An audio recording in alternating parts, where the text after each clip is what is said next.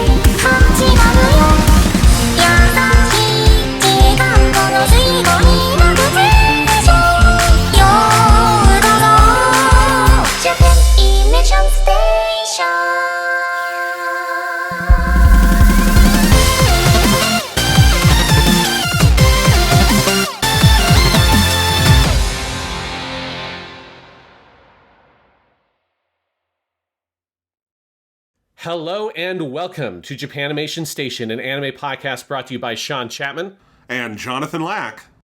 And we are here once again to step into the Grand Tour, the Grand Tour, the Grand Tour. That's right, we're stepping once more into the Grand Tour of anime. This week on the show, we are here to bring you the most 80s ass anime of all time.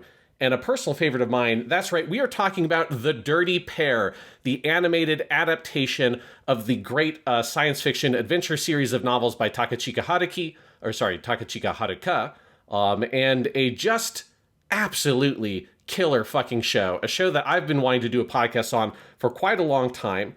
And much like Azumanga Daioh, I kind of picked this one because it felt like a show that for a stretch of period on the anime, or for the podcast, I was talking about this show constantly, because when we did Lupin the Third, that show reminded me of Dirty Pair, particularly Lupin the Third Part 3, quite a bit. So I kept on just like casually bringing up like, oh, this is kind of like Dirty Pair, only not sci-fi. And then finally we are here, we have a grand tour, and I'm like, let's stop at The Dirty Pair, because this is a show worth watching and worth discussing. This show, obviously I love a lot. Jonathan, it's your first time watching The Dirty Pair, and I'm curious, what'd you think? It's so funny because you brought it up a lot on the Lupin the Third season, where I had seen a lot of Lupin the Third stuff and no Dirty Pair, and you'd seen Dirty Pair and no Lupin the Third stuff. So your comparison was like, oh, this is kind of like Dirty Pair. And I'm watching Dirty Pair and going, oh, this is kind of like Lupin the Third. I fucking love this. And yeah, I mean, obviously Lupin the Third is an influence on this show. I think there's no way, like, it couldn't be. There's an episode where they have Jigen Daisuke in the episode. So, like, yes, obviously Lupin was an influence on this. And it is a phenomenal show. It is so good. We're talking specifically about the original 26-episode TV series today. I know you'll explain that more in a second, because we're going to do more with Dirty Pair next week. We have a Dirty Pair of episodes about Dirty Pair. Yes. But no, this show is wonderful. It is definitely in that Lupin the Third sweet spot where it is an episodic anime, other than one two-parter that is the worst thing in the show. Everything is one story, one episode, 22 minutes in and out, and it is extraordinarily good at that. It is a sunrise show. It looks phenomenal. I don't know if anime ever quite looks better than, like, just 80s sunrise. I know technically there are other eras, right? But, like, there's something about 1980s sunrise animation that I love so fucking much, and this show had a particular level of, I think, polish on it for the most part. And so it is zany, it is crazy, it is often really good on the story department. It is just a fantastic burst of amazing, TV anime storytelling, and I'm absolutely in love with it.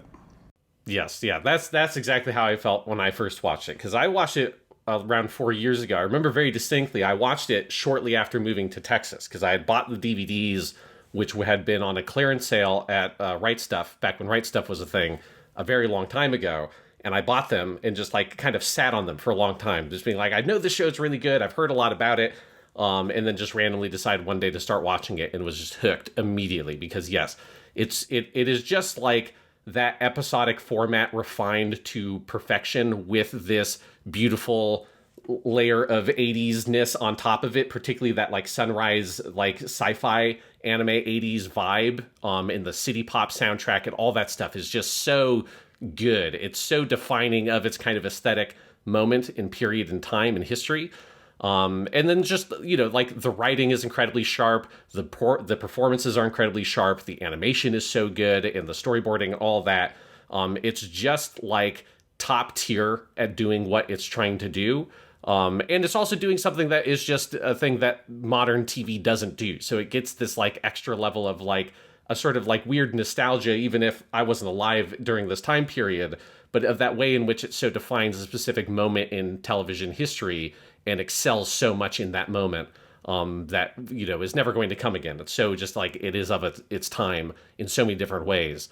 And yeah, watching it again, it just hit me again how good this show is, because it's just, top to bottom, I think other than that 1-2-parter, which is pretty kind of like up and down, I think that's the only kind of rough spot in the whole show. Like every other episode to me is at least good or amazing. And that's pretty incredible for a 26 episode run to only have one rough spot in the whole thing. Yeah, I think the show that we've reviewed on Japanimation Station that I would compare it most to is probably Lupin the Third Part 1, in that it's like it's 2 cores.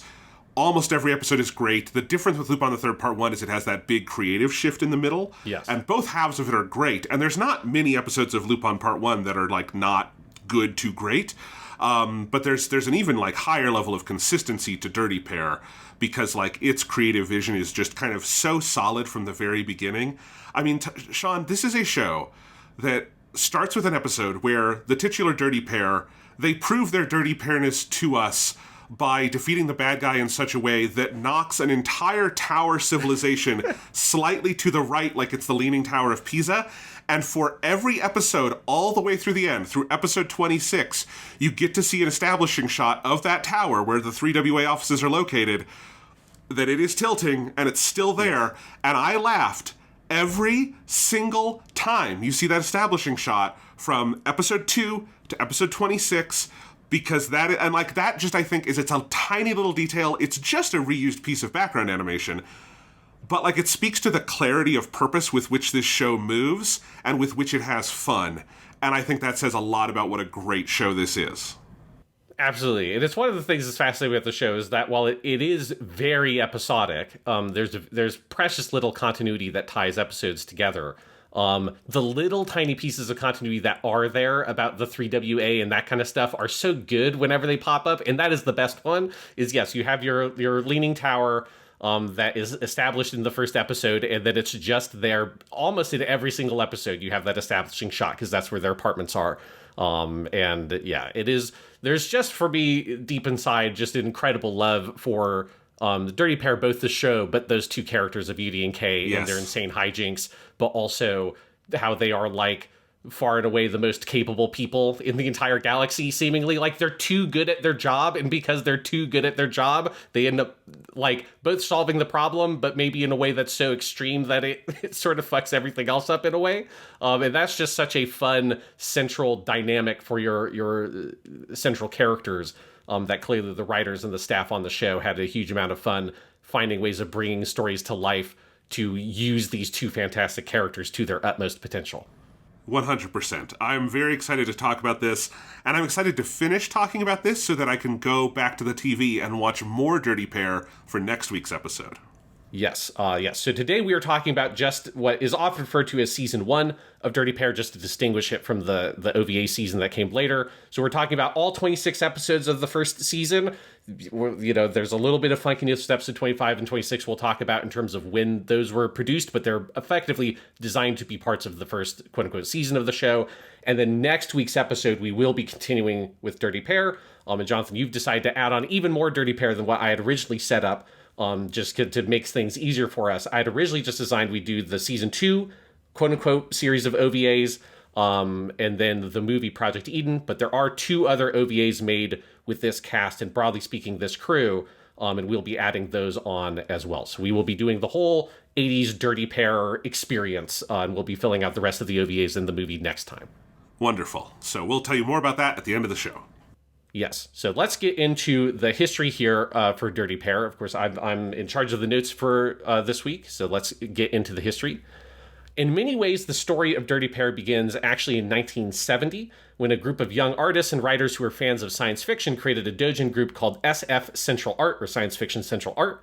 And after graduating college, that group, which consisted of, amongst other people, Matsuzaka Kenichi, Takachiho Haruka, Miyatake Katsutaka, and Kato Naoyuki, they decided they wanted to go pro, and they changed their doujin group to an official studio called at first Crystal Art Studio.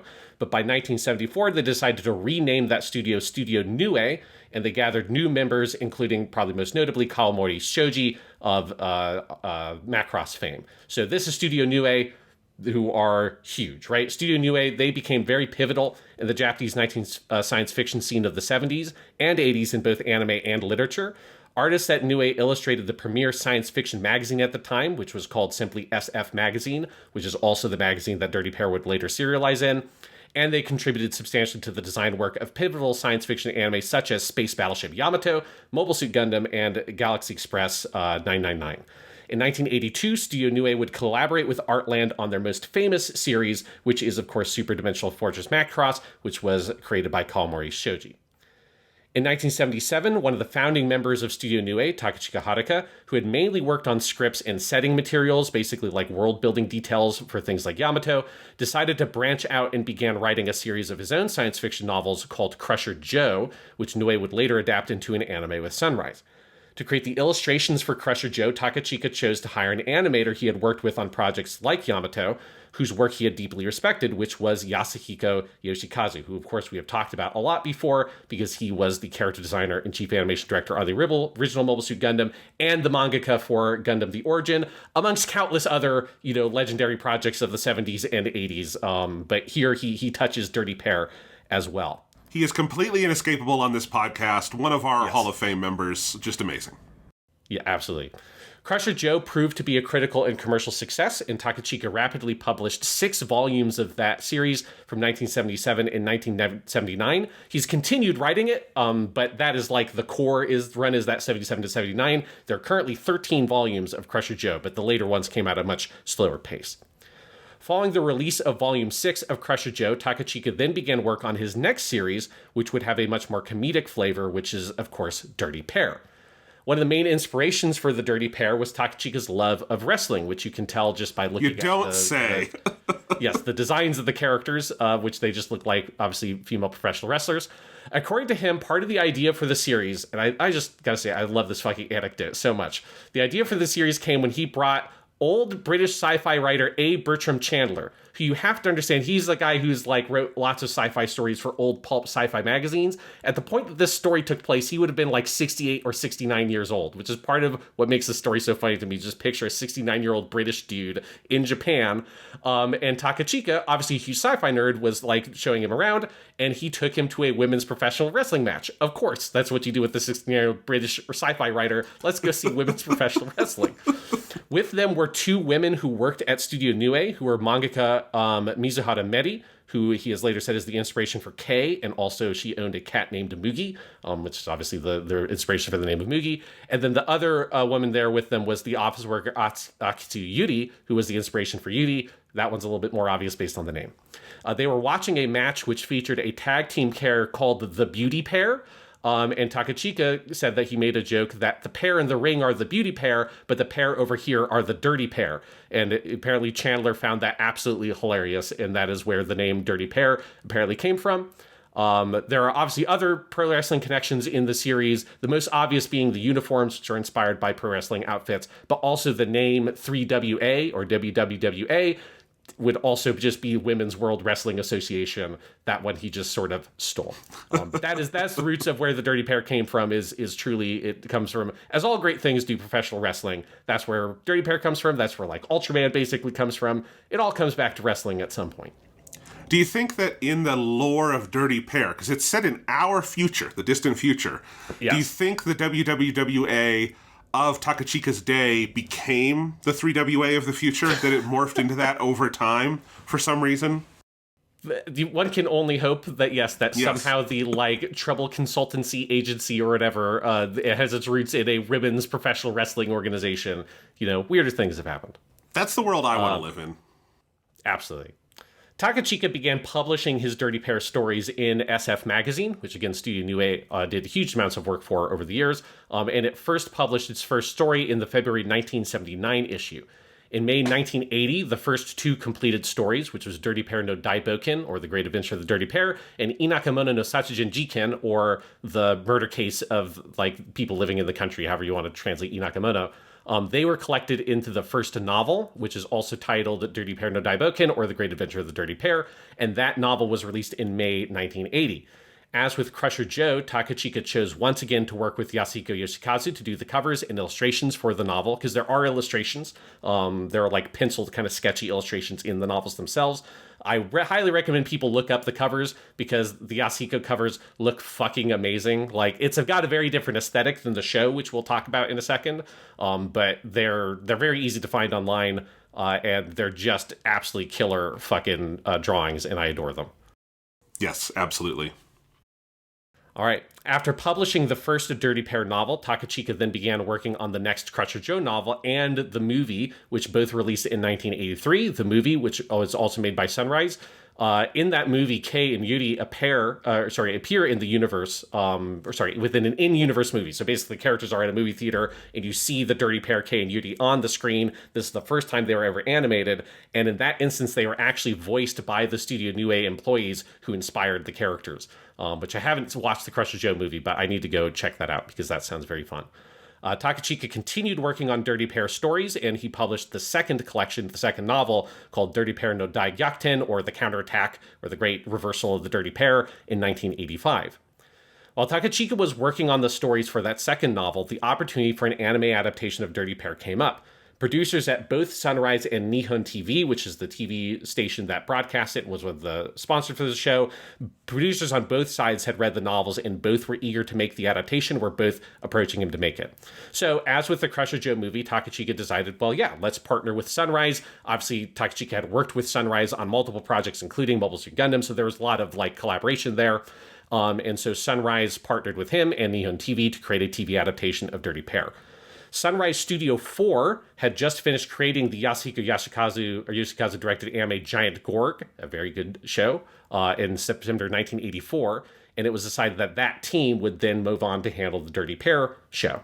Initially, it was planned to have Yasuhiko continue on as the character designer from his illustrations in the novel, and also to have him work as chief animation director. Yasuhiko did do some initial character design work for the show, but it eventually became clear that he was too busy with other projects to also be the chief animation director at the time, and there were some concerns that the designs he had would be too difficult to work with if Yasuhiko was not also the animation director.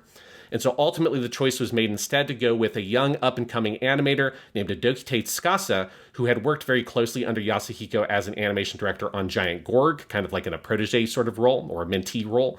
And he had also done shows on lots of other shows like Yurusei Yatsura that had Bishoujo character designs. And so Takachika and other members of the staff felt that Dokite's designs and experience lent a more modern look to the Dirty Pair that had this kind of Bishoujo aesthetic that would be a lot easier for the animators to work with within the more detailed, I assume more kind of 70s kind of inflected designs that Yasuhiko Yoshikazu would have used. And so that's how we end up with the very different aesthetic for the show. Obviously, it would be cool to see an alternate universe where you got the Yasuhiko version, but I do think that it probably worked out for the best, that they ended up with this kind of Bishoujo look, partially because I think it makes the show more palatable for the 1985 audience. Like, it makes the show look very of its moment in a way that, like, Giant Gorg, awesome show, but Giant Gorg looks like a 70s anime that happened to have been made in 1984 from that Yasuhiko look. I think, like, it probably was for the best that Dirty Pair went with this more updated vibe. Yeah, and I think, like, if you look at Yoshikazu's art for the light novels, I mean, Dirty Pair is a comedy, however you tell it, but I do think it would have felt grittier, darker. It would have felt more like 70s, like Lupin the Third again, I think, in that way, of a little bit more in that direction than what it is ultimately, where I feel like the storytelling and the art style for the show, which is a little different in a bunch of, like, significant ways from the books, is very simpatico and, like, works together really well.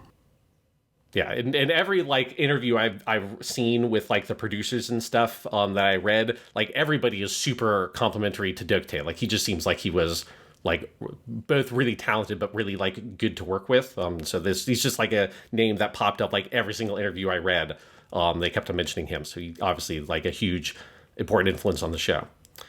The idea for the anime was they would create a series of original stories with each episode being self-contained rather than adapt the published stories. Keep in mind that at the point that the anime was being made, only the first novel had been fully completed and published. Obviously, you would have had some of the second novel stories serialized at that point, but there was not a lot of actual literary material for the Dirty Pair released at the time.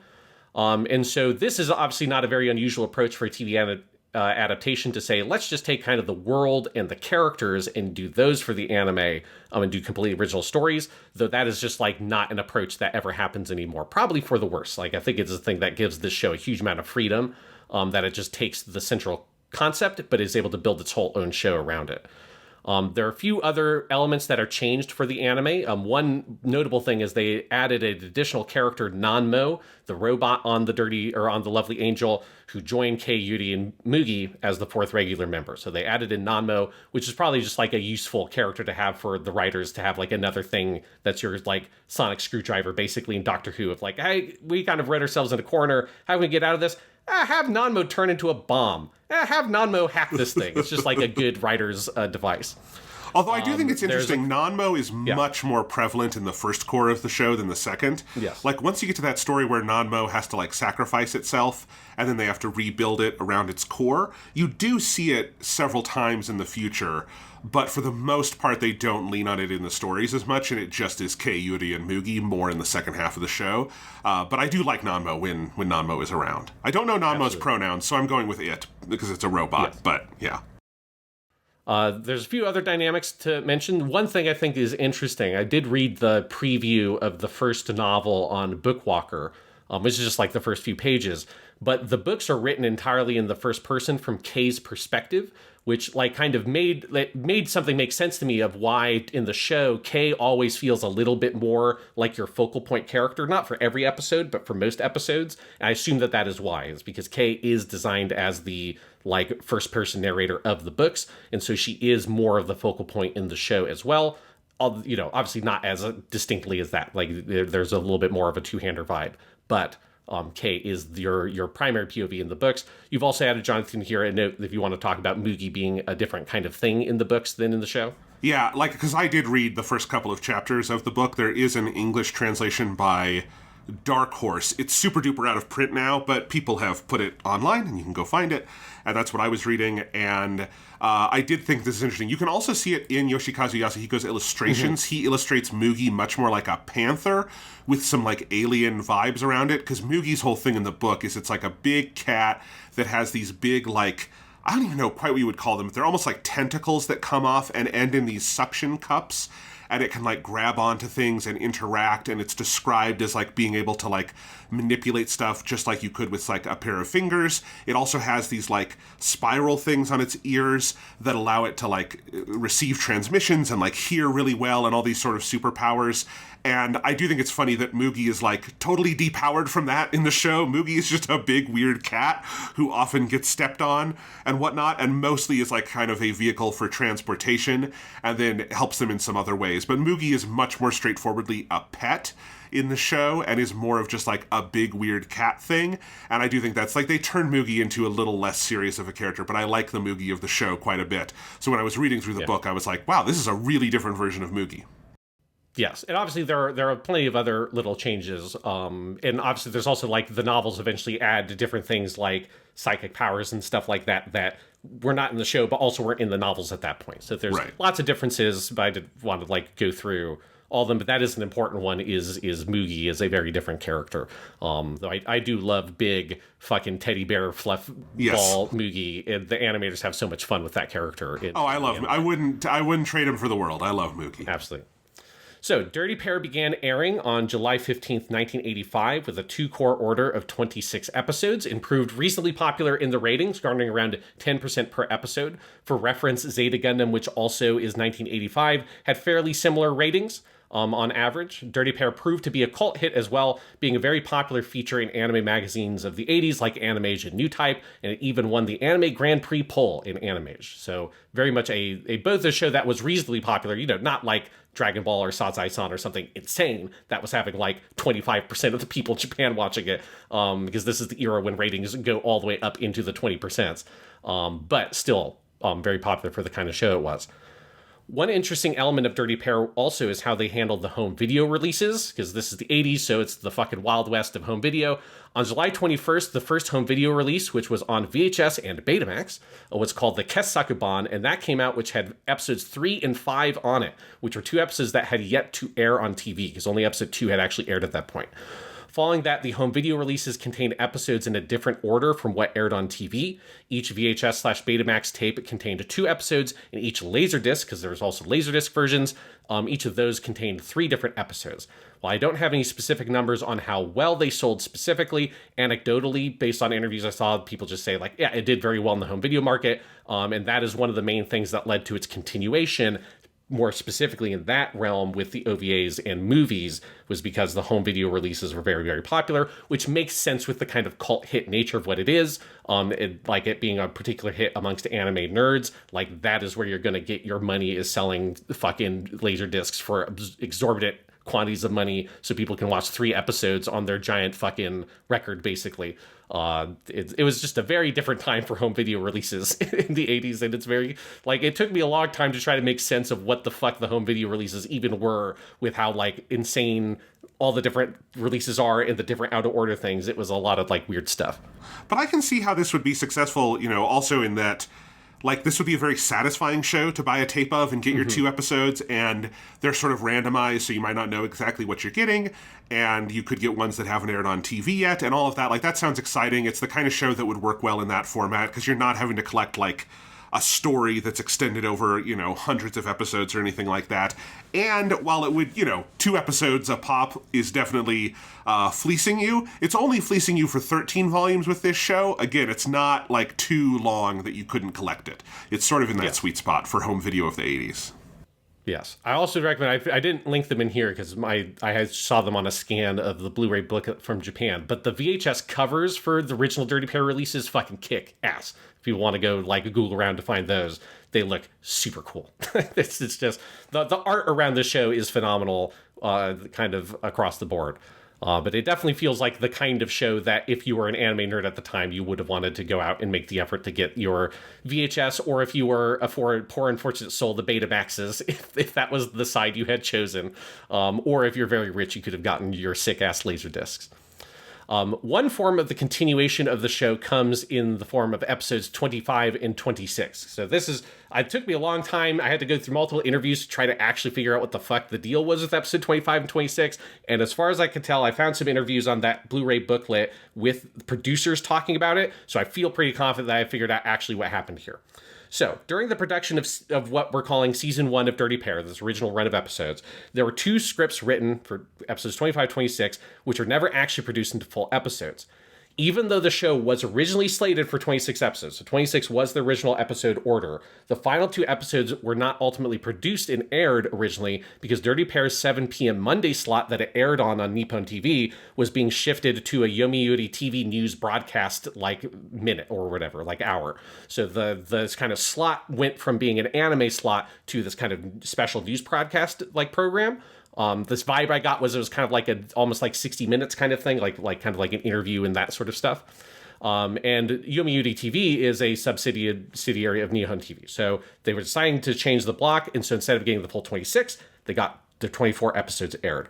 In 1986, so shortly after the finishing of the show, VAP, or VAP, the subsidiary of Nihon TV, which handled their home video releases, and they're the company that published, like, Dirty Pair and all that stuff, they funded the development of those 2 scripts into full episodes to be published and sold as OVAs, and then they were later repackaged and re-aired with the other 24 episodes on reruns on TV, which I believe is where the next episode previews come from, because episode 24 does have a next episode preview for episode 25, and I'm pretty sure that's when that happened. I also wonder if the episode 23 next episode preview into 24 was different at some point and mentioned, like, we're going off the air, because that's a very common thing in anime. Yes. But, like, yeah, they've added, I assume at some point in the run of this show, they created new next episode previews, because whatever was there originally isn't quite there. Yes.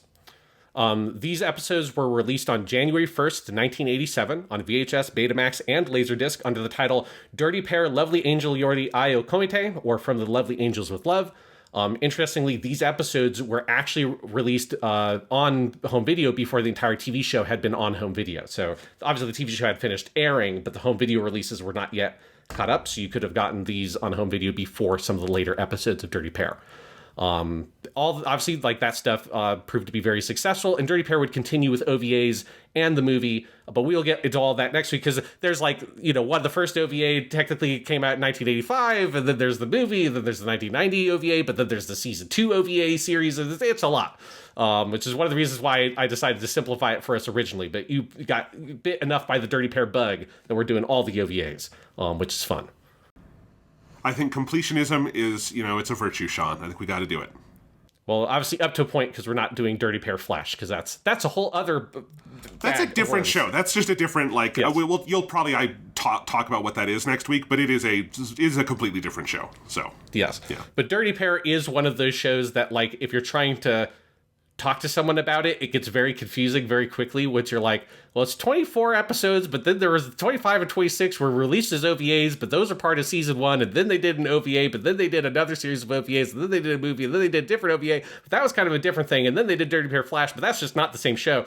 It is a very confusing show when you're not so confusing once you've watched all of it, but when you're trying to explain it to someone who has not seen it, like Jonathan, I remember you texting me being like, so what the fuck are we even covering? Yes. It's like, yeah, it's when you're trying to just look at a list of these things, it gets very confusing to look at.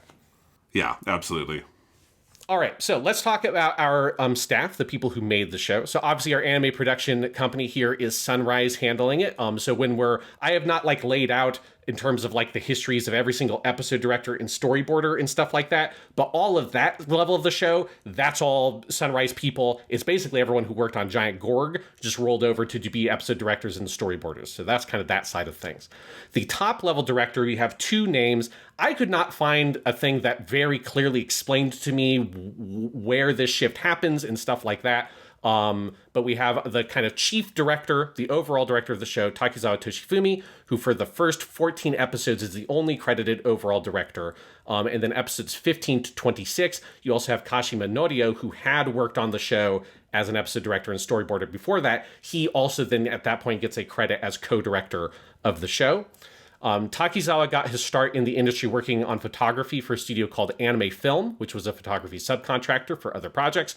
He then worked at Shin Animation, where he started doing storyboards and directing episodes until he moved to Sunrise. At Sunrise, Takizawa worked as a prominent storyboarder and episode director, oftentimes doing 6 to 10 episodes on shows. So, like, he was like one of, like, the main dudes on lots of Sunrise shows, including really major shows like Space Runaway Ideon and Combat Mecha Zebungle, which we will obviously talk about both of those in a future season of Japanimation Station, because those are both Tomino shows. He's even credited as director for the Ideon movies underneath Tomino's chief director role. So Tomino was the overall director on the Ideon movies, which is like half like compilation movie, half original material. But he obviously his role was big enough on that to be considered like another director. Notably, he was the chief unit director on Armored Trooper Bottoms, and in 1985, he finally got to direct his first show of his own, which was Dirty Pair. After Dirty Pair, Takizawa would continue to work at Sunrise, doing lots of great work there.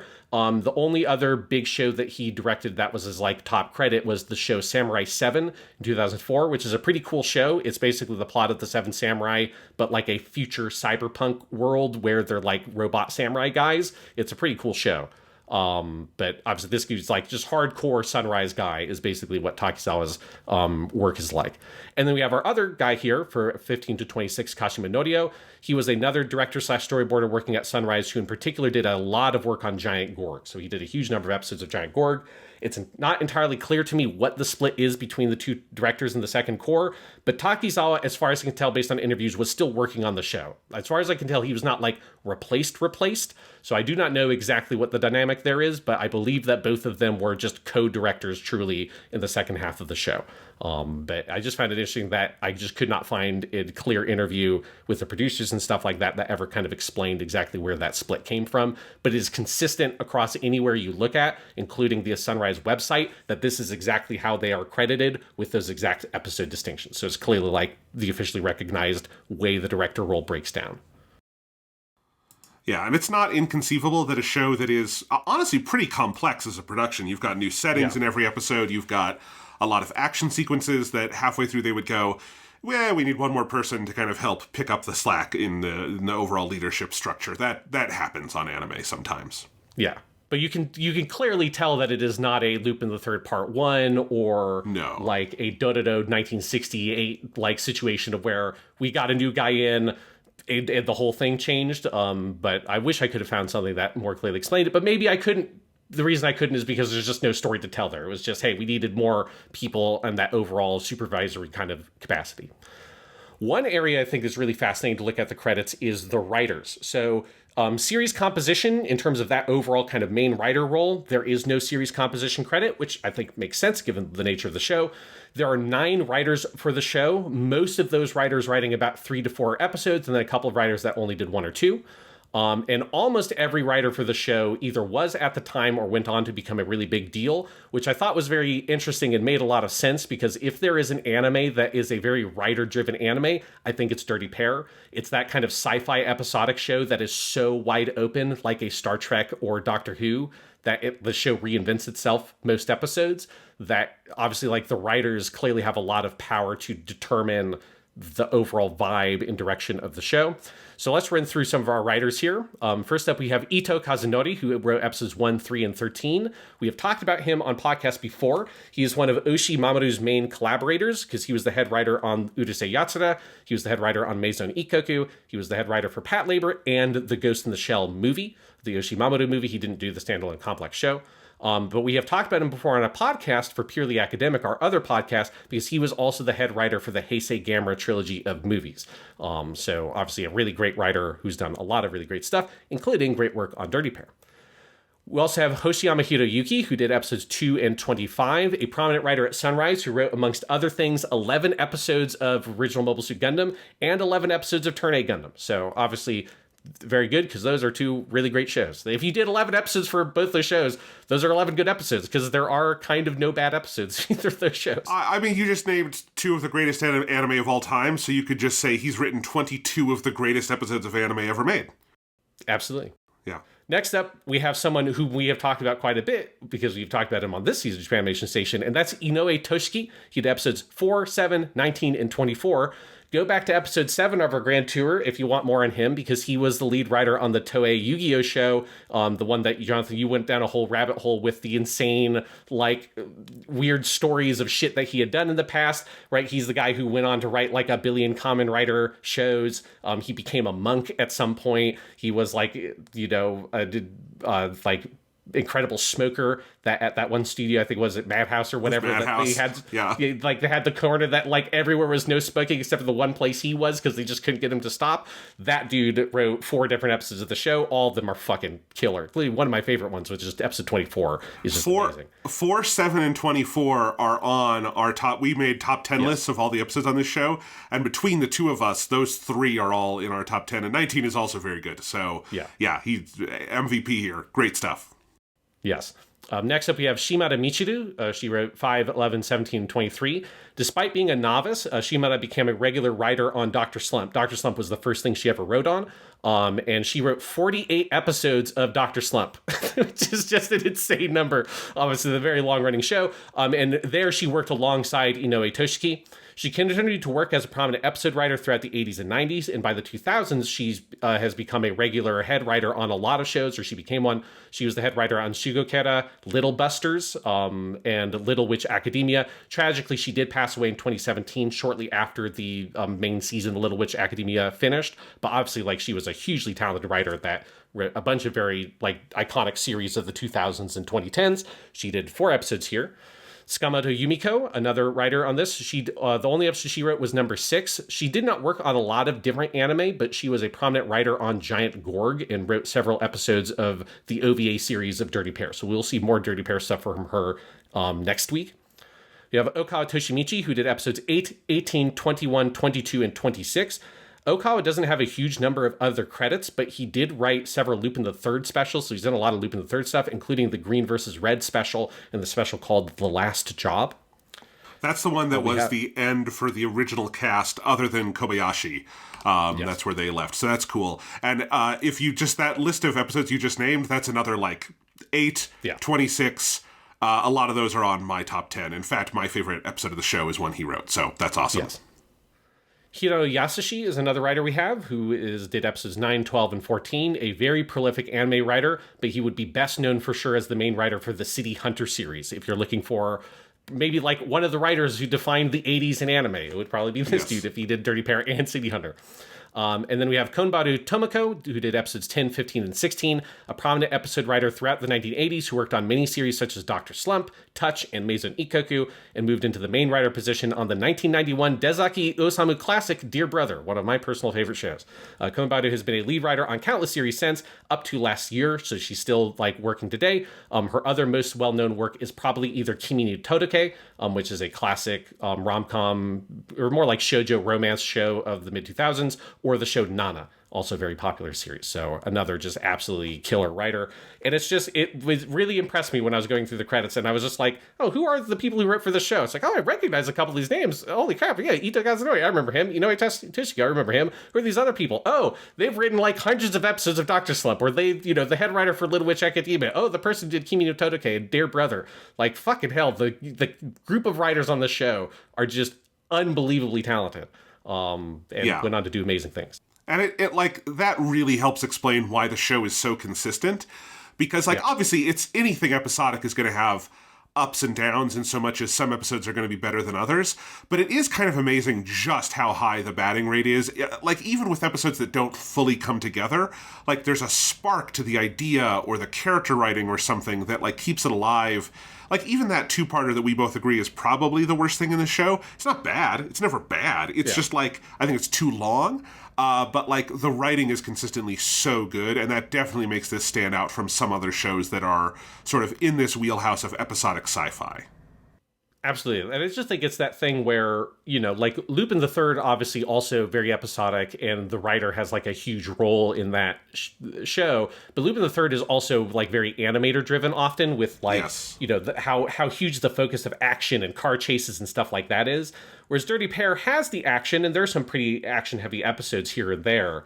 But generally speaking, it's such a high concept show that handles so many different genres and styles that it does strike me as the writer being a particularly critical role on the show, more so than most anime you watch. I think the writer is really important for Dirty Pair. Absolutely.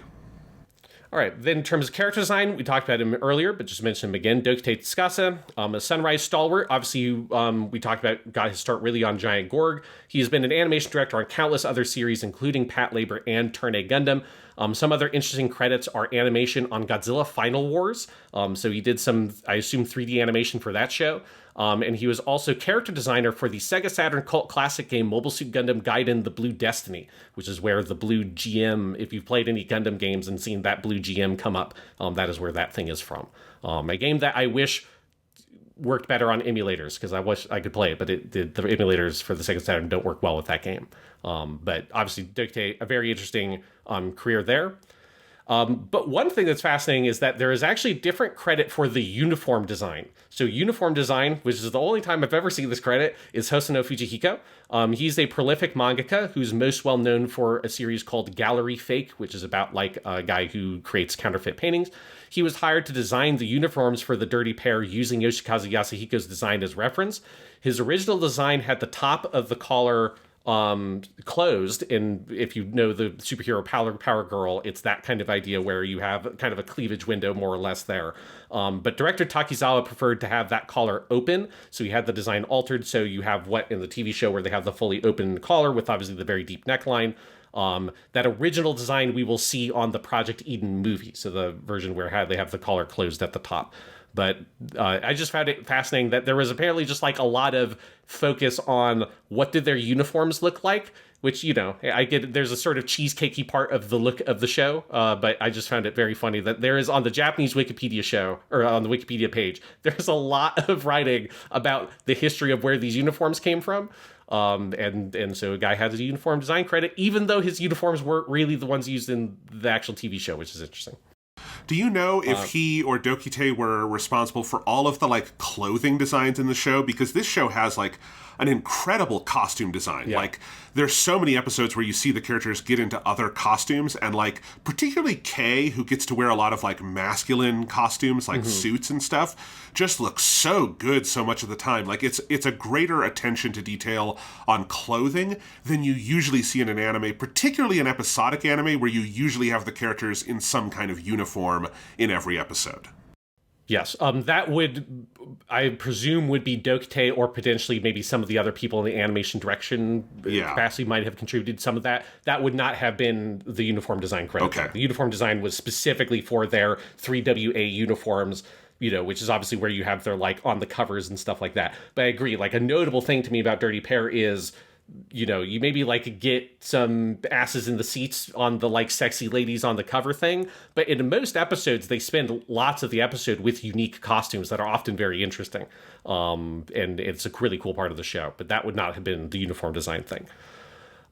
In terms of art director, we've got two people credited as art director, Nakamura Mitsuki and Miura Satoshi. Nakamura Mitsuki was a legendary art director who worked on countless classic series, mostly at Sunrise, including Mobile Suit Gundam, Space Runaway Ideon. He also worked on Urusei Yatsura, Fist of the North Star, Lupin the Third, Bye Bye Lady Liberty, which I threw on there because we watched that one, and also Nausicaa the Valley of the Wind. So if you want a fucking art director who has done some great shit, Nakamura Mitsuki, that is a hell of a line of credits.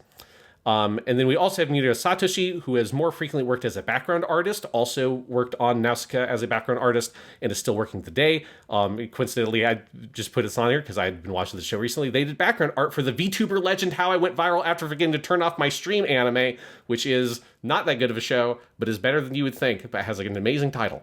So if you want to see some other background art from someone who did a lot of work on Dirty Pair, you can watch VTuber legend How I Went Viral After Forgetting to Turn Off My Stream on Crunchyroll now. That title definitely makes me want to know what happened when they forgot to turn off their stream. They got incredibly drunk. Okay. And shouted profane nonsense. It's pretty good. Oh, no. And then our music. So the music is by a man named Kimori Toshiyuki. Kimori tragically died very young. He died at 40 in 1988. But for someone so young, he had a remarkable career. He was known for writing the background music, main themes, or both, for a very wide variety of both movies, but also and anime, but like live action movies and TV dramas as well as anime. So he worked in that like whole sphere. Some of his other anime work specifically includes the Golgo 13 movie, which I have not seen the animated Golgo 13 movie, but if you listen to the soundtrack for that show, or for that film, it's so fucking good. I need to find time to actually watch it, because the soundtrack is unfucking-believably good. So that's the animated one, not the one of the live-action movies? Yeah, that's not, okay. Yeah, because I have actually seen the live-action one with Sonny Chiba. That's what I was going to say. The only Golgo 13 thing I've seen. Also a very good movie, but did not have a soundtrack by Kimori Toshiyuki. Okay, this is the 1983 movie, yeah. And that's an Osamu Dezaki movie. We'll get to that in our Dezaki season. Yes, we will watch it someday. In the meantime, listen to some of the soundtrack on YouTube, because it's very fucking good.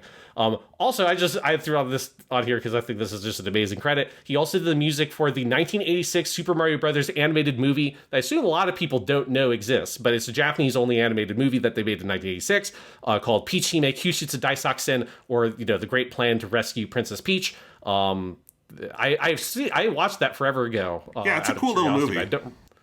I don't remember the music, but I'm sure it was also good there. He also was a big composer for J-pop, so he did lots and lots of music for J-pop stars of the 1980s and lots of like city pop kind of music, which is where this comes in, right? The music for Dirty Pair is very much of your city pop style, which is a genre of music very popular in Japan in the 80s, which got a big kind of resurgence around the pandemic when the song Plastic Love became kind of big online. And so this sort of like super sick 80s vibes with like lots of real instrumentation alongside like classic 80s kind of synth work. The music is just incredible. And it's so sad that this guy died so young, because his work on the show, like the soundtrack is just fucking killer in Dirty Pair. Everything is really good on the show, but the music definitely is really amazing. Yeah, 100%.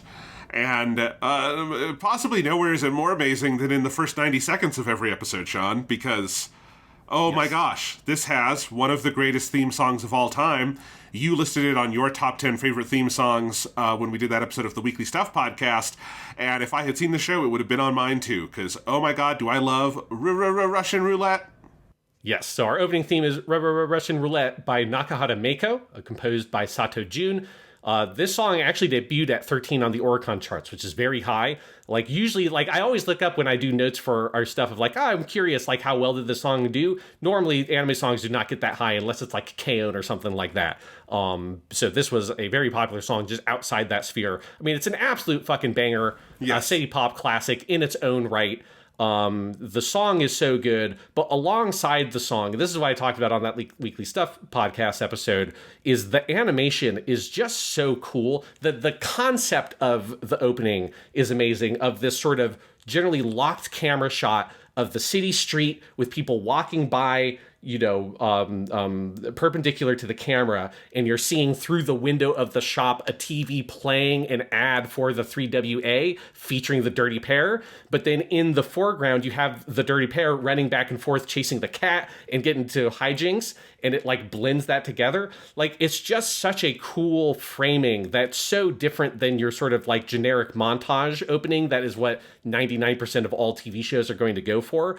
Like, it really felt like they sat down and thought through, like, how can we do the animation and the concept for the opening in a way that no other show does? And there's, like, a story told by the opening that is so cool. And it's just one that you want to not just listen to, but watch each time, because there's so much detail in the way that that opening plays out.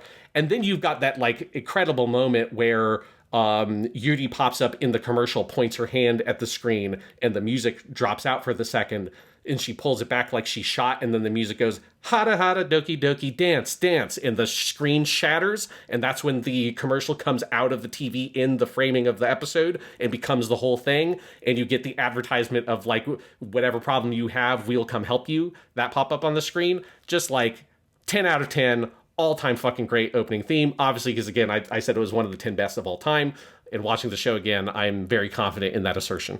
It is one of the 10 best. It is so good. Yeah, this is an absolute masterpiece, and you're so right. It's not just the song, which is a banger, but it is the entire concept and execution of the opening is one of the most unique I've ever seen. Yes. Then we also have the ending theme, which is also fucking great, which is the song Space Fantasy, also by Nakahara Meiko, and composed. Fantasy. Yeah, it's so good. Da da da da da da da. Yeah, it's a real earworm. But it's also composed by Sato Jun, so it's the same team that did the opening theme. This was the B-side for Russian Roulette on the single, so it was like a one release.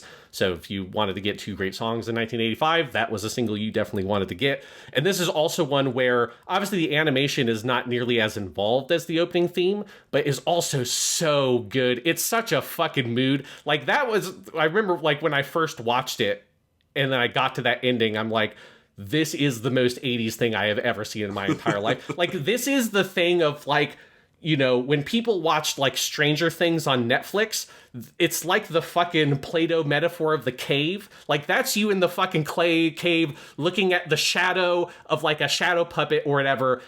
If you get out of the cave and you stare up at the sky, there's a giant blinding sun in the sky, and that's fucking Dirty Pair, and that's what the 80s, that's the platonic ideal of the 80s. Yes. Like, that's what this is, and Space Fantasy is what seals the deal, because it just feels like this is the thing that every, like, 80s throwback thing is trying to capture this energy of the, like, cyber car in space with the fucking, like, cassette player with the equalizer or whatever, with, like, the volume on the thing going up and down, and Kay's arm on the wheel and her finger tapping to the beat as they just go endlessly into, like, space, and then eventually it, like, zooms out and the car goes off. It's just, like, if you wanted the perfect 80s music visualizer, it's just what this fucking ending is. It's so fucking good.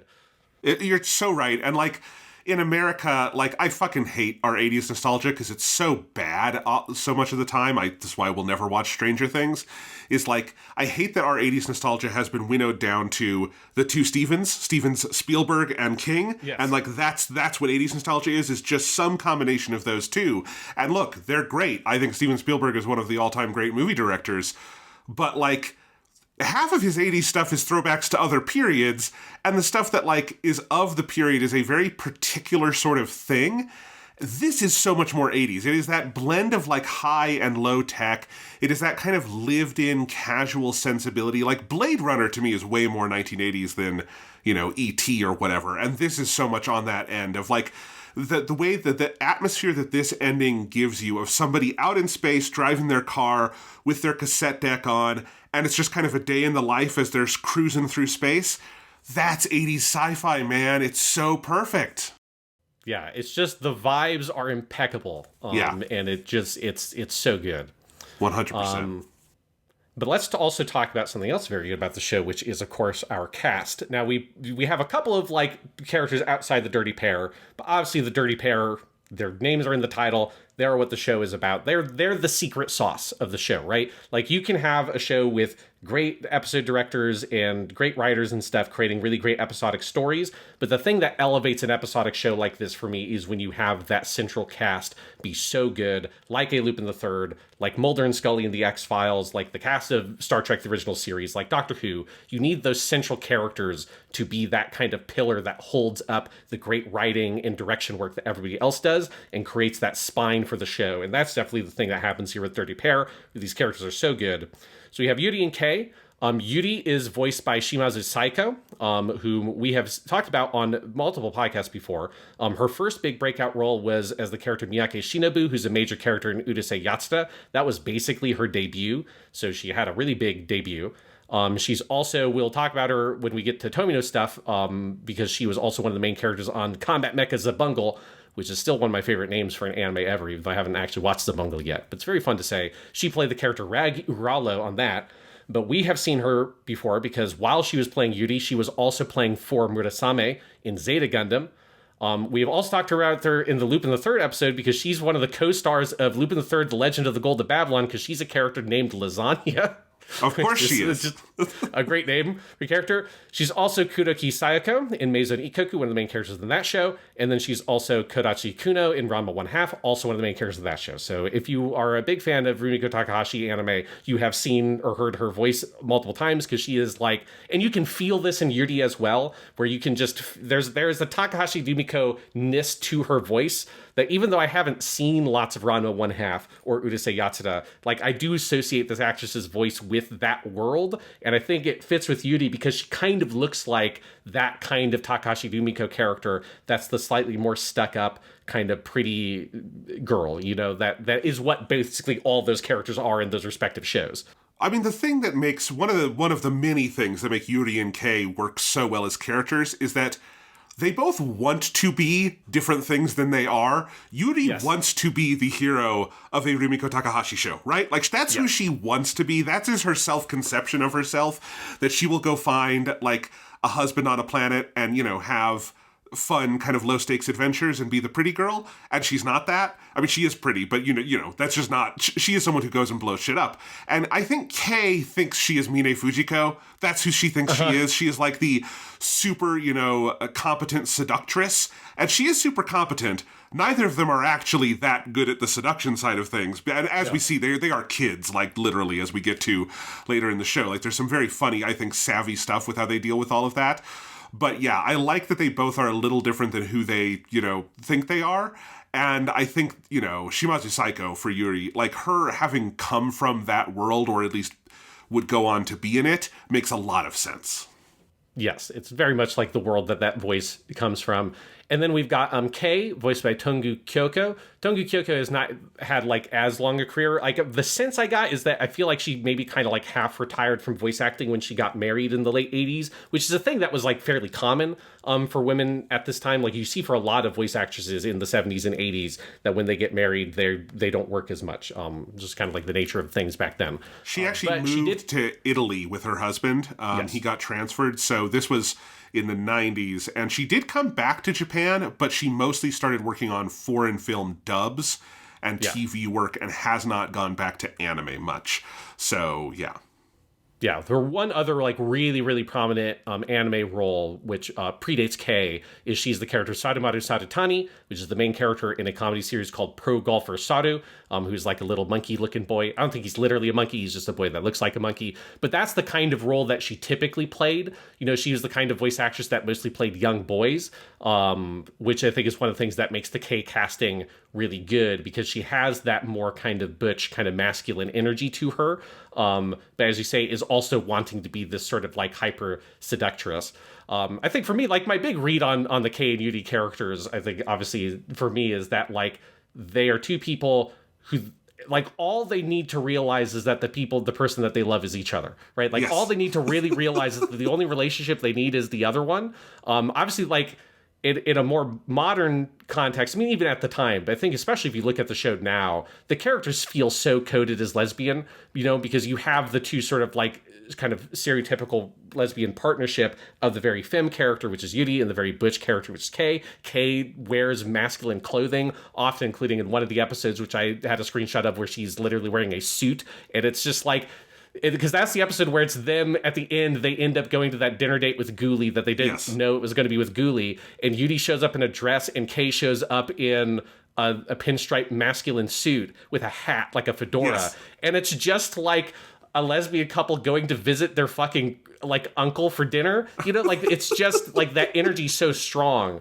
And it's the thing that I really like about the characters, that thing you said about like both of them kind of want to be the thing that they're not, or trying to be something that they're not. And that's part of that energy. They're like both constantly chasing after these boys so unsuccessfully, but also when they have the opportunity to have a relationship with those guys, they never take it because they don't actually want it. It's one of my favorite things about the show is that they're never duped by like the random hunks of the episodes. They always pull one over on them, because I think they actually don't give a shit about the guys, because I don't think they're into guys. Like that's my take on Dirty Pair. They're complete. I mean, this is I think part of the secret sauce of the show is that Kei and Yuri are not incidentally 19 years old. They are instrumentally 19 years old. Like, they are children. They are teenagers who happen to be incredibly, like, capable and competent at what they do. Maybe a little unhinged, but capable and competent, right? Like, they will get any job done. But they also, like, their understanding of socialization and the world and themselves is of 19-year-old kids, right? Like, like, the way they talk about dating is so much more as like an accessory. Like, they need a boyfriend for a party. They view that as the same way they would view like getting a pretty dress or a cool suit or something like that. It is something to do when they go on vacation. It is never talk about like actual relationships or anything like that. And whenever it gets close to that, they bail on it. So there is like, you can do the queer reading super duper easily in that it is this like socially, like, boys are this socially expected thing that is part of, like, their ensemble, but they are coming to realize in the span of their life that that's not actually part of their, like, spectrum of attraction, which is clearly to each other. But, like, also they are kids in so much as they just have this, like, kind of fundamental immaturity about, like, you know, what the world is, their relationship to each other, how they kind of view their friendship. They are clearly, like, incredibly close friends, but also to a degree where they battle a lot, like, you know, they're almost like siblings or something. Like, just everything about them being 19 is so key to the show, and I love that, because it would be so easy to do the version of this where they are, like, 19 in that kind of anime bullshit way, where they're just sort of ageless, but that's how they've been drawn, and that's not what it is at all. Like, I think them being kids is so close to it. There's even, like, several intimations over the course of the show that, like, not to be crass, but, like, they're virgins. They've never had sex with a boy. They've never, like, gone all the way. This is, like, all completely theoretical to them. Like, there's even the one where Kei is, like, insisting it's the one with Jigen where he's, like, trying to take her to the bathroom because they're handcuffed together and he has to go. He's not doing anything creepy. But she's like, no, I'm a fair maiden. I've never seen anyone. And you just realize, like, oh, right, this is so posturing. This is not, like... They want to be Mine Fujiko, who is, like, openly sexual and confident and all of that in her body and seducing men. And no, that's not who they are. They're 19-year-old kids.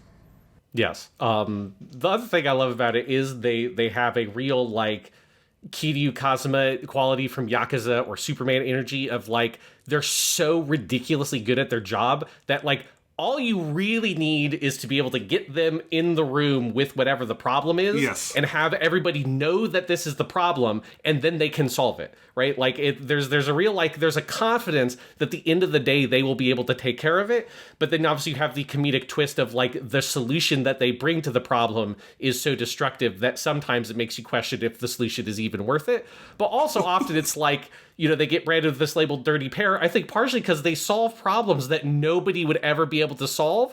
And so, of course, the solution is going to be ridiculously destructive. But also in the world where the dirty pair wasn't here, maybe most of the time, like, you know, everybody involved with this entire situation would just be dead and no one lived to tell the tale. It's like the only reason they get branded with the dirty pair name is because someone can live and, you know, speak of the legend of these two ladies that showed up out of nowhere in this impossible scenario and somehow lived to see another day.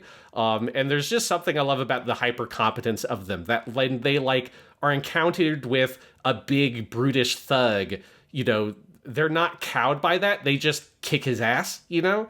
And I think there's something very fun about the way Dirty Pair, I think when you're thinking about, like, gender in Dirty Pair, where these kinds of shows are so typically almost like universally have male protagonist characters and a male focal point characters, that there's something just refreshing by the sheer fact of having it be women. But also I think the show finds a really perfect balance of having it feel like them being women is really important to who they are and affects their characterization and oftentimes can affect the plot of the show, while also not devolving into stereotype, but often like flipping that stereotype on its head, but never in a, like, cringy girl power way, right? There's, like, this very fine line you have to walk of this, like, kind of authenticity of the show. The fact that, like, 3 of the major writers on the show are women, I think, is also, like, a big point where that is not common at this point in anime history, where it just feels like I think the show really nails what it's going for. It even, I think, able to, like, manage to nail the, like, this kind of sexual energy it sometimes has with the, obviously, like, the ridiculous women wrestler outfits. Like, it can, like, you know, there is a provocative nature to it, but I never feel like the show is particularly, like, leering in like, a gross way with it. Like, I just think that the show is so able to walk the line that it needs to walk very confidently. And it's the thing that I think is very impressive about it, that oftentimes, like, a perfect example is the show City Hunter. A show that I think has so much good stuff about it, but is honestly really fucking hard to watch nowadays because a fundamental part of City Hunter is the main character, Cyber Ryo, being an absolute pervert and trying to grope up, like, every woman that he meets. And it's just sometimes, like, a really good writer on City Hunter, I watched, like, half of the first season of that show. There are episodes where a really good writer can incorporate the kind of horn dog elements of that character and do it well. But most writers, it just is such an albatross on that show's neck that really hangs it down really far that I was never able to finish that first season of that show, even though there's a lot of stuff about the production I really love. And the fact that Dirty Pair, which has 2 women and effectively bikinis, like, half the time, be the main character of the show, and it doesn't fall into any of those traps, is fucking crazy to me. And it was made in 1985, you know? Oh, 100%. You know, we were having a conversation about this in a class I'm teaching at CU the other day. We were talking about live-action adaptations of animation and how much, like, a lot of the Disney remakes, their whole thing is to do their kind of corporate lean-in feminism, where they're actually not being feminists, they're just saying this. And, like, I've been thinking about this a lot lately, that I think as we've transitioned out of that sort of Obama era of media where progressive politics and media was just pure virtue signaling, it was just pure, like, we'll say this is a feminist anthem, we'll say this is a feminist show or something like that, right? But we won't actually do anything. Like, there won't be any actual action or progressive, you know, elements in this show. My favorite example ever is in the live-action Aladdin remake, where they have Jasmine sing an empowered girl song called Speechless, where she's singing about, I won't be silent, I won't go speechless, but it's all in a fantasy scene inside her head with that nobody else hears right before she gets captured by Jafar and has her voice taken away. So it's like, it's the perfect example of Disney, like, it's exactly, it's the having your cake and eating it too. We're gonna be sexist, but we're gonna pretend we're not. And that is, like, I think there's a whole era of American media that, like, if there's one good thing the Trump years did for us is it fucking killed that. And now I think there's a lot of media that's having to grapple with, like, okay, we have to actually say something here. We can't just do the lean in, like, corporate bullshit. And I think when you look back at stuff, we have this stupid teleological view of history where we say, well, if it's of a certain vintage, then it can't be progressive, feminist, any of these things, right? This has to have been bad because it's from the 80s and they're, in this case, they're dressed in these pro wrestler outfits with, like, the cleavage. But I actually think Dirty Pair is an incredibly progressive show in how it presents gender, in how it presents sexuality, in how, like, there's a whole episode about a trans character that, like, oh my God, it would be progressive for today. Like, it would be more progressive today than it was at the time. Yes, it would be. No, 100%. And I think the entire characterization of Kei and Yuri, where I think you're right, it's exactly walking the line between it does matter that they are women, that is part of their identity, that is part of who they are, but it also only matters up to a point, and, like, the existence of men also matters, and, like, I think this show does better by its male characters than almost any other show with, male main characters and female side characters of the week would ever do by the women, right? Like, it's able to actually balance those gender dynamics in really interesting, often productive ways. And, like, this show does feel empowered and empowering without ever having to say it. It doesn't have to do the theme song where it, like, claims, like, we're gonna do the big anthem, we're gonna do Roar, and we're empowered. And, like, that stuff where, again, you're saying nothing, but you're kind of signaling a politics. And I think this show just walks the walk and doesn't rub it in your face. It just is like, we're just gonna do it. We're just gonna do it. And that makes it a great show. Yeah, and because you just do have really great moments, like in the last episode where the Nazi-looking bad guy says to Kei something that's like, you really should have just left the 3WA, gone and, like, gotten married and have some kids. And that dude, like, 5 seconds later is fucking murdered by Yuri, who shoots him in the chest out of a fucking cannon. And it's like, that's the kind of energy this show has. Like, when you do get, like, these characters that have very sexist assumptions about the Dirty Pair, and those dudes are subsequently horribly murdered by them, and it's great. Or they're, like, dangled over a fucking lava pit, and shit like that. Like, it's just got, like, in a way where it's not trying, as you say, it's not trying to virtue signal. It's just naturally, like, bringing into its worldview these different elements, and it's just has this confidence to see it through all the way. And the natural, like, result of these sort of, like, hyper competent characters that you expect from these sorts of shows, like Lupin and Lupin the Third. If they're women, this is the kind of shit they would sometimes have to deal with. And how would these kind of super hyper competent people deal with it? They just kill that dude because they can do it because he's a fucking Nazi asshole. But again, it's not, they'll do it, but they don't have to stop and, like, make the speech. Yes. And, like, do the full, like, again, the kind of bad corporate feminism that you would see in the American version of this, I think, if it were made today. Certainly. It just works. Like, because the reason that moment works, Sean, is that it doesn't have to put a spotlight on it. It's that the dude is just an asshole. And, like, Kei doesn't even really have to say anything because she knows so deeply to her core that Yuri will be here and take care of it. And it's why it's, like, the climactic moment of the series. It feels very self-conscious that is the finale because it just is so perfect as a moment. Yeah. Yes, absolutely. We do have a couple of other recurring characters here. So our other main recurring character is Andrew Francis Gooley, or mostly just hear him as Gooley. You only get the Andrew Francis in the episode where they don't realize that that's his name. And he's voiced by Saaki Ikuya in a episode this is, like, basically his debut role, at least in anime. He hasn't been in a lot of other stuff I've seen. Like, he's a big character actor. Like, he's been in lots of shows. The big role and something I've seen that I remember being a really great performance is he's a character named Mao in a show called Darker Than Black, which is a very good mid-2000s anime. And Mao is, like, this cat guy who, like, it's a show where everyone has superpowers. And this one guy's superpower was to, like, astrally project himself, and he ended up accidentally astrally projecting himself into a cat, and he's stuck there. So it's this cat with, like, a deep, like, cool dude voice. And so that's a really great performance there. And then we have our other main recurring characters you've got Makishima Naoki, who is both the voice of Mugi and the voice of Danmo.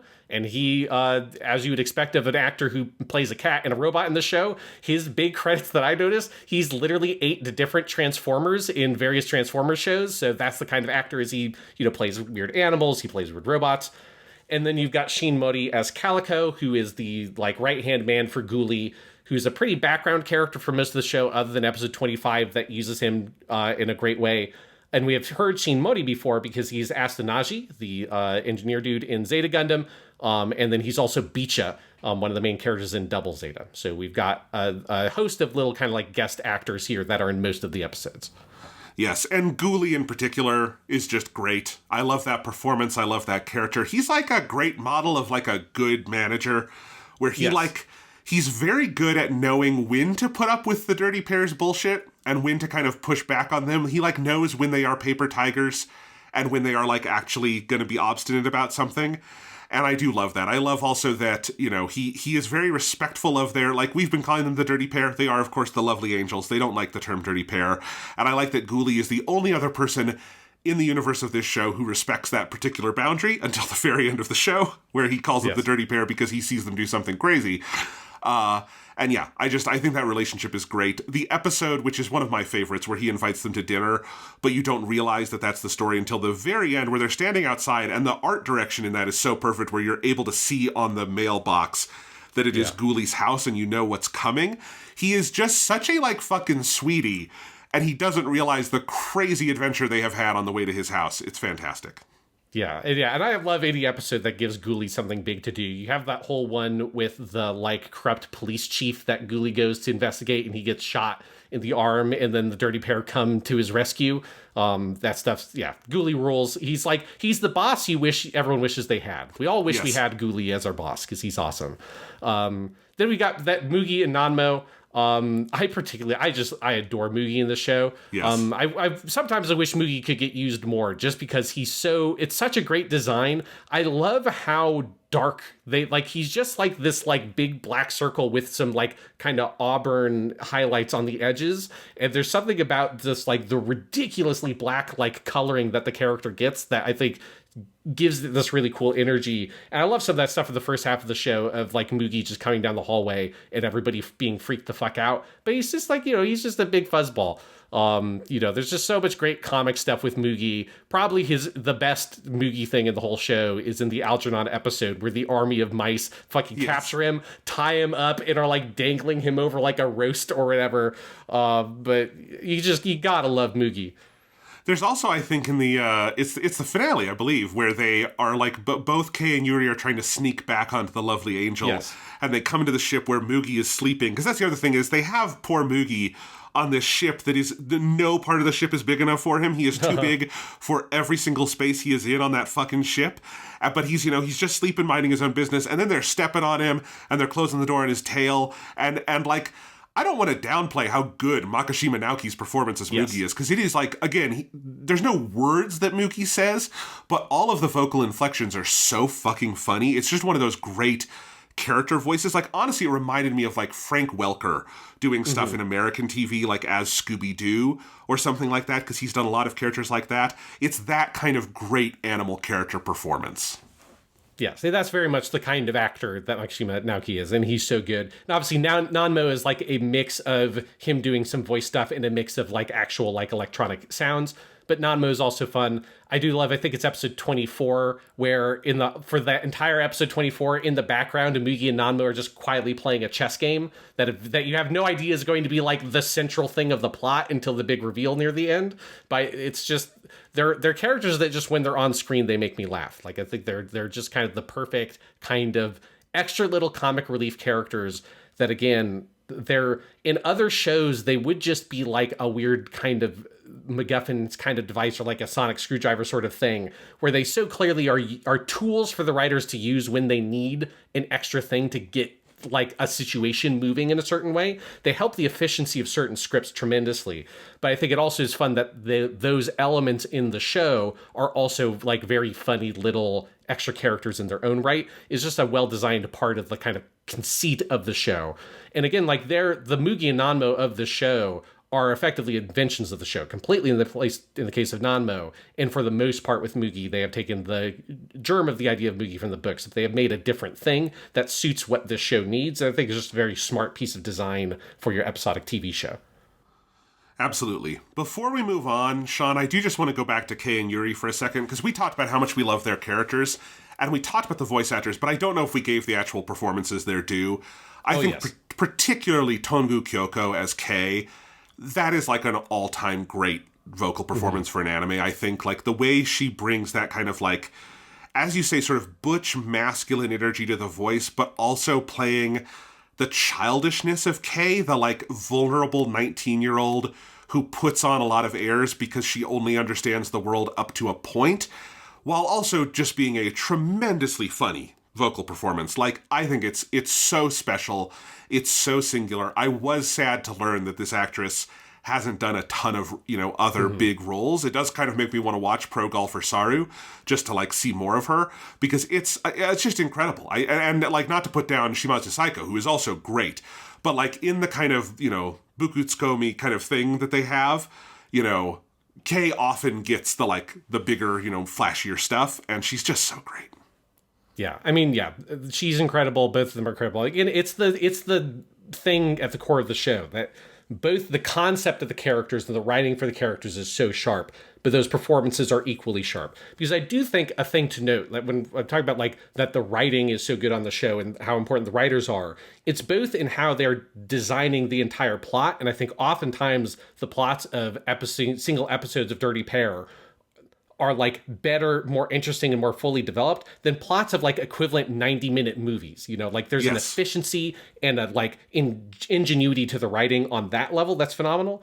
But there's another level of the writing, which is the scene-to-scene writing of the dialogue, is so good. Like, the dialogue in the show is just phenomenal. And there's a sharpness to it, and the performances capture it so well. And I think it's the kind of show where you can feel how powerful the advantage is in the Japanese style of voice acting for these kinds of shows, which is fairly different than the typical Western animated show, where in most Western animated shows, the performances are recorded entirely separately. Not always, but most of the time they are recorded separately ahead of the animation, all that kind of stuff. And so you don't usually get in a Western animated show actors being able to directly play off of each other. I don't think you get Dirty Pair if you had to have these two actresses do their performances entirely separately. You can feel the direct play off of each other by the actors, and that energy, and the both, like, their ability to deliver the dialogue, and also the occasional, like, obvious ad-libbing they have to do in very specific moments. In fact, there's a moment in episode 1 that in one of the interviews I read that was on that Blu-ray booklet that I found scans of from the Japanese Blu-ray set, the author Haruchika specifically points out that he didn't often, because he didn't want to kind of, like, try to micromanage the anime. He was a guy who'd worked on a bunch of anime. He knew that if he was there, like, breathing over their shoulder, that it would just restrict the show. But he did go to the recording session for the first episode, and he saw the scene where Yuri's complaining about a bunch of stuff, and Case tells her, like, stop grumbling. Saying uja uja in Japanese is like a grumble, and Yuri in the background just is going grumble, grumble, grumble, or uja uja uja uja uja over and over again. And that was an ad lib, and he saw that and he was like, oh, I don't need to touch anything. Like, this is, like, they've got it. Like, there's, like, the energy here is so perfect and so good. And I think you just feel that in the performances, that these two actresses are so good. Their characters are so good. The characters are so well written, and their ability to play off of each other and that chemistry they have as performers is just perfect. And that's where they end up feeling to me like your kind of Mulder and Scully from the X-Files, right? It's that energy for your main crew, or like, Kirk, Spock, and McCoy in the original Star Trek, where it's just, these are the perfect actors with the perfect writers that have the perfect chemistry to pull this off, and it just elevates every single other element in the show, that core is so perfect. I couldn't agree more. And I don't know how true this story is, but I was reading about Dirty Pair Flash, which is the OVA from the 90s that we're not covering because it's essentially a completely different show. And I guess part of the motivation for making this version of Dirty Pair is that Tongu had retired at that point. She eventually came back, but she had, moved away from Japan. And Shimazu Saiko just said she was not interested in doing any more of this without Tongu. And, like, I believe that story without seeing, like, great sourcing on it, because I've heard that from Japanese voice actors before. When, like, there's a death or there is some kind of, like, shift, where they are not able to get someone. Because, like, Shimazu Saiko, she couldn't give the Yuri performance without Tongu Kyoko, and vice versa, right? Because it is the two of them together, and there is that, like, strong chemistry and camaraderie in the voice work that like comes through so strong. And of course, that is not to put down all the other great work of the animators and of the writers and directors getting all of that in place as well. But it is so key. And I agree, like this is a really good, I think, proving ground for why the Western style of like everybody records in their closet at home and then they send it in and edit it together later. Like, I do think it's a limiting principle on how good voice acting can be when that's the way you do it. Yeah, and especially for a show like this, it's just so essential that back and forth between the central pair, it is part of the core dynamic of the show, and with that missing, it just would not. It could still be a good show, but it wouldn't be the masterpiece show that we ended up getting. 100%. Thanks for listening to Japanimation Station. If you're enjoying the show, please remember to like and subscribe, leave a review on Apple Podcasts or Spotify, and tell your friends. You can also find us over at the Purely Academic Podcast, our potentially educational variety show where we talk video games, movies, TV, and more every month. And you can read my movie reviews and follow everything we release together on the Fade to Lack Substack at www.jonathanlack.com. And now, back to the show.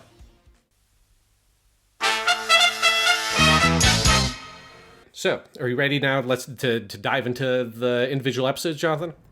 I think we are. So that's how you want to cover it from here? Just talk about each of the 26 individual episodes? Yeah, that's how we did Lupin the Third, Yep. and I think it makes sense. So we've got episode 1. I've done summaries for each of these. Jonathan, do you want me to read the summaries, or do we want to just kind of like vibe or on each episode? I don't think we need to read the whole summary. You can just tell us the basics remind us like what this episode is. Okay. So episode 1, which is titled "We'll Teach You How to Kill a Computer." By the way, the episode titles for Dirty Pair are always fucking great. Yes. This episode written by Ito Kazunori, storyboards by Takizawa Toshifumi, the director for the show, and then also directed by Kase Mitsuko. Just a note on Kase, because she has a very interesting career. She was a very important storyboarder and episode director at Sunrise, and was one of the first women directors at the entire company. One work specifically that stands out is she was a co-director for Gundam 0083 Stardust Memory, but only up to episode 7. Which I think tells you something, because Stardust Memory is pretty fucking good. After episode 7 is where you start getting some of the more questionable shit in that OVA series, but... Yeah. Maybe if a woman had had her hands on that show near the end, certain things wouldn't have happened. Yeah. Huh? Yeah. So the basic, episode 1, this is the one where the computer for the city, which is named Brian. I don't know if that is a mistake, if it's supposed to be named Brain, because in a later episode there's a computer that they call Brain, and so I don't know if it was supposed to be Brain and they said Brian. I have no idea. Obviously that's like an English spelling thing, but I don't know. But it is hilarious that the computer is named Brian. Brian has gone insane. He's the computer that runs the entire city. So Yuri and Kei, the Dirty Pair, are called in to try to solve things. And they do solve things by destroying the entire computer core and shooting a giant laser at it and tilting the entire city. And so that's how we get our leaning tower of the 3WA for the rest of the show.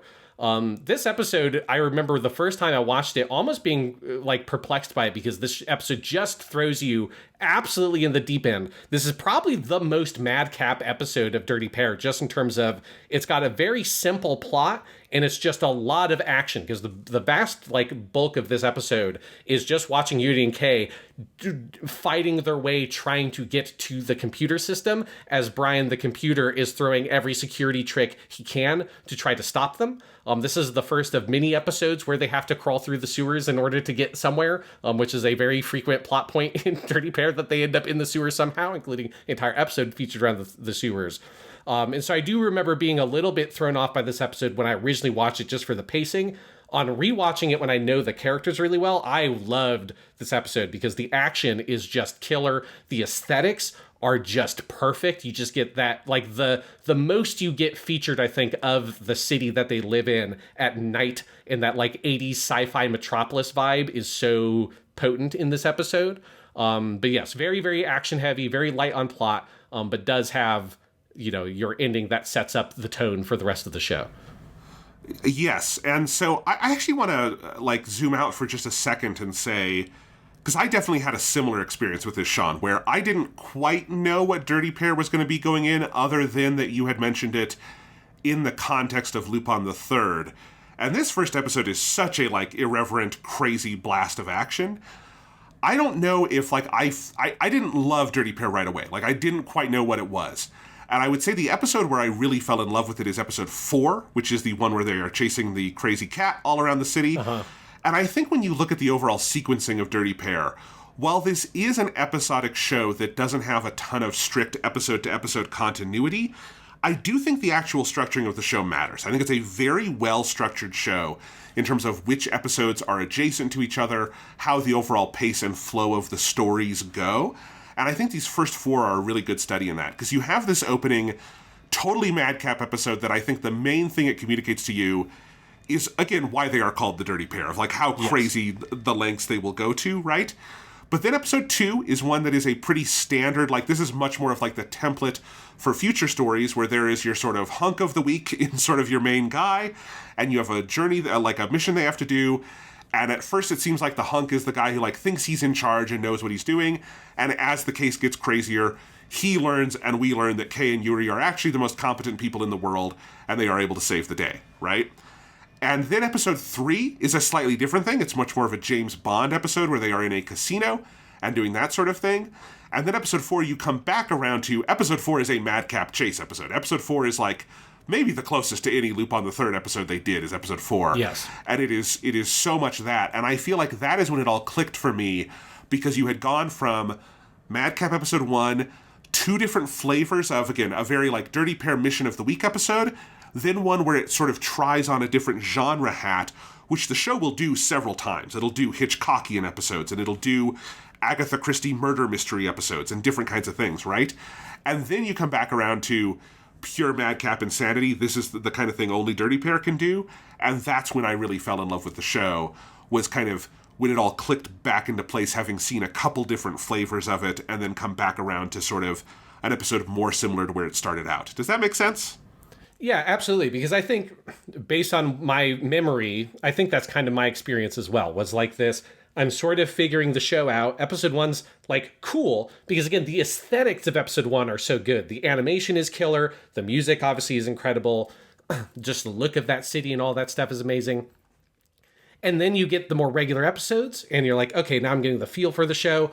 And then you get to that, one of the best episodes of the show, which is episode 4. And yes, you come back to the madcap energy, the madness of the whole thing. But now that you know who Yuri and Kei are fundamentally as characters, all of that madcap energy can feel very focused because you know who the characters are. And then if you go back and watch episode 1 again, that's the lens in which you can see episode 1 is, oh, I know who these people are. I know their dynamic. I know their relationship. And so all the little character things that episode 1 does, because there are lots of great character moments like that, Kei telling you to, God, just stop grumbling. You're going to grumble, grumble, grumble, grumble in the background. Those stand out a lot more when you know who the characters are and you know what that dynamic is and how it works out. Yes, which is all to say, I do think episode 1 is very good. I think it's a very savvy opening to the show. And again, it creating this thing where you see them do something absolutely fucking nuts with how they solve the problem in this episode. Ends with the tower being tilted, and then that just continues throughout the entire show. Fucking masterstroke. Love it to death. Yeah, absolutely amazing. There is also a nice little detail in episode 1 where part of the way that they solve the problem is that they tell Brian to calculate which one of them is the better woman. And obviously is an impossible calculation to make, because it then goes through their history of oh, this case and this case and this is where they destroyed this thing and that thing and the other thing. And you see images of mass disasters flash on the screen while it's trying to calculate which of them is quote unquote better. And that's how they distract it long enough to destroy the computer core, which then of course ruins everything in the entire city. It's pretty great. Yes, definitely, again, key to a good episodic show like this is just start with the characters already established. We don't need the origin story. If I feel like if this were made today, certainly if you did the American HBO remake of Dirty Pair, they wouldn't become the Dirty Pair until the finale of the first season, and then it would get canceled and you'd never see them be the Dirty Pair. But I think even in an anime today, you would have to show Yuri and Kei getting together on the job and all of that stuff. No, just let us just get into the middle of it. That's what we want. Yeah, absolutely. The instinct in a modern version of this would be, let's have the first episode be them joining up with the 3WA and getting assigned as partners or something. It would have to start there, and that would just be interminable. Like, it's just, no, it's, it's that Surf Dracula thing. It's like, no, we just need every episode in Surf Dracula would have to have Dracula surfing. Every episode of Dirty Pair, you need them doing some Dirty Pair shit. That's what the show is. That's what every episode should be about. Absolutely. We do have one notable guest star in episode 1, which is the voice of the computer Brian, is an actor named Hashi Takiya, who is a great character actor. You would recognize his voice today. This is one of the very first roles he was ever in, so you would not recognize it in the show. But he's Kakuzu in Naruto Shippuden, which is like the crazy Frankenstein kind of dude who's got like all the like different parts of his body sewed together. He's one like a kind of big bad that Naruto has to beat, and that's just a great character. And then he's also Desmond, who's like the top main big bad in Spy Family, who you only get a couple of scenes with him, but he's got that like really deep, super rich voice. It's super distinctive. Again, if you recognize his voice, it jump out to you in any modern performance. I just thought it'll be a running thing in Dirty Pair that there are a lot of actors in the show that this is one of the first things that they were in, and now they're like, one of the most distinctive actors in the anime industry, but they kind of got their start in the mid-'80s working on Sunrise stuff, and this is one of those. Definitely similar to the Yu-Gi-Oh! Show we talked about, where like the guest stars are often like just fucking huge, and it's part of what makes the show so good. So yeah, episode 2, do lovely angels like chest hair? Which we learn the answer to. They do not. Yes, they do not. This episode written by Hoshiyama Hiroyuki, storyboards by Amino Tetsuro, who is a major director at Sunrise, who went on to become the main director for Macross 7. And he was also the director for the SD Gundam specials, which we covered in Weekly Suit Gundam. Like, he directed all those. And then the director for this episode is Ishida Matsuhisa. So this is, as you said earlier, this is kind of your like kind of regular Dirty Pair episode they give you, where you have your hunk of the week, which is a guy named Nova Grave, which is a good, I don't know if they just like went over to Tomino, obviously they're at Sunrise, so he's probably there somewhere, and just say, hey, can you give us a name for a guy? Yeah, Nova Grave. Great, thanks, because it's got a real Gundam dude energy. Like, this is the guy on the bridge. It's, Job John. Oh, over there's Nova Grave. I mean, specifically, this was the same year as Zeta Gundam. It sounds like a rejected name for one of the bad guys in Zeta Gundam specifically to me. Yeah. Yes, he does sound like a guy who'd be working at the Titans, for sure. So Nova Grave, he is your older 3WA agent who's like your old guy who's been there forever. He's got to kind of play it by the book. And there's this whole plot where they know that a luxury liner is going to be attacked. And so they have to go on board and it gets attacked. Kei and Yuri have to stop it. And the big thing with this episode is you have Grave kind of trying to manage this situation and he just can't do it. And slowly over the course of the episode, everything kind of slips out of his control, and then the Dirty Pair have to be the two that come together to fix it. And it does have this great ending where the big, and by luxury liner, obviously we're talking about a giant spaceship, not an actual boat. And so the ship is coming in onto space in a very Gundam atmosphere entry kind of episode way, and they have to like fix it and try to pull it up, and they're like pulling up and knocking off the tops of buildings to try to avoid hitting the actual city, and like Yuri and Kei are just there fucking taking care of business, and Nova Grave just has to sit in the seat and he's just watching like nervous and sweaty, and he just can't do anything. And it's just such a great like statement of intent for the like, this is not the show that's going to put like the young whippersnapper girls in their place because, oh, they're girls, they can't do it. No, it's that like this old dude just can't handle the fucking world today. And you got to get these two 19-year-old like genius fucking military strategist crazy girls to come in and they can actually solve the problem. And again, it's one of those where, sure, they maybe destroyed the tops of multiple skyscrapers, but in any other scenario, this thing would have just exploded in space, crashed into the city, and destroyed the entire thing. So it's like, yeah, sure, they walk away thinking, oh, they're the Dirty Pair because there's some destruction. But if they hadn't been there, nobody would have been there to blame because everyone involved in the scenario would have been dead. Indeed. No, it's awesome. As Nova Grave, you have the one and only Ginga Banjo, Giranzabi himself, and a bunch of other characters. And I do just love that it's Sunrise and they played the Ginga Banjo card right away, as they should, because I think having, a guy with that kind of voice, the authority of a Ginga Banjo, being Nova Grave in episode 2 is such a savvy piece of casting to do exactly what you're describing, Sean, and like play this dynamic of the old, the old foggy who thinks he knows everything, and by the end realizes, why these, two girls are so in demand as agents of the 3WA. And I think that is such a great, thing to do for episode 2 of the show. Yeah, absolutely. And I do think this is one of those episodes where, like, having Ginga Banjo as your guest star, like, really helps the episode come together in a really strong way. Whereas the way he plays off of Kei and Yuri works really well. I do love the whole dynamic of Kei when they meet him. The title of the episode comes from her being like, "Do you have any chest hair? Because I hate guys with chest hair." And then at the very end of the episode, you get this reveal. It's a great little moment where Nova Grave is in the medical room or whatever, because he had gotten shot in the arm earlier, and he's getting medical attention. And they come and visit him, and he's like, "Hey, I would love to work with you guys again." And then he opens up the front of his shirt to show his chest. He's like, "By the way, I shave. I don't have any chest hair." It's like a really weird but very fun way to end that episode. Absolutely. Yeah. But yes, I do want to again shout out. I do like the whole climax with that atmospheric entry part is just really, really well done. This is where you can tell you've got people who have worked on Gundam working on this show in the animation and direction and storyboarding department, because there's a specific episodes of Gundam. Every Gundam show has to have its atmospheric entry, and it turns out Dirty Pierre does too, because it's very, very good. Absolutely. Next up, we have episode 3, Go Ahead and Fall in Love. Love is a Russian roulette. This one written by Ito Kazunori, with storyboard and direction by Kashima Norio, who, remember, that's the guy who's one of the co-director in the second half of the show.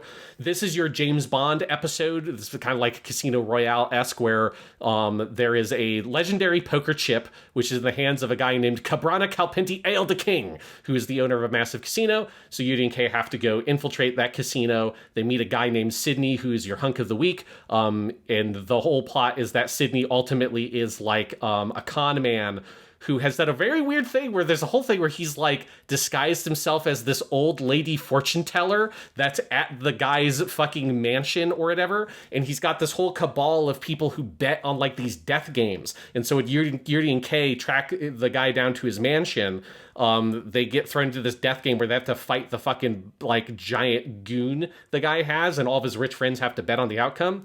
Ultimately, though, Sydney has sort of like orchestrated the scenario where one persona of himself is working as a bodyguard, the other one is working as this weird fortune teller lady. Ultimately, in the madness of everything that happens with the dirty pair, he gets away with the poker chip. But then at the very end, you have a great ending at the airport where you have Sydney, who you see him in his regular persona as the con man guy, and they have this whole bet where they have to flip the poker chip or whatever, and if it's heads or tails, they'll let him go.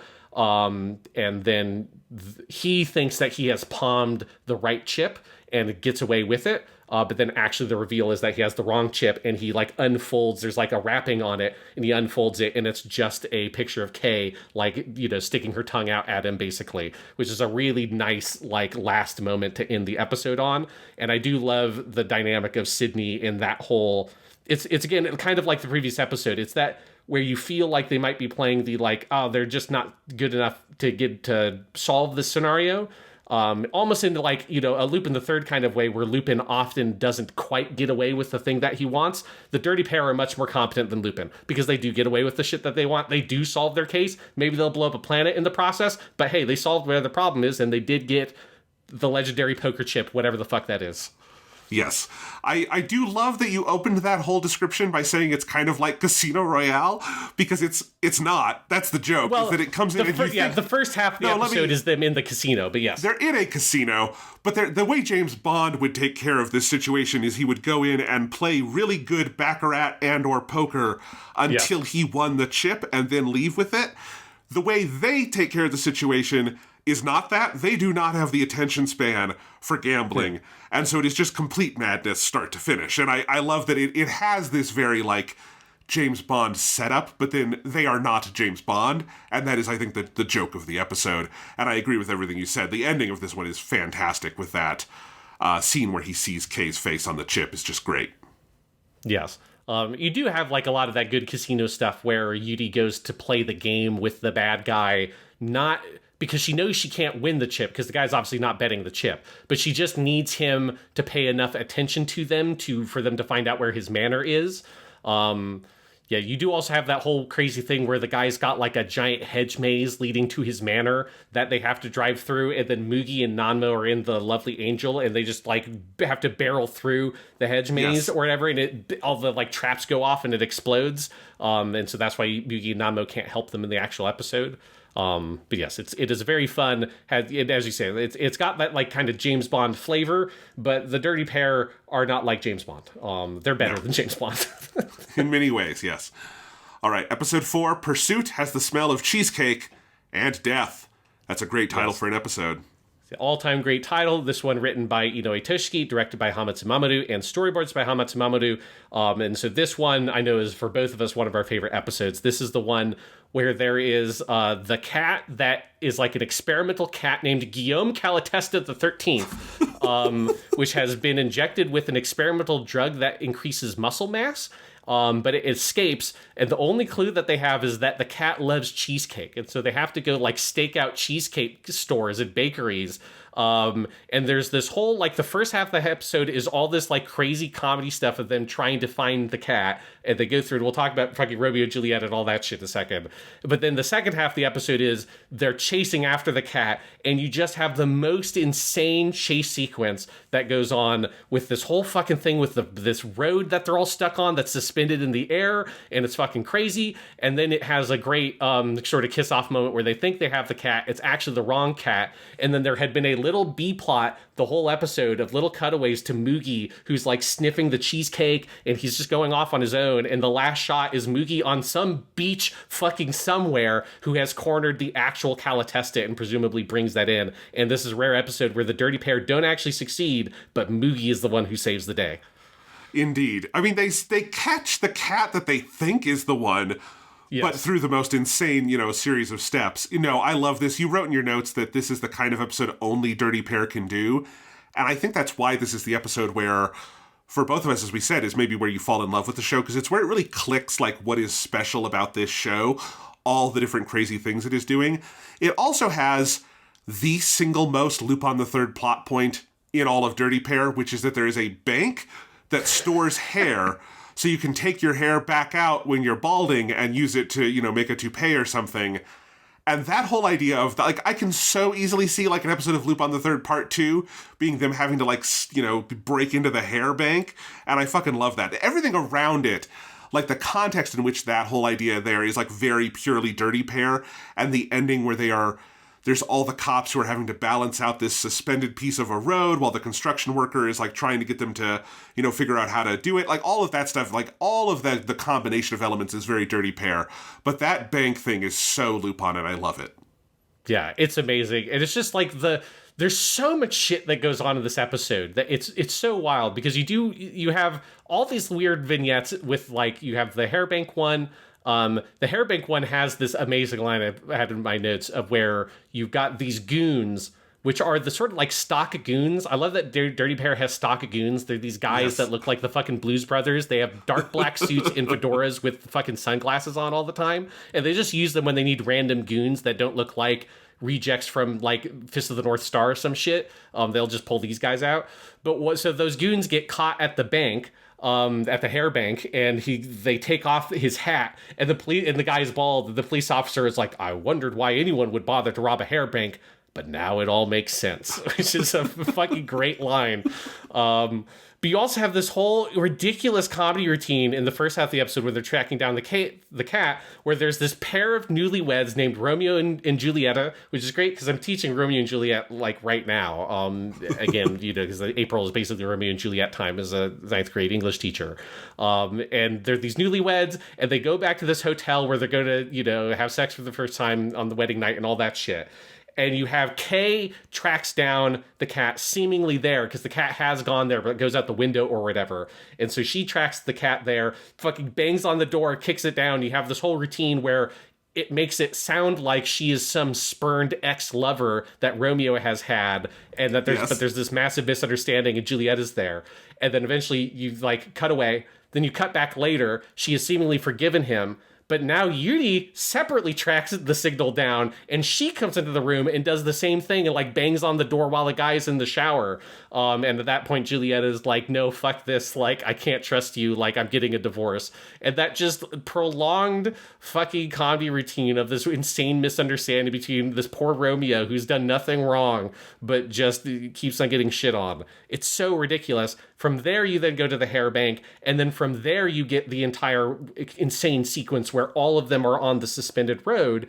And yes, you have like the MVP of this episode, which is the construction worker piloting the giant ship that's suspending the road. And he's calling out instructions on a bullhorn, like, no, you two go, nope, you go 3 meters forward. No, you guys go 2 meters back. And then my favorite part is eventually he's like, like everyone is just like, the police guys are getting mad. They're just like, what are you doing? It's like, what are you doing? It's like, oh, if you're going to be like that, fuck this. I'm going to take a break. He just sits there and like gets a sandwich out and starts eating a sandwich while all these guys are like desperately trying to figure out this road shit. Meanwhile, Yuri and Kei are on there having a fist fight with 2 professional wrestler ladies because it turns out the people who are trying to steal the cat are these women professional wrestlers who want the cat so that they can sell the fucking muscle shit to wrestlers. It's so fucking insane, but it's amazing. Like, this has got to be one of the most unhinged episodes of The Dirty Pair, and it's so fucking amazing. Oh, 100%. I love it to death. It's so weird. It's so, again, there's no other show that could do this specific, like, blend of elements. And I'm glad you called out the entire Romeo and Julieta thing, because that part is fucking ludicrous, and I love it. All right, let's move on to episode 5. Episode 5 is The Heartbeat of Kratos, which sounds like an episode of Ultraman.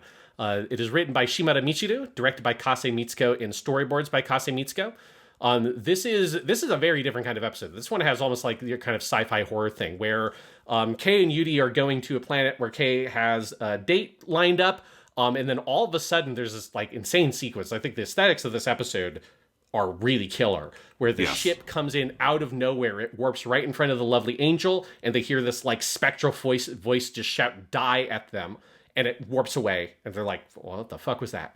They then go to the nearby planet to make a pit stop so Kei can take a shower and get a dress for her date. And there they're attacked by a bunch of like remote drone robots, so they have to flee the planet. They then get caught up in this giant waste disposal station called Kratos, and that's where you learn the whole plot of the episode is that this is where you get the weakest part of this episode is there's an insane exposition dump where basically there was a scientist who had been addicted to a drug, and he was like a mad scientist, and at some point in the past the Dirty Pair shut down the drug ring.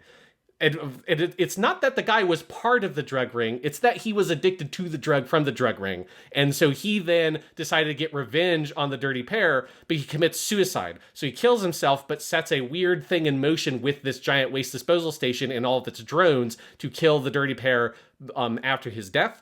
And then you have this whole big action sequence inside the Kratos where seemingly Yuri and Kei are going to be like shuffled to their death in the incinerator. But that's when they use Nanmo. They take out his memory disk, and Yuri has to launch Nanmo into the heart of the ship with Nanmo's body set to self-destruct. And that destroys all the whole station and all the drones. And then it does have a great ending where Kei just commandeers one of the drones and she just fucks off to her date, leaving Yuri there, which is a very funny way to end the episode. Yeah, I really like this episode. I remembered it being much later in the show because it is such a weird stylistic swing, because it is much darker. Like, the inside of Kratos, it's like Unicron from the Transformers movie is an easy comparison. I would also say the inside of V'ger in Star Trek The Motion Picture is very similar to this. It's really, really striking, and there's a very dark, kind of ethereal tone to everything. If there were any episode in this show that I actually kind of think should have been a two-parter, it's this one. Because I think if you had 45 minutes and you were able to, instead of doing an exposition dump, like dramatize that sequence and have kind of your zany standard Dirty Pair action be in this flashback, and then the present is this crazy situation with Kratos. I think if that were balanced better, this would be like one of the highlights of the show. It's more of kind of a curio as it is, because it doesn't quite all come together. But it's still, this is an example of like where even when Dirty Pair doesn't all fully come together, it doesn't fully come together in a way that is still very interesting and aesthetically developed and like fun to watch. Yeah, 'cause this is definitely one where I think like the style is what the episode is about and the tone. Yeah. Because all the stuff inside Kratos, like they shift to this thing where like the whole screen is bathed in this like red tone, which is really striking. You've got all that stuff when the ship first comes out and it's this like blinding white light, and they just hear this voice saying "die." Like that stuff is really, really strong. But yes, the like really awkward. We got to stuff in a bunch of exposition. I think it would have just been easier if they came up with a simpler explanation for it. It feels like it was like just like a little bit too much of trying to come up with a big justification for this thing. And I think you could have just had a much simpler, it was a mad scientist who created this thing that the dirty pair had like stopped him in the past.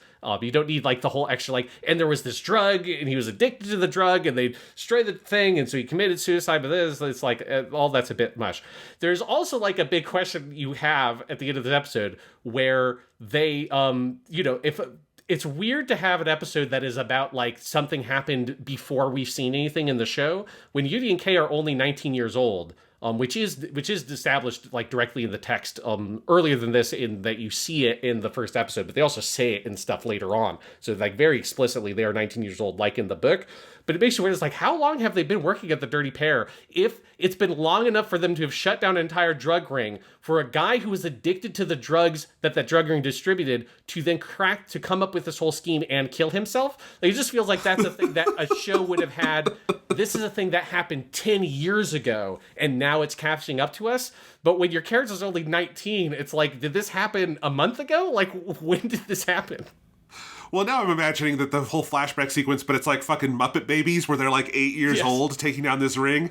That would actually be very funny, and I could see the show doing that.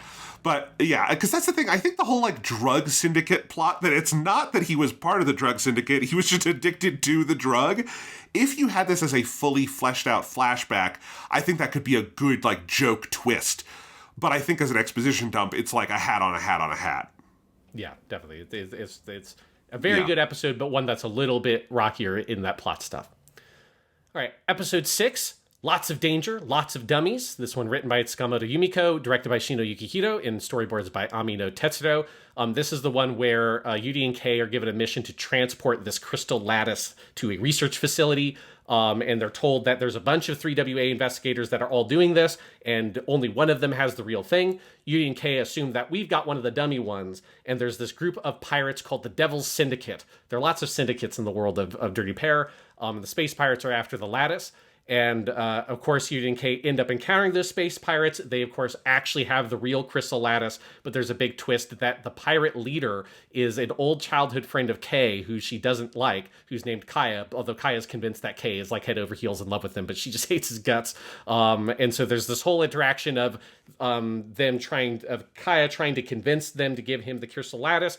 Ultimately, what Kei does when she realizes they have the real thing, well, the real thing is installed also with a bomb to destroy the lattice in case it gets into the wrong hands. So she uses her technical expertise to remove the bomb from the container, she removes the lattice from the container without detonating the bomb. So she just gives them the container with the bomb inside, blows up their entire ship. She says that, like, Kyle will probably be fine. We don't know that. He might be dead, but she tells us that he probably got away. That would be enough to kill him. And then they bring the lattice to Ghoulie. But there's a great little ending bit where Ghoulie at first assumes that they've fucked everything up, but then they reveal, like, no, actually, we took the lattice out. We've got it with us. And they use it to extort extra vacation time from him, which is a nice running joke that obviously they do multiple times in the show. I believe this is the first time that they solve the case and then use the fact that they've solved the case in order to get more from Ghoulie than they would have gotten otherwise. Yes, I think this is a very fun episode. Not like one of the best episodes ever, but like a really solid episode of Dirty Pair. Yeah, this is like very much in the sort of like in the formula. Like this is not one of those kind of like breaking the formula to do something new. But I think it's one of the best of that kind of very down the middle Dirty Pair episodes. Like I thought about it for my top 10. I really like this one. I think the animation is just so good. This is where like the 80s sunrise, space action stuff is like so fucking like accomplished. You can, reminds you this is the same year where they're doing Zeta Gundam. Like this studio is just firing on all fucking cylinders at this moment in time. And yeah, I like the whole detail with the pirate leaders and the childhood friend and all of that stuff. The way Kei does this kind of swap at the end, it's very, very fun. This one also says the term space pirates so many times that I did fire up my Nintendo Switch at the end of the episode and play a little bit of Metroid because, you know, you say space pirates enough times to me, and I want to go fight Ridley. I thought you were going to break out the Crossbone Gundam manga and just, you know, here's some other space pirates. Yes, this episode does have, you reminded me, and I have it in my notes as well, I'd forgotten about this, that this episode does have just some of that really, really good animation. Because there is that one sequence where because they encounter the pirates twice. They encounter a small ship, and then later they encounter the mothership. And that first time has an amazing action piece where Kei goes in the little like escape pod in the Lovely Angel, launches it at their little ship, blasts a hole and lands through the hole, gets out, and with like Mugi and Nanmo comes in and just takes over the whole ship. It's like a really amazing little piece of action. That then later you've got all the action as Yuri flying the Lovely Angel. This is probably the best animation of the show, of just like the Lovely Angel gunning enemy fighters down. While Kei is like desperately trying to undo the bomb and all that stuff, while Kei is also on the radio talking to Kaya, and Kaya hears all of her talking to Yuri about the bomb, but misunderstands all of it as being about their relationship, and there's a lot of good, like, funny writing there. But yes, this is like a very, like, action episode. If you want to see some just top-tier 80s space fighting, you got it in episode 6 for sure. But then we get episode 7, Love is Everything, betting their lives on elopement, which is easily one of my favorites, and like one of the most startling things to see in an episode from the 1980s. Tell us why, Sean. Yes, so this episode written by Inoue Toshiki, directed by Hamatsu Mamoru, and storyboards by Hamatsu Mamoru. So this one is about Clicky Gold Jeff, which again, I've just assumed they went over and said, Torino, we need another one. Nova Grave, it was great. Can we get another one? Yeah, Clicky Gold Jeff. Great, thanks. Got Clicky Gold Jeff. He's the heir to the Gold Jeff family, of course. And this amazing opening scene where he's being forcibly married to like a whole group of women who he's like chained to at a wedding ceremony. It's a really great visual. And then another woman pops up named Joanka, who is disguised as the church organ player, and she frees and escapes with Clicky. Then Gold Jeff, the head of the Gold Jeff family, hires the dirty pair to rescue their son, telling them that Joanka has got a ransom. Yuri and Kei receive a transmission seemingly from Joanka, giving them a place to go do the meeting. But ultimately, it all comes unveiled that in reality, it is Gold Jeff and his like evil secretary lady that's in love with him that have concocted this whole ransom scenario. Because in reality, Clicky and Joanka are in love. But that Mr. Gold Jeff is opposed to their relationship because Joanka is a trans woman. That's when Kei and Yuri are like, a trans woman? What the fuck's wrong with you? That's totally fine. You from fucking 5,000 years ago, you fucking weird fucking bigot. And then they go and they fight Gold Jeff.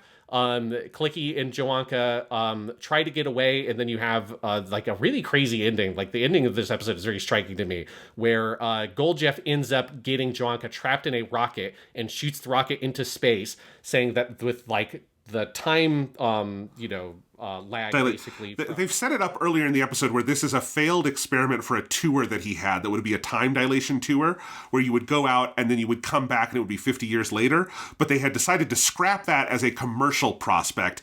But there's 3, they say earlier, it's a really good setup where they say, we've got 3 of these rockets ready to go. What should we do with them? And it's like, they just cancel the project. But they have these 3 rockets. And so Joanka won't come back for 50 years. She will not have aged. But Clicky will be an old man, so Clicky decides to go be with her, and then the final twist is that Gold Jeff goes and does it as well, and those are the 3 rockets. Is this whole thing is just, punted 50 years into the future. Yes. Yeah. And so Yuri has at the end says, like, won't they just end up repeating the same thing 50 years from now? The secretary lady also wants to go, but there are no other rockets, so she is left behind. But yes, so that is episode 7. Episode 7 is perfect. This is a perfect episode. Yep. I will just say episode 7 and 8 are my 2 favorite episodes of the show. They just happen to have aired back to back. I fucking love both of these. This one, like, even before you get to the way they handle the Joanka character, there's so much good stuff in this one. Like, I am particularly taken with the incredibly creative staging of everything in this episode. Mm-hmm. Like, there's this one scene where Yuri, it's when they're contacted by who they think is Joanka on their video in the ship, and Yuri is in a face mask and refuses to talk because she thinks if she talks while having a face mask on, she'll get wrinkles. So Kei keeps talking for her, and they're having this whole fight silently while Yuri won't talk. It's just a great piece of animation and staging of what could just be a pretty dry exposition scene. And then the final showdown where, well, not the final showdown, but the one where all the secrets come out is at this botanical garden where there's a sunroof that opens every few minutes to let sun in and show this one breed of flower that blooms whenever it has sunlight directly on it. And that staging of where you have this recurring thing that keeps happening, where the environment of the scene changes every few minutes, is so good. It's just such a great episode in its staging. I think the way it reveals all of the plot. This is like when you say there are some episodes of this show that are better plotted in 22 minutes than a 90-minute movie. This is one of them. And I also think it's such a rich story because Clicky and Joanka are so fully fleshed out as characters, particularly Joanka, who it's clear, I think, especially now, you can tell that she is supposed to be trans early on because she's extremely tall. She has, certain slightly masculine features, right? And so you suspect that might be what it is.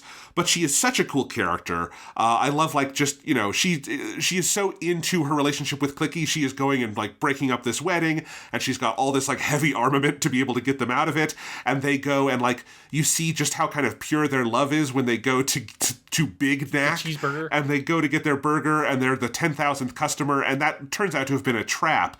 But, their whole thing about burgers, it's so cute, and it's so cool, and, Clicky is the small dude in the relationship, but he's a short king. He fucking loves it. Yes. He loves that Joanka is 3 feet taller than him or whatever.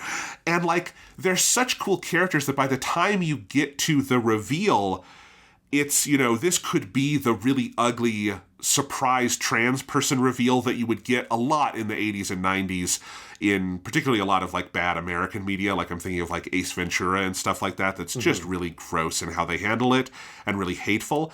And instead, the way they handle it here is, Papa Gold Jeff says this thing of okay, she used to be a man.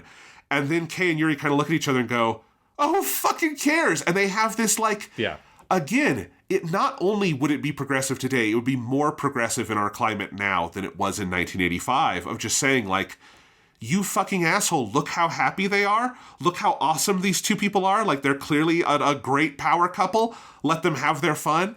And they go to the mat for them. And they fly off in a rocket. And it's just everything about this episode it's not just, it's great on its own terms. But then I think when you consider that, we've come back around to a moment where trans people are being scapegoated in the most horrifying and scary of ways in the Western world now, and to watch this today and the way it does that story, it's just fantastic. It's so beautifully done.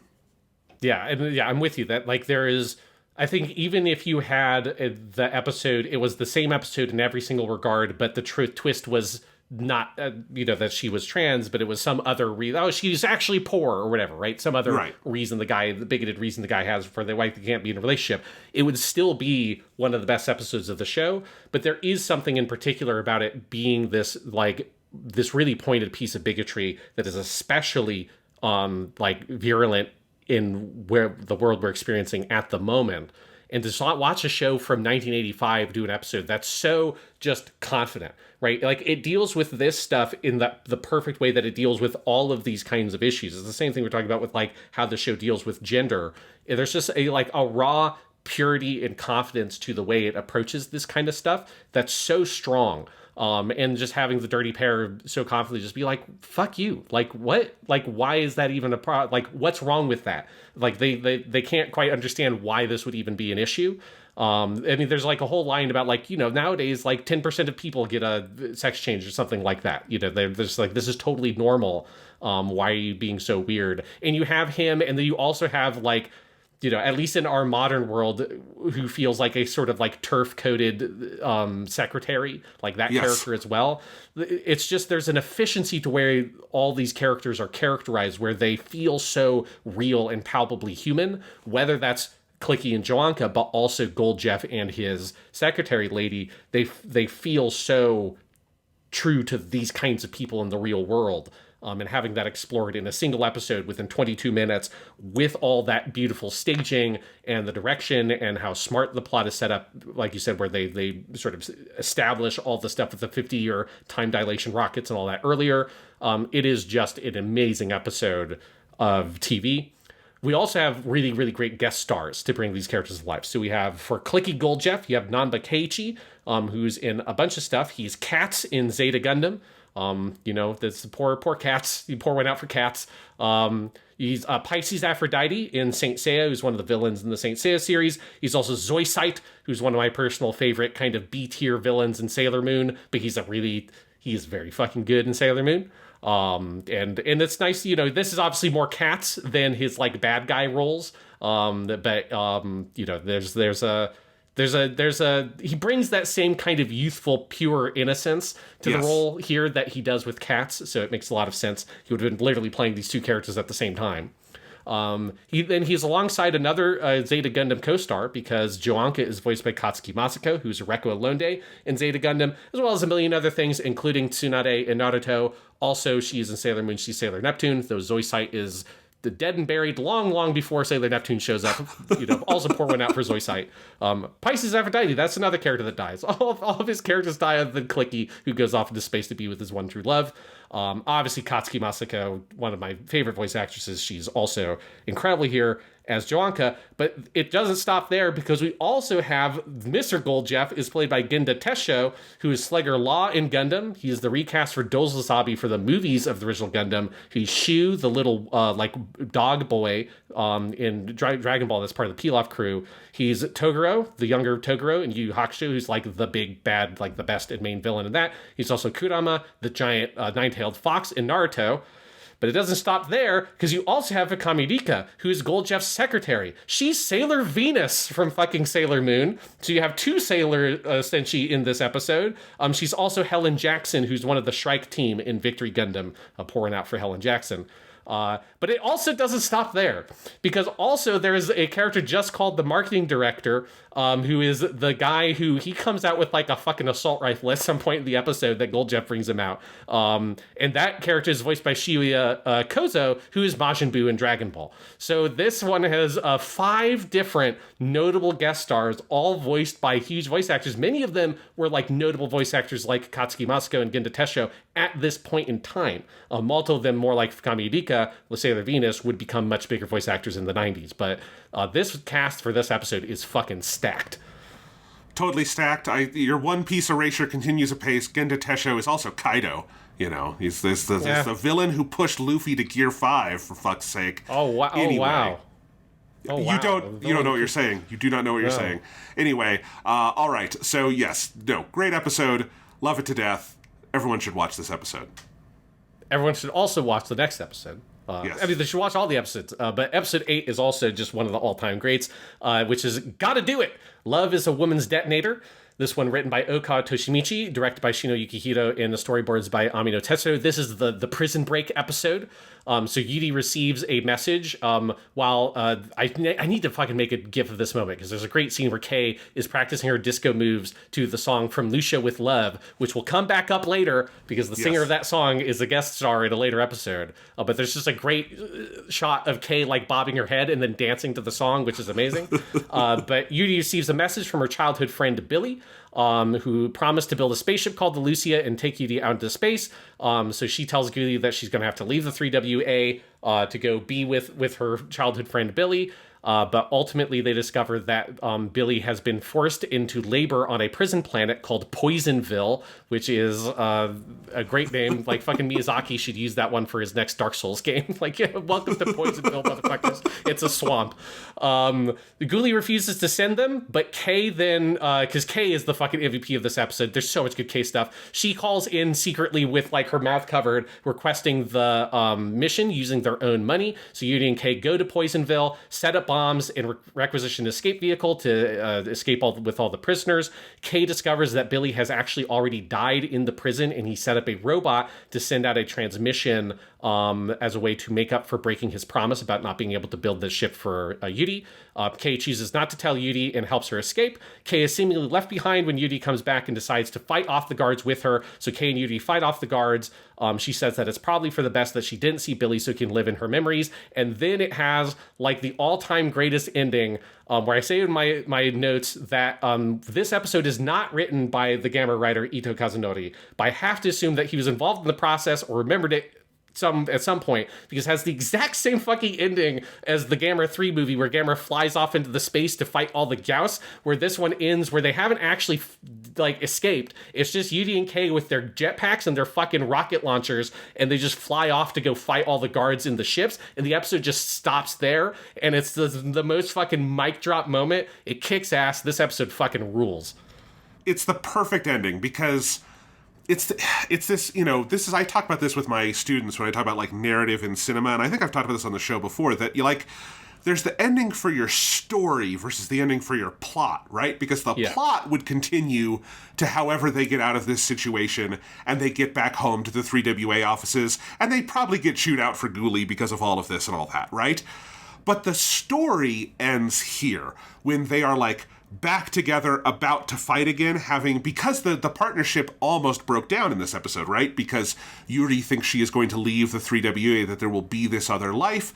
The tragedy of this episode is that other life is phantasmal. It does not exist because Billy is long dead.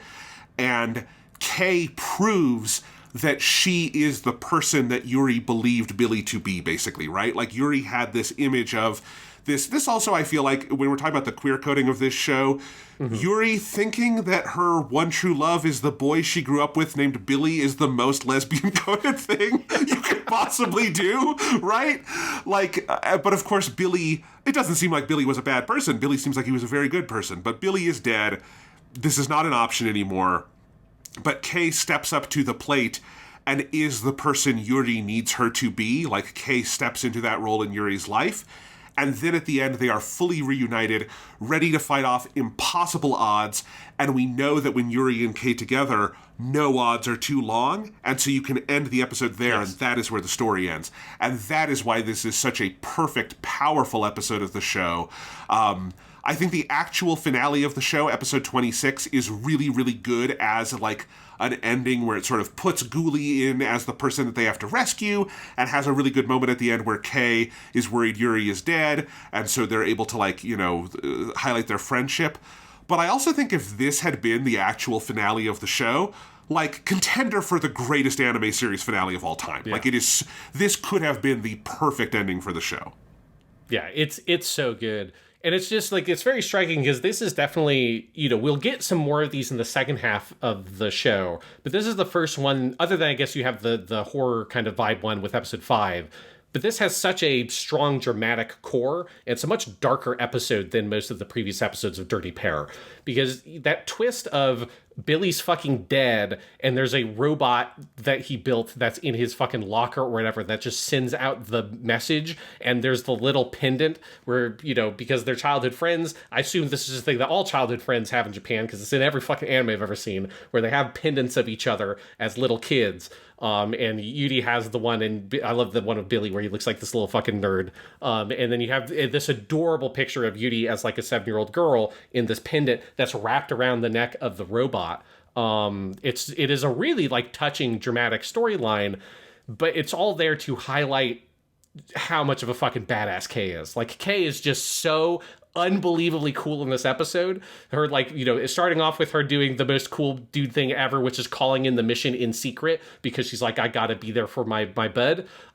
Then she's just got all this amazing action shit where she's just flying around on this jetpack with this like hand-mounted rocket launcher, blowing shit up. She's like managing all the stuff with like getting everybody on the ship while she's also trying to like lie to help protect Yuri. And then you have this amazing moment where she thinks that Yuri has gone on the ship to leave with all the scientists, and Kei has decided to stay behind as this noble sacrifice in order to defend her friend and her friend's love. And then Yuri comes in with the same cool little jetpack, and that's when they go and they fight off together. But it's such a standout episode, particularly for Kei, to highlight how cool she is and how powerful that relationship is and how far she will go for Yuri. Yeah.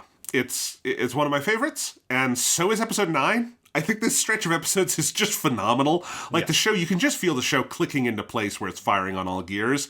And episode 9 is an episode made by absolute fucking lunatics. This has the craziest thing that happens in all of Dirty Pair, and I'm not referring to the fact that this is basically Yojimbo, but in space, with Kei and Yuri playing both and Clint Eastwood and Toshiro Mifune.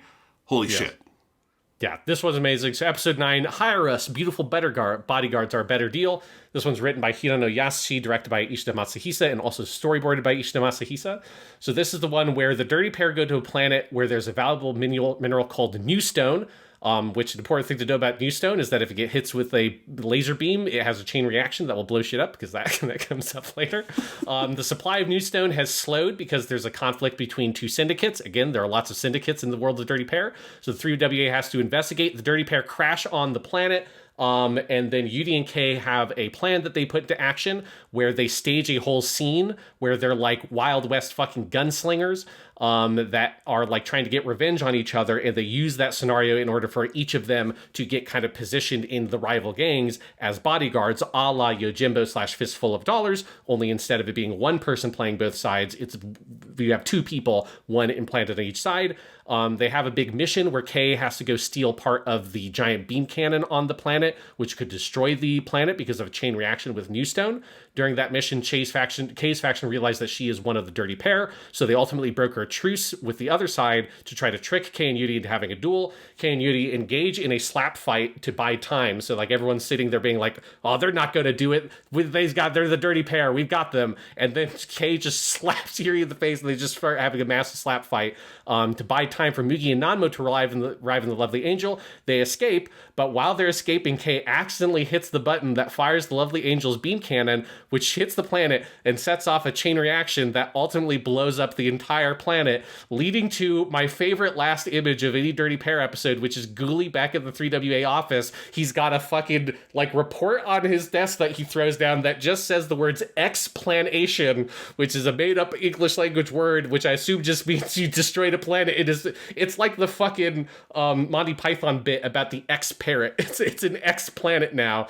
And then over that image of the report, they superimposed a big pink heart with Yuri and Kei smiling, giving a peace sign at the camera, and that's the last shot of the episode, and it's so fucking amazing. Wait, so it doesn't say explanation, it says X-planet something? It says explanation. That's just the word explanation, Sean. Isn't that what it is? It's just them explaining what they did. Oh, I thought it was X-planet, like explanation. It could be that. It's just explanation. I don't know.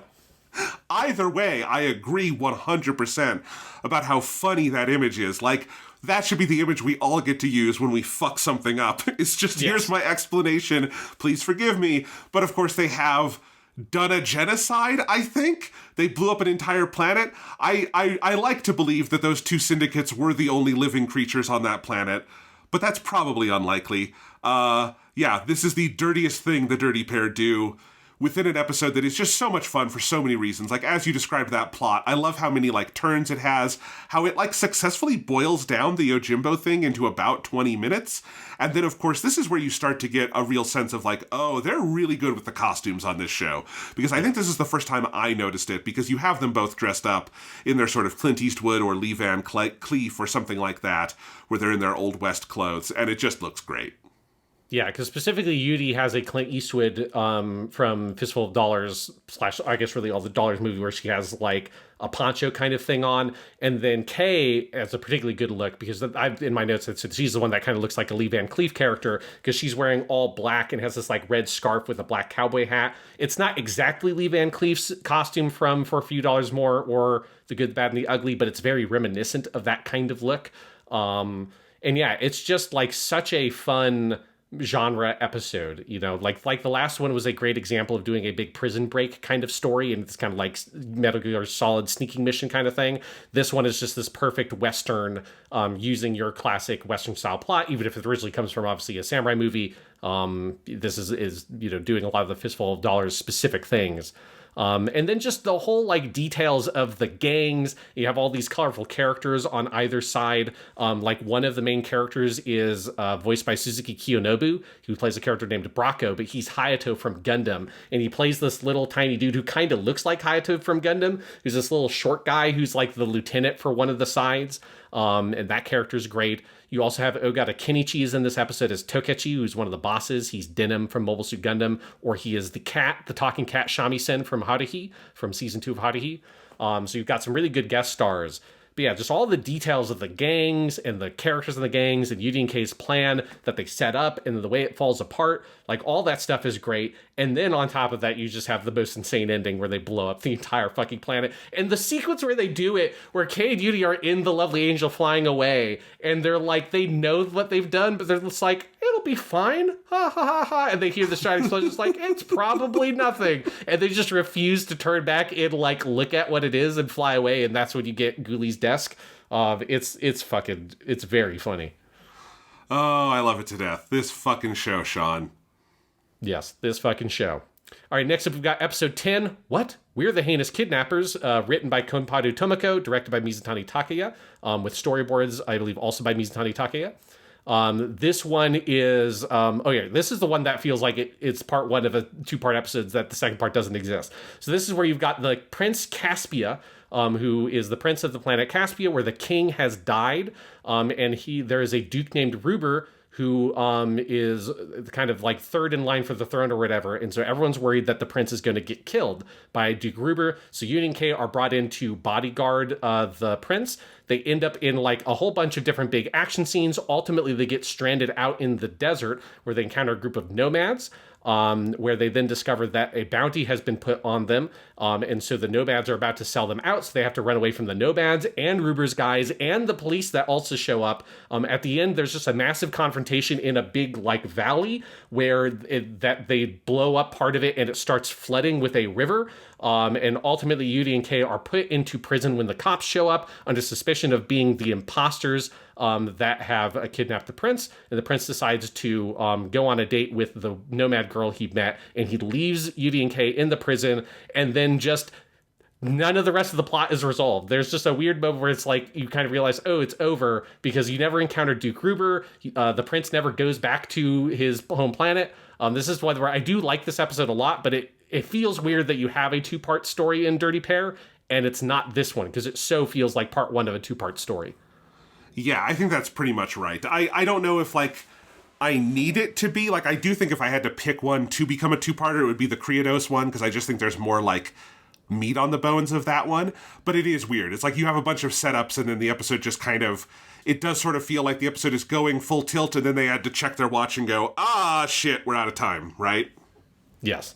Yeah. You do have, I think, the thing that works for this episode particularly well is the Prince character is really good. Like, because you kind of expect him to be the more generic, like, he's very kind of naive and useless, and he is a bit naive, but he's also, like, very smart. He's a boy genius. There's a whole great little bit where Yuri and Kei are like, oh, great, a prince. We can, like, seduce him, and then we'll be, like, rich forever. And they find out he's, like, 12 years old, and they're like, well, fuck. Yeah.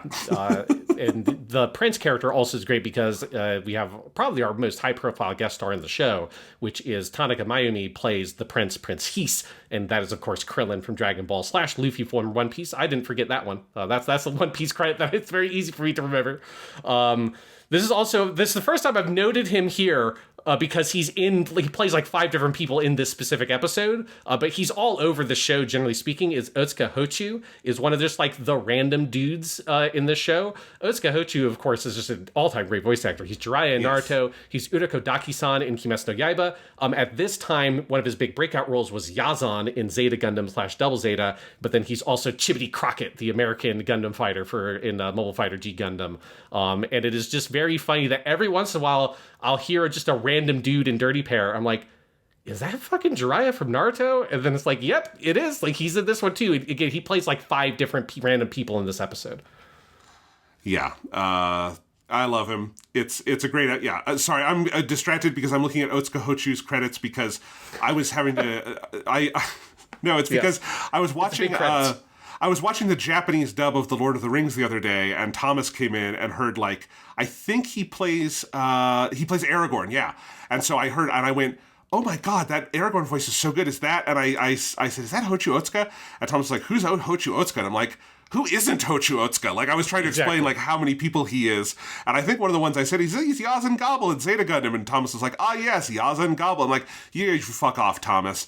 But anyway, yes, Hochu Otsuka, love him. And I did notice him here because he's great. Yes. All right, moving on. Episode 11. Ho, ho, ho. Dresses in Men Are Better New. It's such a good episode title. This one's written by Shimada Michiru, directed by Kikuchi Kazuhito, and storyboarded by Kikuchi Kazuhito. So this is the one. God, this is the one that ends with them ending up, at Ghouli's house. Because he sends, so Ghoulie sends them a letter addressed by G.A. Francis, which I'm now realizing that they've given him a Japanese name order here, presumably, because I'm pretty sure Ghoulie's supposed to be his last name, because presumably Andrew is his first name. But so Yuri and Kei are have a week's vacation. They end up with this letter from G.A. Francis. They've not been able to fill their week with any dates like they thought they'd be able to because, again, they're kids. And so they decide, well, we're going to go to this party that G.A. Francis, he must be super rich. On the way, they stop at a planet for you to buy a new dress, but they're mistaken for a pair of bank robbers named Pete and Moira, which is, I love that we've got a Pete and Moira, pair in this world. You and Kei run from the police and end up accidentally kidnapping a group of kids who are play acting dirty pair on the ramp of the lovely angel. Yuri and Kei use the kids as a shield so they can take off and send them back in an escape pod, but one stays on board. They're thrown into jail after bringing the kid back, and the police realize that they are actually the dirty pair and not imposters shortly after they escape.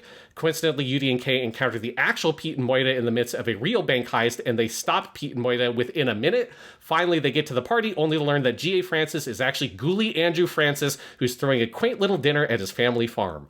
And it's one of the most unique plots. It's one of the most dirty pair plots because there is no plot, right? There's no case that they're on. It's just them trying to have a fucking vacation and go on a date. And just Yuri and Kei are just biologically incapable of doing that. It's just not part of who they are as people. They just can't have a regular week's vacation with a date.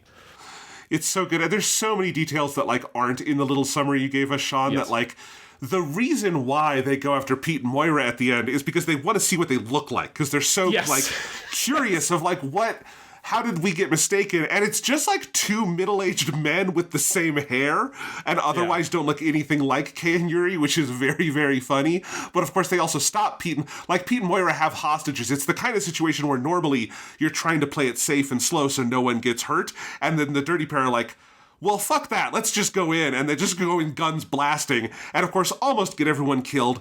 But it's almost. They don't actually get anyone killed. They save the day. All of it is great. I do love, so much of this show is Kei and Yuri arguing about how much vacation they should get. They're frankly very millennial coded in how much they don't want to do the job they've been hired to do and how much they want extra days off. And this is really the only episode that is purely we're watching them on vacation. And their vacation just goes to shit. Everything is weird. I love how frantic it is. And then the kiss-off being that they finally get to the party with Kei in her best fit in the entire show. Yes. With that amazing, 1920s pinstripe suit and hat she's in.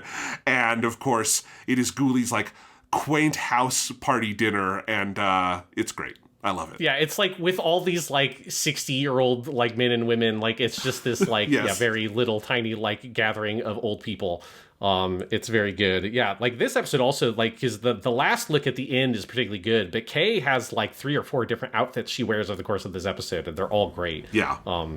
This episode is just super fun. And yeah, the whole thing of there being this bank heist, which would normally probably be the plot of a Dirty Pair episode, is, there's a bank heist. The 3WA are brought in to fix it. Instead, UDK just go in and fuck shit up within less than a minute, and then they just bail. It's really good. Next and continuing the hot streak, episode 12. Episode 12, probably the weirdest episode of the whole show. Oh, it's the most unhinged thing I've ever seen in my life, let alone in Dirty Pair. I adore this episode. It is a fucking fever dream.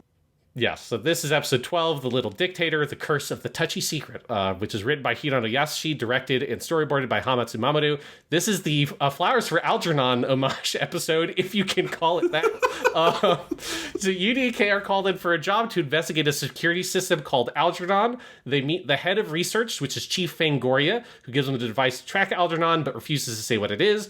Yuri and Kei track Algernon to the kitchen, where they discover that the kitchen has been overrun with mice and are chased out. Fangoria tells them that Algernon is a genius mouse who can command regular mice, and they plan on using him as a security device and brought in the dirty pair to test his effectiveness. However, Algernon actually does go rogue for real. He assists Chi-Chi, who is another genius girl mouse, in escaping, and then takes control of the entire 3WA headquarters with an army of mice. The dirty pair are then hired for extra pay and time off to defeat Algernon, but their initial plan of using an army of cats fails. They then infiltrate headquarters directly, bringing experimental flea number 1, which can make people dumber if it bites them.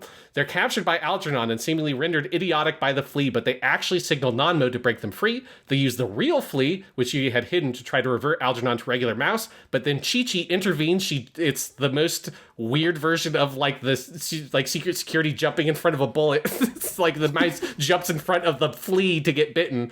Chi-Chi reverts to a regular mouse, and Algernon, who is seemingly incapable of living as the only genius mouse in the entire universe, chooses instead to end his own life by jumping out of the fucking window of the skyscraper, plummeting to his death. And we are all left to ponder as to who, in this cold metallic world of the future, is left to leave flowers for Algernon.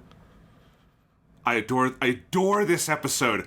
I wish I could be a fly on the wall for whatever writer's room pitch meeting led to this episode, because it is insane. It has like 5 episodes worth of plot in it, right? Like, and it is just moving at it's moving at the kind of pace that Tomino Yoshiyuki would look at and blush. Like, it goes from Chi-Chi getting, bit by the flea and becoming dumb to Algernon jumping to his death within seconds. Like, it is whiplash the episode.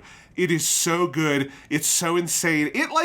The fact that this episode has the image of the dirty pair collecting an army of cats and leading them into battle against the mice like it's the fucking Ride of the Rohirrim, and that is not the climax of the episode. Yes. That is a one-off joke because it doesn't work because all the cats are scaredy cats.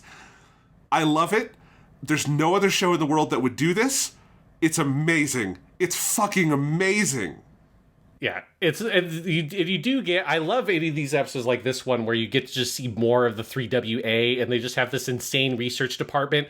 You do also have like the mad scientist that works there that comes up in another episode later on, who's the guy who makes the fucking, he's decided he's going to make a genius mouse and also a flea that makes people stupid, which is like the 2 greatest inventions he can think of as a weird security system. There's like a whole part where they're describing like Chief Fangoria is like one step away from, and we will use this super genius mouse to take over the world. Like, she's so clearly like one step from being the bad guy of the episode, but isn't quite the bad guy of the episode.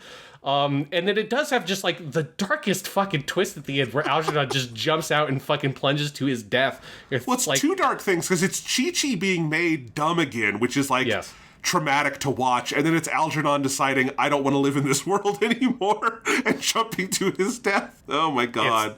It's crazy. You do, the one unfortunate part of this episode is you do have the Chinese cook guy who is a very, very racist character who he also pops up in one later episode, which is the one blemish on this episode is that that dude sucks, and the way they depict that dude sucks. But you do have some pretty great guest stars, including 2 guest stars that you would never recognize, but it's amazing that they're here. So one that you would recognize as Toda Keiko is Chief Fangoria, who is Matilda-san from Mobile Suit Gundam. But you have 2 other Gundam people here, because Tobita Nobuo is Algernon, who is Camille Bidon from Zeta Gundam. Of course, Algernon has a lot of post-processing, so he's like fucking Alvin from Alvin and the Chipmunks, but it is Camille Bidon under all that. Yes. And then Chi-Chi is Mizutani Yuko, who is Sarah Zabiarov from Zeta Gundam, also under a lot of post-processing. Mizutani Yuko is kind of like Otsuka Hochu. He's in like she's in a bunch of episodes as like smaller characters. This is just the only one where I specifically shout her out, but it's hilarious to me that Algernon and Chi-Chi technically are Camille and Sarah from Zeta Gundam. And again, this is at the same time that Zeta Gundam was airing. Like, it's entirely possible that Tobita Nobuo did the recording for this episode, and then later in the same day did an episode for Zeta Gundam is an entire possibility. I mean, you have to assume it's Sunrise that these people were coming, because every Zeta Gundam character is like in here somewhere, that they were coming in for Zeta Gundam and they happened to be making this show that needed a lot of guest voices at the same time. So like, let's do it all at once is my guess, right? Like, I assume that is what happened, and it's great. But yes, it does make you wonder, who has the more tragic ending, Sean? Is it Algernon or Camille? You know, maybe we can get the giant, like, movie remake of this episode where that's, like, half footage from this episode, half new footage, where instead Algernon doesn't jump to his death and instead, like, finds something to live for in the universe and we get the happy ending version. Maybe they can finally make that. The Little Dictator, The Curse of the Touchy Secret, a new translation coming soon. Yes, exactly. Next up, we've got episode 13. What's this? Our fair skin is getting slimy. Written by Ito Kazunori, directed by Shino Yukihiro, storyboards by Kikuchi Kazuhito. This is the sewer monster one. So the 3WA HQ has mysterious monsters in the sewers attacking people. So Yuri and Kei are brought in to investigate. Much to the chagrin of the manager, who is not actually a character from episode 1, but who remembers the events of episode 1. So it's fun to have a little bit of continuity where he's like, oh god, the ladies who destroyed Brian and fucking tilted our tower, they're here to take care of the sewer monsters. They find out that the sewer monsters are giant sea slug things from the Lovecraft system. So that's your big reference for this episode, is they name drop Lovecraft. But then actually the real monster is an even bigger sewer monster that is eating the sea slugs, which is just the plot of Rodan, the movie Rodan, where they think the monsters are these little like bugs, but actually the real monster is Rodan, and that Rodan is the one eating the bugs. And so then there's a whole crazy sequence at the end of this where they have this whole plot where they have like liquid nitrogen that they're going to pour on the monster, but it regenerates way too quickly. And so they have to like freeze it, and then they just like smash it to pieces, and then they freeze all of the pieces. They then blow it into chunks and freeze the chunks again to combat its regenerative powers. And the manager is shocked by the end that the Turdy Pair could actually finish things so cleanly. Yeah, this is like not one of my favorite episodes overall, but I think the thing that makes it so much fun is that it is close to being from the point of view of the manager. Yes. And who has come in and is like, you know, again, you spent 13 episodes looking at that fucking tilted tower every day. I was slightly worried when this episode started. Was this going to be an episode where they like fix the tilted tower and then I don't get to laugh at that anymore? But no, it is just something in the sewer. And I do love that this whole episode is just through the eyes of this guy who is like terrified of what, you know, for good reason, of what Kei and Yuri are going to do to his fucking sewer system. And eventually they do fix the problem in a shockingly efficient way.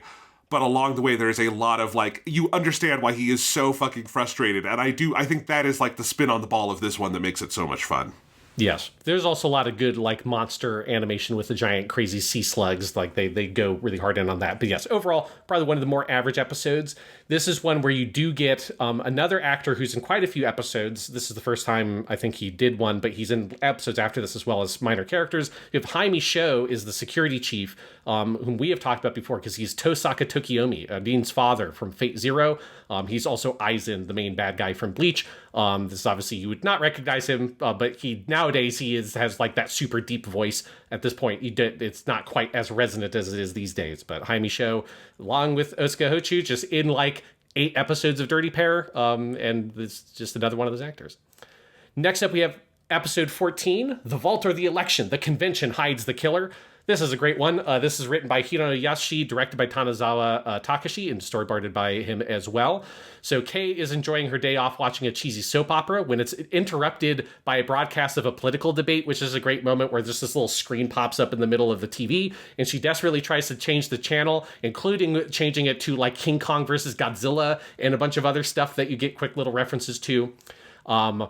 Ultimately, Yuri comes in and she tells her Kei that their paycheck is short. So they go to the 3WA enraged that their paycheck has been cut short, trying to get to the bottom of things, where they learn that both the political debate is being held at the 3WA and at the same time, by coincidence, the security is being overhauled because they have to do maintenance on Pandora's Box, which is a computer terminal which has all the data for all the bad guys that 3WA captures and shit. And both those things are happening. They interrogate Ghoulie about their paycheck, where Ghoulie tells them basically like, we took out like all the fucking damages you did for all the shit you've blown up, and so that's why it's not actually short. It's just we already deducted all these costs for what you have done. And that was also where they talk about they had like spent like 1 million credits on like a host bar or something, and dragged a bunch of other clients to it against their will, which is very funny. Over the course of the events, they realize that the intruder has gotten into the base, and that the intruder is either after the politician giving the speech, or they're after Pandora's box. Kei goes to check the politician. Yuri goes to check the security system of the box. Ultimately, the assassin is going after the box and trying to access those. That's when you have Kei ends up discovering the body of a woman, so the killer has disguised himself as a woman.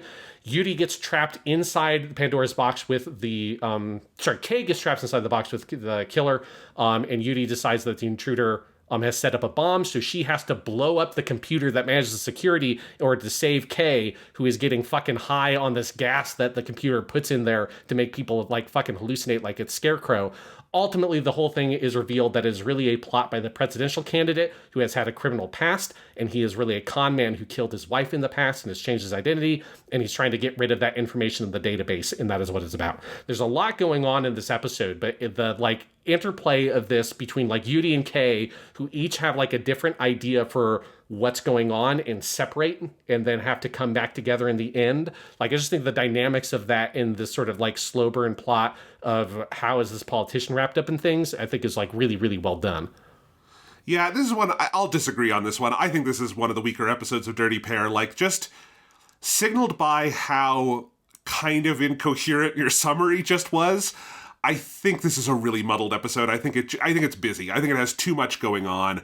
And I don't think it has too much going on in a really fun way like the Algernon episode, where I think it comes together really clearly. I just think a lot is happening. It feels like a muddle to me. It's hard for me to remember this episode, frankly, all that clearly. Like, I enjoy some of the Kei and Yuri stuff, particularly the side of it where Kei has gambling debts and she's mad because their paycheck is short. I think that character side is fun. But I think the way everything else happens, it just, by the end, I think it's hard to follow. I just think it feels like a muddle. I think this is one where they just crammed a little too much into one episode. Yeah, I definitely don't feel that for this one. Like, I had a hard time because I was misreading which character was in the box when I was like glancing at my summary. But I think that like this is like sort of doing your kind of like political thriller, like leaning storyline. And I think it pulls it off quite well. Like, I think the nature of the plot, where obviously you know that it's ultimately going to be both events are coinciding for a reason and that they're both connected. But I think the way that it all comes out in the way that Yuri and Kei have to separately tackle the problem, I think that works really well. I also just like getting more of the details of the inner working of the 3WA. You get the mad scientist from the previous episode, from the Algernon episode, comes back in, and he has his like insane security system he's set up that fucking makes people high and hallucinate their greatest fears when they're in there, which is just like the most weird fucking thing. And you have like some really great animation of Kei and the bad guy hallucinating the shit. You also have the bad guy, the sort of assassin / intruder, who's named Phil. He's played Inoue Kazuhiko, who at this point we would know as Jared Mesa from Zeta Gundam. Now you would know him as everyone's favorite Naruto character, Kakashi from Naruto. He's also Old Man Flit from Gundam Age, is another thing we specifically watched him as. But also when Phil is in his female disguise, that version of the character is played by Sakakibara Yoshiko, who's Haman Karn, of course, from Zeta Gundam. So you have two great guest actors, both technically playing the same character. Yes. I like that, there's things I like in this episode just a little too overstuffed for me, but there's a lot of episodes and most of them are very good, so we can disagree on a couple. All right. Episode 15, Dig Here, Meow Meow, The Reward Comes in the Very End. Written by Konparu Tomoko, directed by Mizutani Takaya, storyboards by Sogabe Takashi. So, yes, this is the one... I'm laughing already because I'm remembering this one because it's so good. This one has such a silly premise, and it's got such a good ending. Yes, this is the Indiana Jones Dirty Pair episode where the Dirty Pair are lounging and flirting with a guy named Stefan, which is just funny. Like, Stefan's great. But that's not what the episode is about, because an old man pops up out of nowhere who's fighting your classic Blues Brothers goons from Dirty Pair. And Kei decides to help him out and just goes and like kicks ass to help out the old guy. They ultimately learn that he's a treasure hunter, and he offers Kei and Yuri to join him on the treasure hunt. Kei agrees for 10% of the find, but when the goons return in a helicopter outside the window, they ultimately end up extorting him for 20%, which is an amazing scene and how all that plays out. They ultimately go to the planet, they crash land on the planet because the old man who's named Joe is making really heavy garlic cooking that like sends Namo crazy, and they crash the fucking ship, which is a very weird detail. There's a lot of garlic bashing in this episode. It's a very anti-garlic episode. They ultimately get involved in their big treasure hunt where there's the rival treasure hunter Clementine, who is Joe's old like partner, that's also trying to hunt things down. They go through a series of different crazy puzzles. They end up in crazy traps, like ending up in a giant pit that has a big spike wall that has a dead Indiana Jones inside of it, which is a very funny little gag where they open up the wall and see a Indiana Jones dude just stuck on the spikes, and they just slowly close it again. Ultimately, they get into the vault, which they have to be, the three people have to stand and basically play DDR to open up this fucking vault. And there's a piece of paper in the vault, and the guy reads the paper and says, oh, well, the real treasure was the friends we made along the way, basically. Like, the real treasure is learning how to cooperate with your two other friends. And Yuri and Kei go home, enjoying the adventure, but disappointed that they didn't get anything. And then they see a TV report where it turns out that Joe had lied to them, and that actually the piece of paper had secrets of like the ancient technology that this ancient civilization used, and has sold it for 170 million credits. And then he sends them a room's worth of roses as a thanks, because that's the thing that Stefan said he was going to do at the beginning of the episode. And Yuri and Kei are like, well, it kind of sucks we didn't get anything, but whatever, the roses. And they throw the roses up in the air, and they're way into it, and it's great. Yes, I think you wrote in your notes, this episode has the right number of one more thing plot points, and I think that's so true. I think, like, it's a minor episode overall, but when you get to the end, and I think this is what makes it all just worth it as kind of a minor lark of an episode, is the real treasure was the friends we made along the way. That's funny. Then you find out Joe is like such a like silly, like old-timey prospector. Yeah, he like, looks like Yosemite Sam, you know? Yes. Like, it's just a ridiculous... He doesn't look like any other character in Dirty Pair. It's great. Yes, he's such a ridiculous caricature that when you realize that he kind of ripped them off, you can't hate him because he is so like loving and playful that like... Even at the moment, Yuri and Kei are not all that mad, and then you get the room full of roses, and Yuri and Kei think it's very funny. Like, it's just a perfect way to wrap up this, again, fairly like minor episode overall, but when it all comes together, it's just perfect. Yeah. Yes. I do also love the moment earlier in the episode where the helicopter shows up out the window and Kei like flips over the table and is using it as a shield, and she's aiming her pistol. And then Yuri runs over to the door and is like, the door won't open. It's stuck. It's jammed. They've locked it. And Joe's like freaking out, and they're like, oh God, we could like, what are we going to do? And then Yuri starts being like, well, what if you gave us 15%? It's like, 15%? Okay, 15. What about 60? And they keep on upping it until 20%. Kei fucking blasts the helicopter out of the sky, and then Yuri just opens the door up because she was just pretending that it was locked the whole time. Is such a great, it's what makes the whole structure of the episode work so well, is that they tricked him and duped him at the beginning, so then when he does the same at the end, it just kind of all comes home in a way that works really well. Yeah, absolutely. Yes. We do have some good guest stars for that one. Stefan is played by Suzuki Hirotaka, who is, of course, Captain Bright in Gundam and Ten Shinhan, the original Ten Shinhan in Dragon Ball. And then Joe is voiced by Nagai Ichiro, who is Degwen Zabi / the narrator from Mobile Suit Gundam, is also the original voice for Karin-sama and the Crane Hermit from Dragon Ball. So again, when we say they got everyone from Zeta Gundam, everyone, they all were there. It's great. Yes. All right, episode 16, Leave It to Us. The 3WA is a Wonderful Job, written by Konpado Tomoko, directed by Shino Yukihiro, storyboards by Kikichi Kazuhito. I'm trying to remember which one is this the one where, okay, so this is the one where you've got the lady who is the like heiress to this whole giant conglomerate called Yorozuya. And they have to guard her for a day.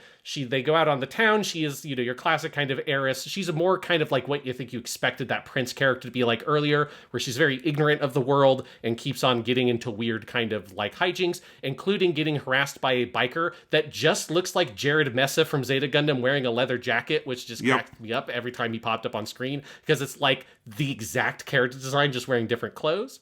Sakurako, the heiress, ultimately sneaks away, so Kei and Yuri have to report her lost, and Kei ends up having to stay behind as a double for Sakurako in a very funny scene where they pick Kei, and Yuri's very offended by this, because she's like, why wouldn't you pick me? And like, well, you're both equally vulgar young women. It doesn't matter which one we pick.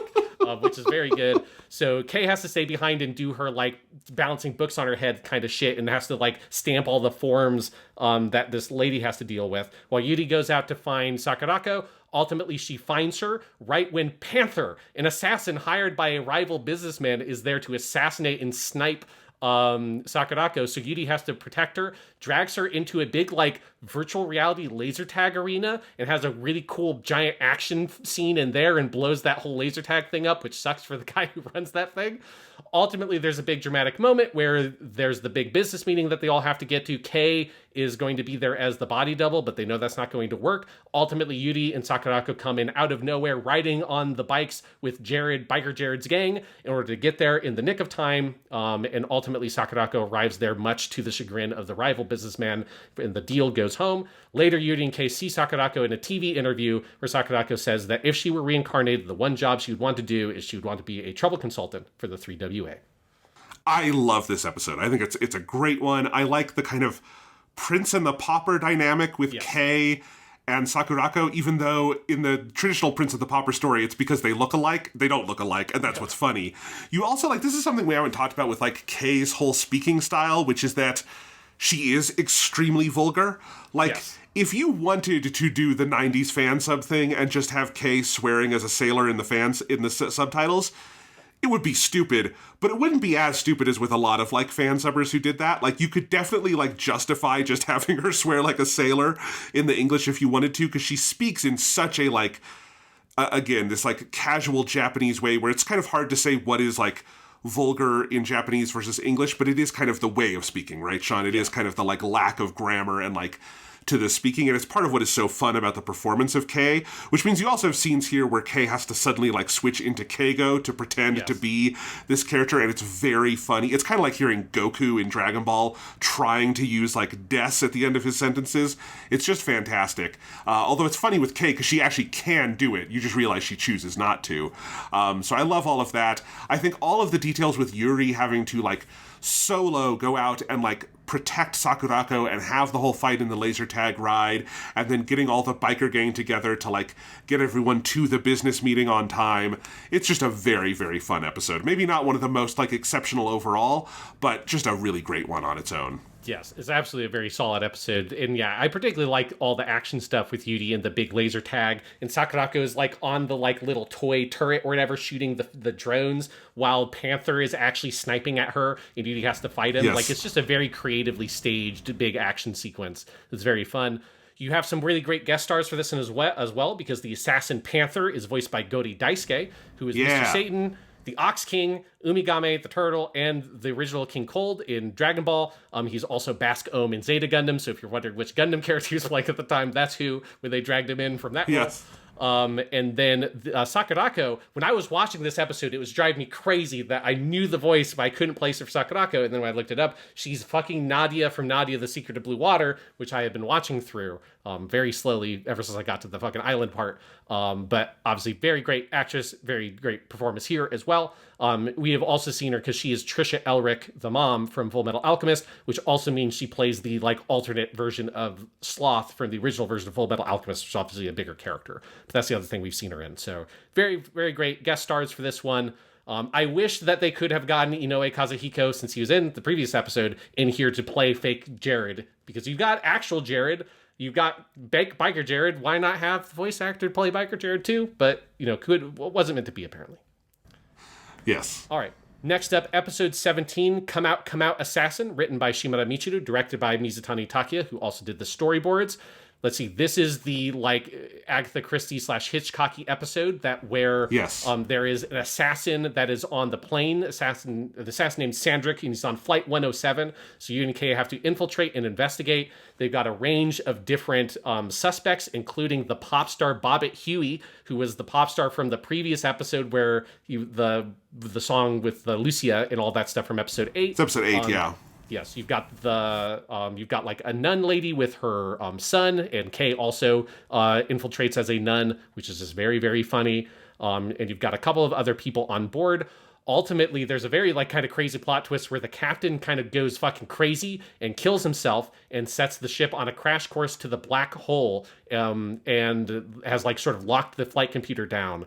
And so Yuri and Kei ultimately are trying to create a scenario where Sandrick, who's also an expert cryptologist, can break the computer and prevent them from going into the black hole, while also investigating all the different suspects. Ultimately, it turns out that Carly, the guy that you guessed would be the guy, is the guy, because there's a guy who goes in an escape pod early on and is seemingly killed, but really that was Sandrick, who had killed another guy, thrown him into the escape pod, and disguised himself as the other guy for the rest of the episode. Ultimately, Kei has to get into a fight with Sandrick on the outside of the ship after the ship is set to explode, even when they solve the riddle of the computer. And Kei is seemingly going to get killed and flung off into space when out of nowhere she is saved by Bobbit Huey, the Pot Prince, and also kind of a jerk. But really it was Yuri who convinced Bobbit to do it in the first time, so it was really Yuri the one who saved her all along.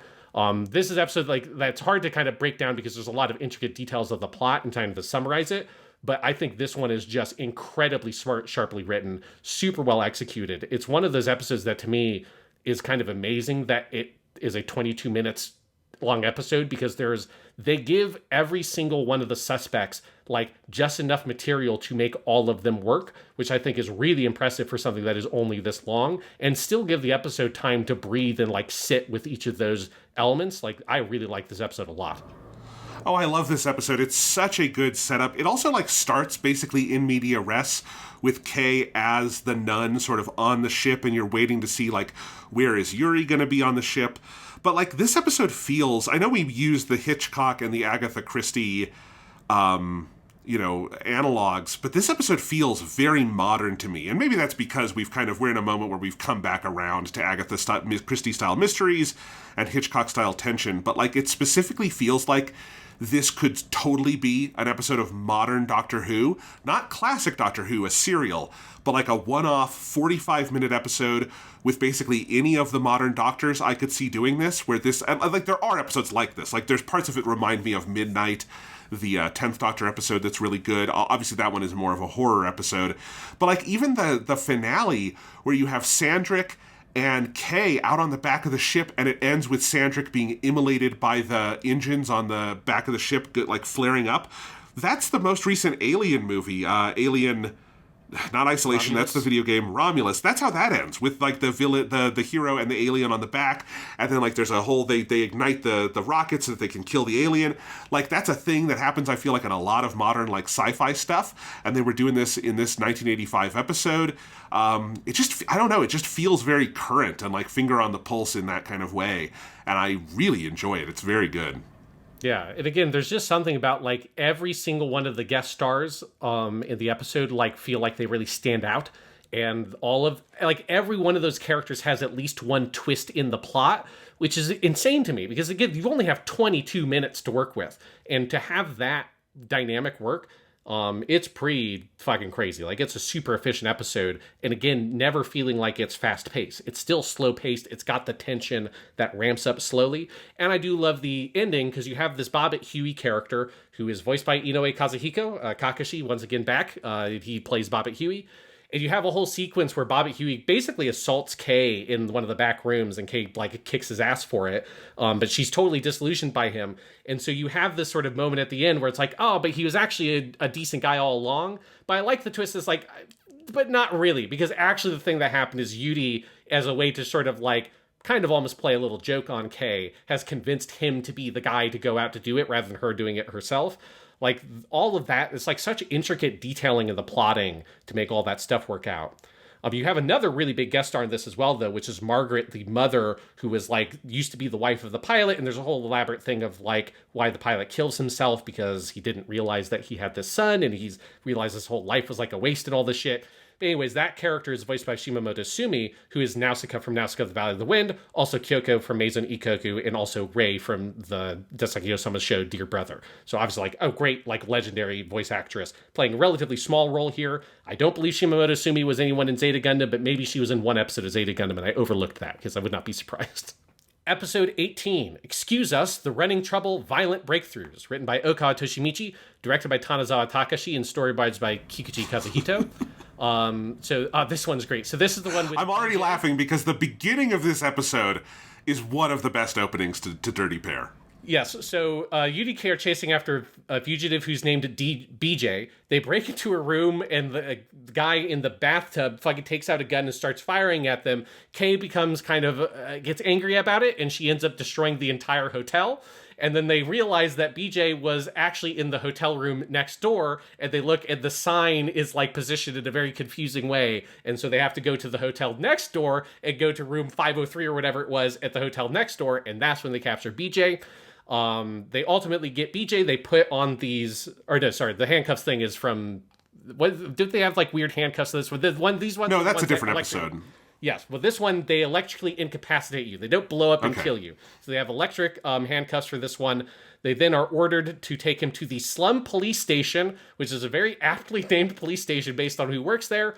But on the way, they have to stop for gas. That's when a bomb gets planted on their car, and basically a whole series of different kinds of attacks get placed on them. They're on a bus, and the bus is attacked, which is great because then all the people on the bus start fighting against the goons. This is another episode where they have to escape into the sewers to try to get away, at which point they almost get crushed by a giant ball that cleans the sewers. They go to a restaurant and hide out into a restaurant, realizing that they must be being tracked by the bad guys somehow.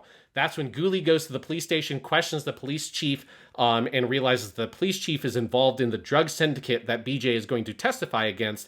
And Ghoulie is then shot by the police chief, who tells the Dirty Pair, hey, do what you need to do, which is the most affirmative order Ghoulie has ever given the Dirty Pair.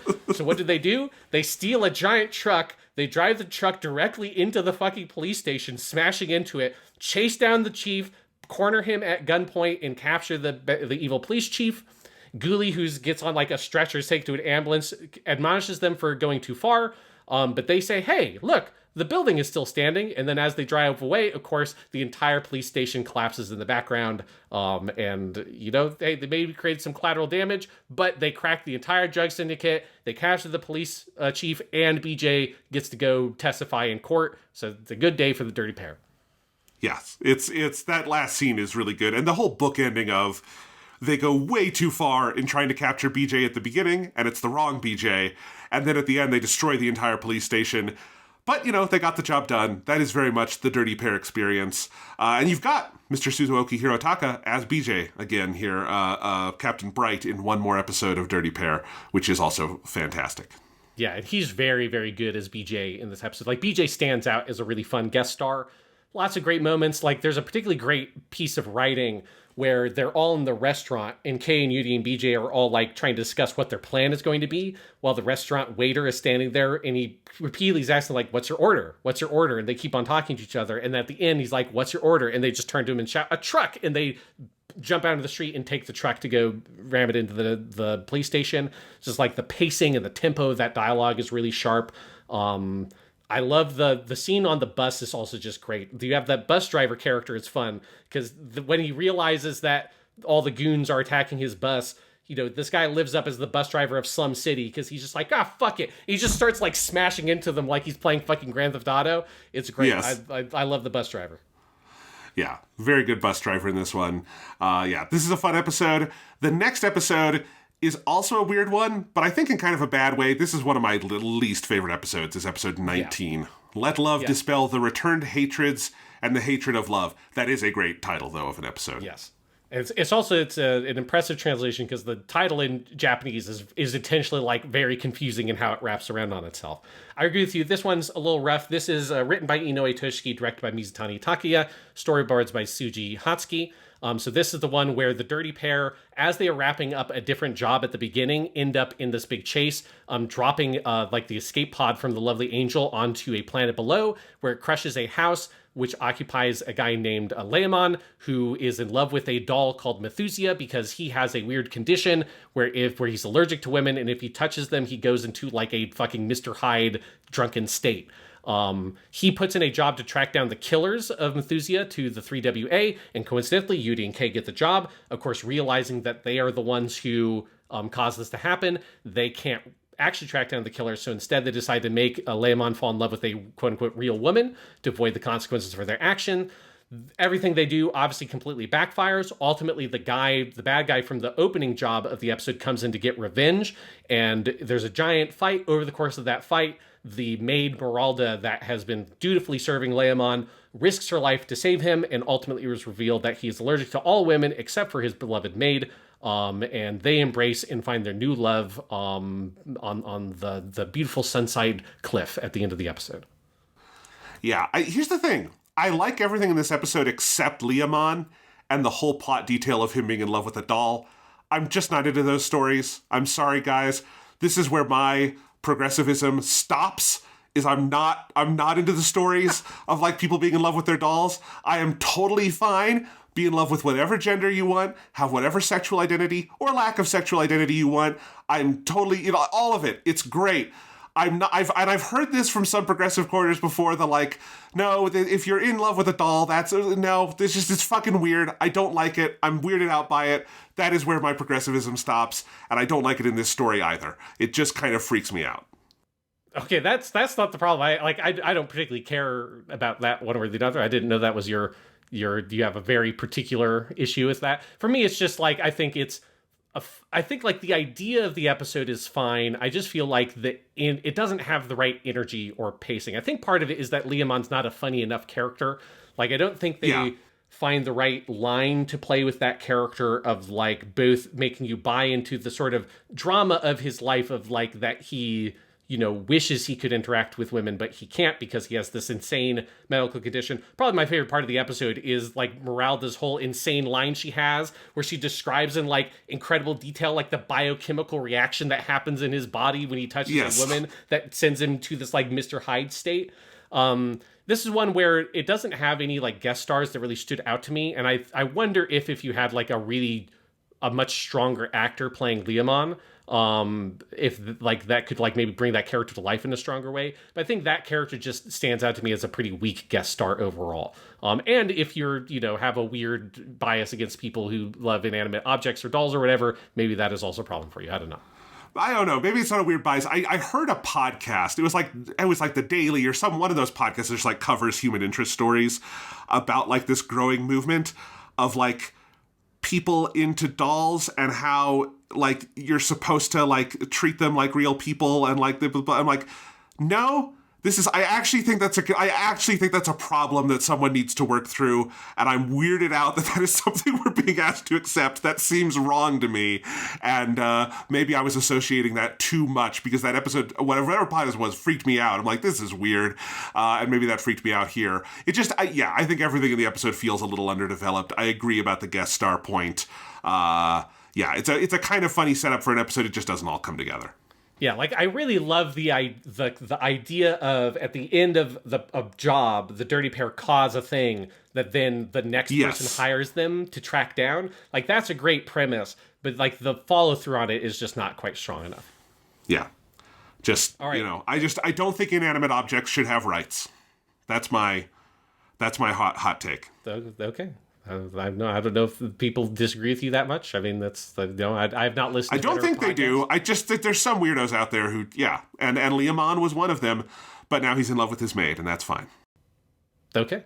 Episode 20, The Pursuit of Blues is the BGM of Murder. Maybe the best title of all the episodes of Dirty Pair. And one of maybe my favorite. I think I put this, this might be my favorite. I don't remember actually anymore what I put as number one on my list because there's so many good ones. This one, it took a little bit to figure out the credits for this one. It is credited as written by someone called Sakagami Seiji, who has basically no other credits. And the English DVDs that I have a English DVD credits section at the end that actually lists Inoue Toshiki there. So I wonder if this is, I'm almost certain that this is a pseudonym. I don't know if it's a pseudonym for Inoue Toshiki. Either way, the credit says Sakagami Seiji. Maybe it was Inoue Toshiki. It's hard to say.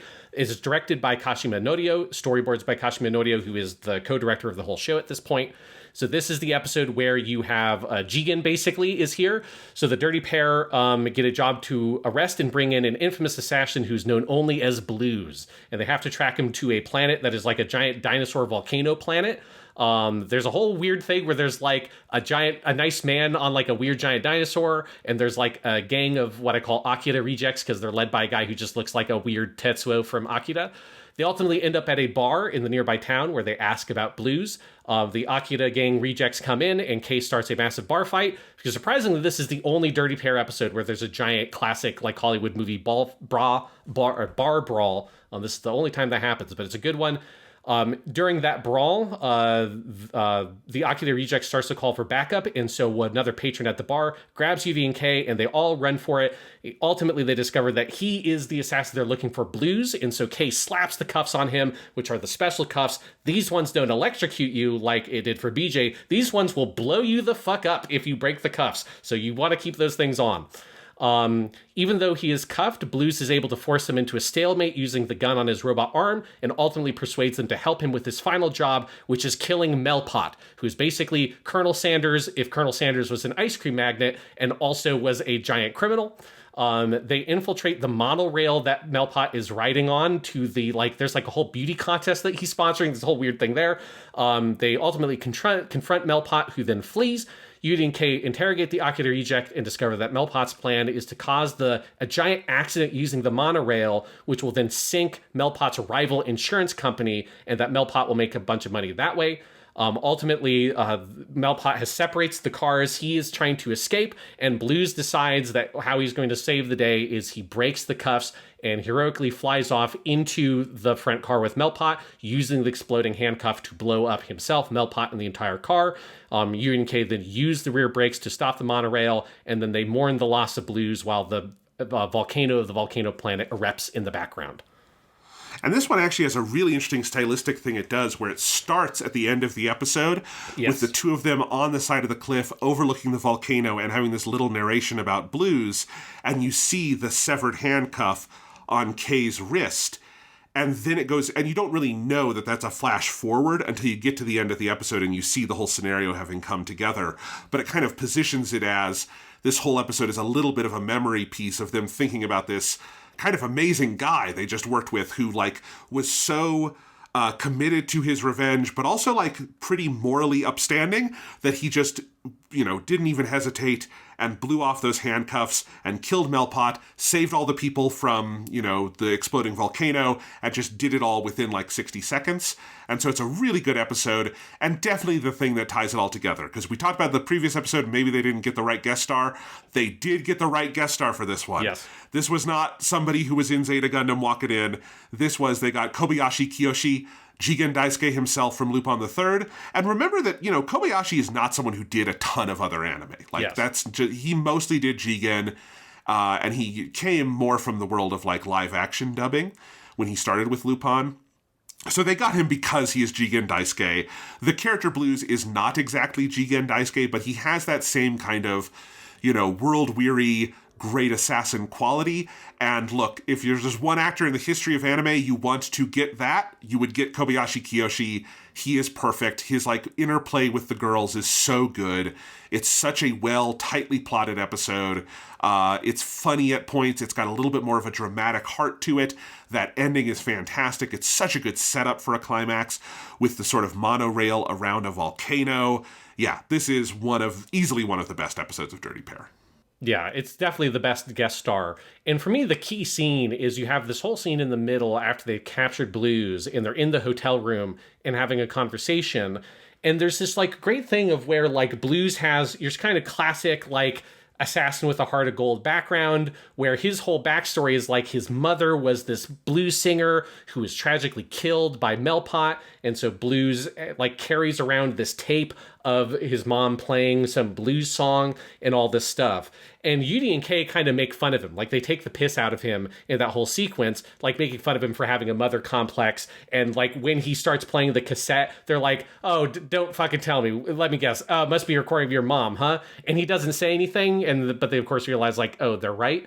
But there's something about the way that all works out that it makes the tropey nature of Blues as a character land really well. Like, he doesn't actually feel like a trope anymore. He feels like a real person. Like, he feels like a little boy who never really grew up, because you can have these girls like totally see through him immediately and kind of make fun of him a little bit, but it makes the kind of tragic nature of his life actually stand out more. And it's a really like great piece of writing that I think just highlights how effective Yuri and Kei can be in these kinds of tropey genre stories, that they bring a very different lens to it, right? Like, you couldn't do that dynamic if it was Lupin the Third and Lupin was your main character here with a not other Jigen guy, right? You need characters like Yuri and Kei in order to contrast so strongly with Blues to highlight the kind of like fragile masculine nature of like the thing that he is and the whole life he's living.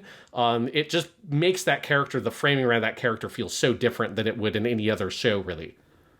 Yeah, and this is exactly what I was talking about at the beginning of the episode when we said, like, a result of the show having a really thoughtful presentation of genders, you have these male guest stars who are treated in really rich ways. Even though the show, I think because the show's, like, point of view is explicitly feminine. Yes. Yeah.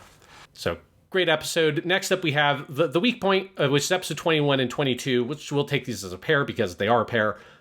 Which is, you're kidding, 463 people disappear, and episode 22, we did it, 463 people reappear, which is a very funny joke with the two titles. Episode 21 and 22 are... I don't think you even need to go through the whole plot of this one. Okay. It's that there is the setup is great, that there is a plane that comes into land, but nobody's on it. It seems like all the people on board, all 463, have disappeared, and so Yuri and Kei have to go figure out this case. There's an entire, little family that is involved with this, where you have Arthur the kid, and then you have the dad, who is one of the people they're helping investigate, and the mom is also involved in it. And you realize over the course of the story that Arthur, who is like a genius computer hacker kid, caused all of this so that his mom and dad would work together again because they are getting divorced. And then there is, it turns out, an entire criminal element to this as well that ties into that. And the thing is, I think if this were one 22-minute episode, It would be a pretty good 22-minute episode. It's the kind of dense but focused plot that I think a lot of other episodes of the show do very well. I can see why they tried to do it as two, because there are a lot of turns, but there's not enough turns to justify 2 full episodes.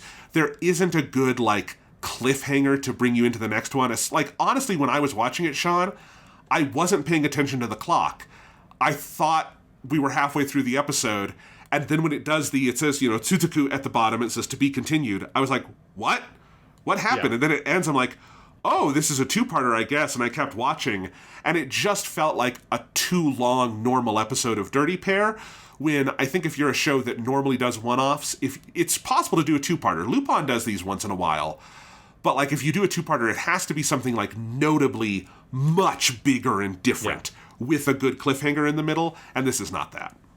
Yeah, I also think it really stands out that episode 21 has notably worse animation to me. That's easily the one where normally Dirty Pair is pretty even keel. You've got a couple episodes that stand out amongst the others, but you don't really have episodes that look notably worse animated, which you would expect to see in an episodic show like this. Episode 21 is the only one that stands out like that. Even episode 22 doesn't really have that problem. It makes you wonder if at some point there was a production thing that happened, potentially maybe this was going to be one episode, who knows, but it does feel like this is a notable hitch in the production. Still not terrible, no. Just notably too slow, and really it probably wouldn't stand out that much if for the fact that Dirty Pair is so consistently so good that anything that has this kind of pacing issue, it's really the only episode that has that kind of pacing issue in it. And I think the big thing for me that hurts these 2 episodes is that because they're so slow paced, it ends up making Yuri and Kei feel very passive, because one of the things of having these really breakneck paced stories that Dirty Pair usually does is that Yuri and Kei are super active in the plot because they're having to push things forward very quickly. And here, the very slow, and you go, Yuri, and talk to Arthur for a while, and I will go over here. There's just this, very slow roll to the storyline where it feels like there's too much of, Eddie in that side of it following the plot, rather than Yuri and Kei just smashing things up. This feels like a story that in a normal Dirty Pair episode, the Dirty Pair would have blown up half of the things involved in the story about the halfway point, rather than this being this two-parter, where the ending works okay. Like, I like the climax of where everyone gets together and they find the plane and all that shit in this, like, scrapyard. Like, that stuff's decent, but it's just the big, like, Achilles heel is that it's just too slow-paced for Dirty Pair. It does, however, have, as you wrote in your notes, Moogie, like a boss, coming in and just sitting on one of the bad guys to incapacitate him with his giant size. Yeah, Moogie's my boy. Love Moogie. Yeah. You do, the one big benefit, particularly the second of these episodes, that you have it being super slow-paced, is you do have two main scenes that just go on for really long, of them just, like, wandering around the scrapyard and stuff like that, that they just play, like, the full track of the song from the soundtrack. So you just get the whole uninterrupted recording of, like, multiple different songs. And I think you hear some parts of those songs that are only in these episodes, unless you listen to the actual soundtrack version, which that's kind of fun. Not normally think that I would say is, like, a big feature of an episode, but hey, you're kind of picking at straws for some of these slower sections, and you have that. One I will shout out, we do have a fun guest star, which is Yamada Eiko, is Arthur Ross, the little kid, who is Mai from Dragon Ball. So there we go. The next one, though, this is great. Actually, these last four are all fantastic. But the whole ending stretch of Dirty Pair is incredible. Episode 23, Uncertainty, Our Magnificent Revenge, written by Shimada Michiru, directed by Shino Yukihiro, storyboards by Amino Tetsuro. So in this one, you've got another in medias res beginning, where Yuri and Kei are about to bust up a giant drug ring headed up by a guy called Father Mahogany, who's like a fucking Catholic cardinal priest dude, and they're about to launch a fucking rocket into his whole, like, deal, and they get a call from Ghoulie at the last second, where Mahogany has put political pressure on the 3WA to call the mission off. Yuri and Kei then have to try to escape, because they're then basically discovered, and Yuri is shot and wounded, and she falls into this fountain, where she's rescued by a man named Daniel, who kisses her very suddenly to, like, in your classic, like, oh, we're, like, just making out, and so we can't be the people you're looking for thing, so they are ignored by the people chasing after them.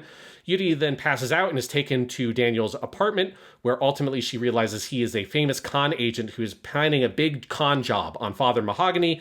And Yuri decides ultimately to join in on that plot. And the basic plot is Yuri poses as this rich woman who's looking to sell rights to a, like, piece of shit backwater planet, but they've set things up to make it seem like that planet actually has massive reserves of gold, and they basically are going to make Mahogany believe that gold is there and that he can buy it. And one of the cool things, I think one of the smart things about the plot, is they set it up as they seemingly accidentally leak this information to Mahogany, believing he is someone else, or to make him think that he's getting one over on them. And so all the details of the con, I think, are really methodical and really well thought out.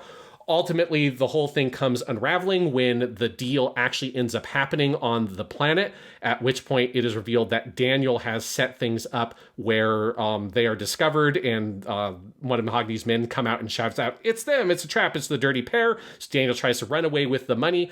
Ultimately, though, Yuri and Kei the whole time never really believed Daniel, so Kei captures him in a giant massive crane, dangles his ass over a giant lava pit. Yuri then does one of the most badass things in the show, where she goes bye-bye and shoots the lock on the money case, and all the money goes falling into the lava, while Father Mahogany climbs up on the crane trying to get it, and Yuri and Kei go off into the sunset, enjoying the fact that they have totally fucked over both of these assholes. Yes, it's fantastic. It's like, and there's so many good layers to it, because just as a, like, con artist story, it's fantastic to watch them, like, play the con. It's a slightly different mode than we've seen from Yuri and Kei before. It's a very different mode for your sort of hunk of the week guest star to play. But then to have the whole extra turn of events at the end, where Daniel tries to turn the screws on them, but they expected it the whole time. And the way they do it is just so mercenary, where I don't think it's a lava pit, Sean. It's like an industrial, like, it's like a forge where you have the, like, molten steel, and they dangle him over it, and they don't take the money. They shoot the money and make it burn. Like, it's such a great way to rub it into both Father Mahogany and Daniel, that Mahogany has lost all his money, because this is the other thing, is the Khan allows them to stop Mahogany's entire drug ring when they weren't allowed to, right? Yes. Because they don't actually go after Father Mahogany in the way the 3WA had authorized or not authorized. They get his money for a totally different reason, and then they burn it in front of him, and Daniel, like, it's also rubbing it in Daniel's face, but Daniel, like, obviously finds it kind of funny and charming because he is kind of on the same wavelength as these girls. So yeah, it's fantastic. And also more of the Yuri and Kei are in love and they don't quite understand it yet. Yes. Because they are into each other. Daniel never really was a thorn in their side. Yeah, and this one's particularly fun because it's a real Yuri-focused episode, right? Like, so many of the episodes kind of have Kei as your baseline, and this one is really all about Yuri. And it just gives it a very different feel to it. Yeah, but super intricately plotted, very well animated, very, very sharp dialogue and banter, and you just gotta love having a guy named Father Mahogany. Our guest stars for this episode, we've got Mori Katsuji as Daniel, who is Garma Zabi from Mobile Suit Gundam.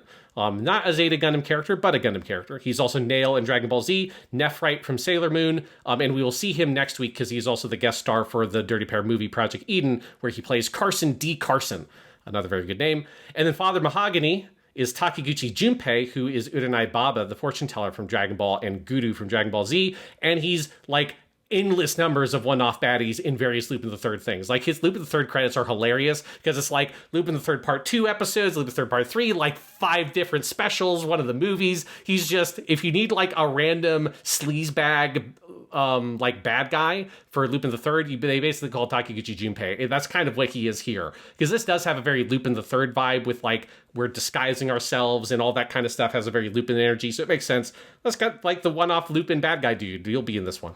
I knew this was Takiguchi Junpei because when I heard him, I thought it was Yanami Joji, who is also from Dragon Yes. Ball. He's the guy who plays, he's the narrator in all of Dragon Ball, and he's also Kaio-sama. And whenever we would do Lupin the Third episodes, Sean, I would hear this voice, I would think it was Yanami Joji, I would double check, and then I would find out it was Takiguchi Junpei, and I eventually realized, okay, Yanami Joji, he was never in Lupin, it's always Takiguchi Junpei, and I just get their voices mixed up a little bit, because they do have a certain similar quality Yes.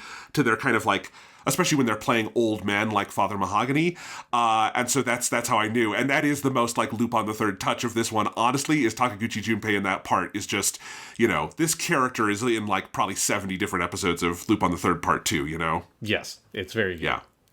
All right. And then episode 24, which was the finale to the show as it originally aired, which I think is fucking hilarious, because this is Yes. a good episode, but it is an objectively weird episode to do as your last one before going off the air. Yes, but it is a great episode. Episode 24, Are You Serious? The Apartment is a Dangerous Address. This one's written by Inoue Toshiki, directed by Mizutani Takia, who also did the storyboards. This one fucking rules. So this is a serial killer, like, mystery story. A serial killer has been murdering beautiful women staying in condos and carves mysterious letters in their head. He's murdered like 33 women this way. And the only clue is that one of the victims early on left the word salesman behind. I assume scrawled in blood or something like that. So Yudi and Kei are assigned by Ghoulie to investigate, and they're stationed in a condo as bait. It's got a really great opening where it basically kind of starts in medias res, and then Yudi and Kei are kind of just like hanging out in the apartment doing nothing, and then they get a call from Ghoulie, and he's like, well, have you guys not read the report? And like, oh, right, the report. And then they have to look at the report. It's a very smart way to give some of that exposition at the beginning. Yudi has brought a Jake bird, which is a little like parrot-like bird from an old fling. And then as they're going over the material for the case, the doorbell rings and a salesman arrives. The first salesman is a laser kitchen knife salesman who's a really weird guy who's got this whole practical joke he plays with a art fake finger he has that he says he bit off when he had a nightmare when he was a little kid. Right before he can tell them what the nightmare is, the bell rings again. And another salesman, this one is a lingerie salesman who's trying to sell bras to Yuri and Kei, including a bra called the White Volcano, which is a hilarious fucking name for a bra. And that bra has an anti-groper mechanism that will shock anyone who touches it, I guess, like, you know, after you turn something on. That salesman goes to the bathroom, but is really going to steal their jewelry when he is caught by Kei, who captures him by lifting her shirt and then hitting him with the bra she put on that then shocks him, which is very funny. And then a third salesman arrives at the door. This one is a weird little kid with sunglasses who's trying to like offer them an acupuncture massage. He has a weird complex about women due to his mother. We never find out exactly what happened, but he just hates women because he's like, oh, your voice reminds me of my mother. Oh, your hair reminds me of my mother. And he's got like these like blood red cat eyes that are artificial eyes. All of them are sitting there discussing the nature of the case and kind of chilling and just shooting the shit, basically, about salesman stuff, when the bell rings again, but this time it's not a salesman, it's a detective. While they're all discussing the case, they see a news report about the killings on the news when Yuri has the epiphany that the condos are an 8x8 grid and that really what's happening is it is an elaborate game of chess between two killers where the woman that they kill in the condo, they carve the letter into their forehead, and that's the name of the piece, including what they say is in for night, which is very fucking funny, particularly with the English subtitles that put that right contrast right there for you how the word night is actually spelled with a K, of course. But so they reveal that that's what the whole like killings are all about, and that of course the room that they are currently in is the winning move of the game because they play out the whole game on the chessboard that Mugi and Nanmo have been using. That's when you realize that it is the detective that's the bad guy. Yuri has spilled like tea on him and some sugar on him and says that, well, the Jake bird we have is the bird from one of the cases that the killer thought was dead but actually survived, and it can reveal the killer. Of course, the Jake bird goes and shouts, I hate you, and is going after the sugar. So the detective thinks that he has been caught. He takes out a crazy Freddy Krueger glove and fucking breaks the lights and is about to kill them when Yuri and Kei of course stop him, and it's all revealed that the other killer was this guy's twin brother, and of course that they could figure out that he was the bad guy because you deduced that he would not have been using a salesman cover anymore, so the only person it could have been was the one guy who wasn't a salesman, the detective. And this is like, and that, everything I just told you is a 22-minute episode of television, and it's perfectly paced, and it's just incredible. Like, I couldn't believe, I've seen this episode before, I still can't believe how tightly structured this episode is. Like, just like, and it's the same director and storyboarder from the episode with the assassin on the plane, and it's got the same quality of, like, you've got a whole elaborate murder mystery with multiple different guest stars that all have to be red herrings type characters, and all those red herrings need to have like plot twists associated with them. They do that for all of them. And then just the concept of two serial killers playing an elaborate game of chess with their murder victims, and the scene of them like playing it all out on the chessboard right there and realizing the winning move is the room they're in.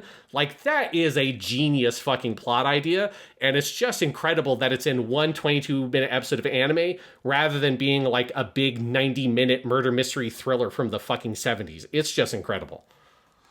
No, it's a very good episode. This one and episode 17, which are both directed and storyboarded by Mizutani Takiya, there's like a clear symmetry to them because they're both sort of these closed set murder mystery things with a bit of Hitchcock, a bit of Agatha Christie. I think between the two, I prefer episode 17, and it seems like you, Sean, probably prefer episode 24. They're both very good, to be clear.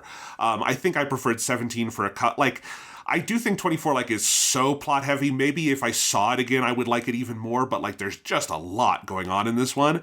But it is extremely impressively produced. It's got great storyboards. You're mentioning, some of the different shots in it. I think particularly once you get into the plot unveiling about the chess moves and the 8x8 grids and the way it starts visualizing all of that is very creative.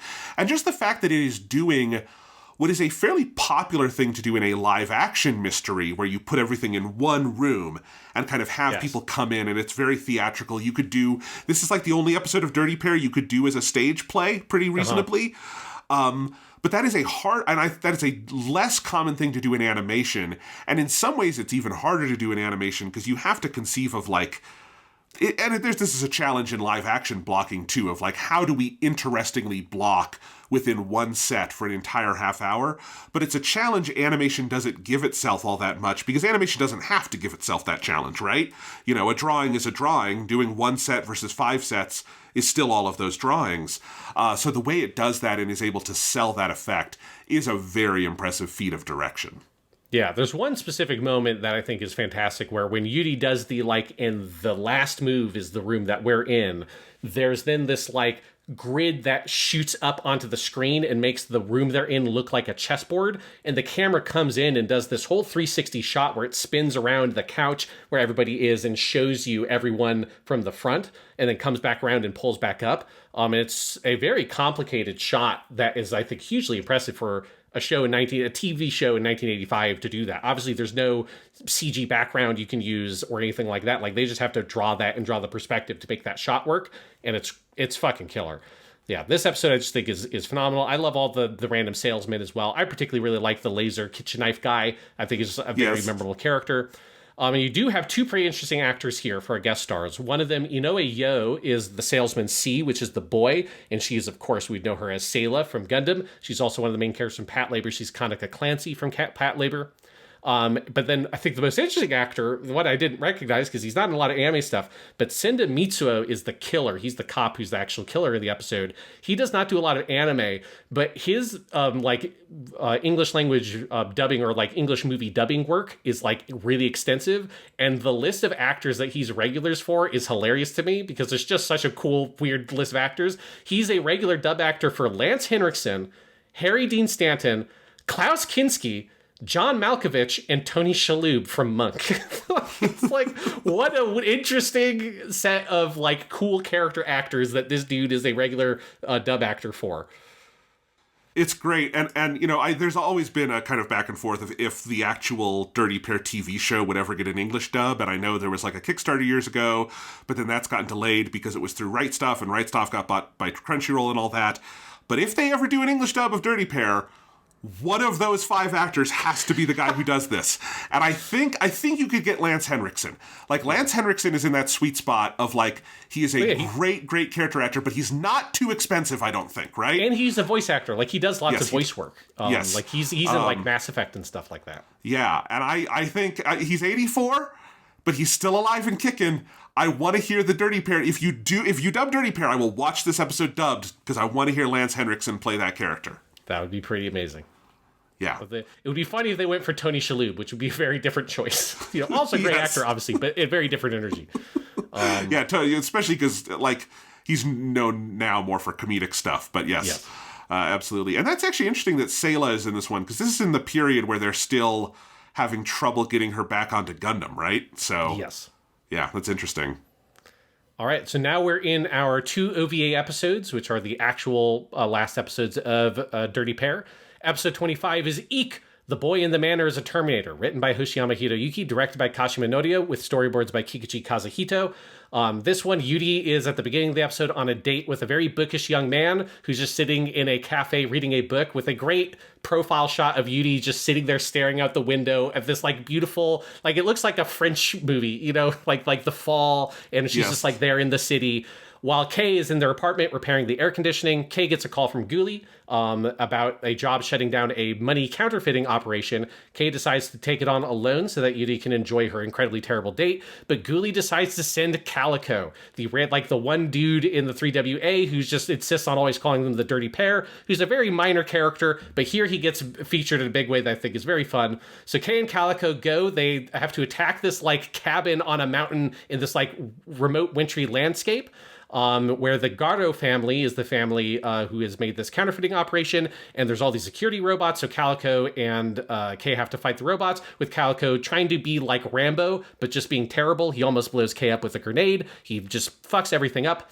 Meanwhile, Yuri is on her terrible date. She almost kills her date where she's fucking driving at night at like 100 miles per hour, just like making fun of the dude for reading his book with a little night light on the book. The way they depict this like nerd dude is very funny to me.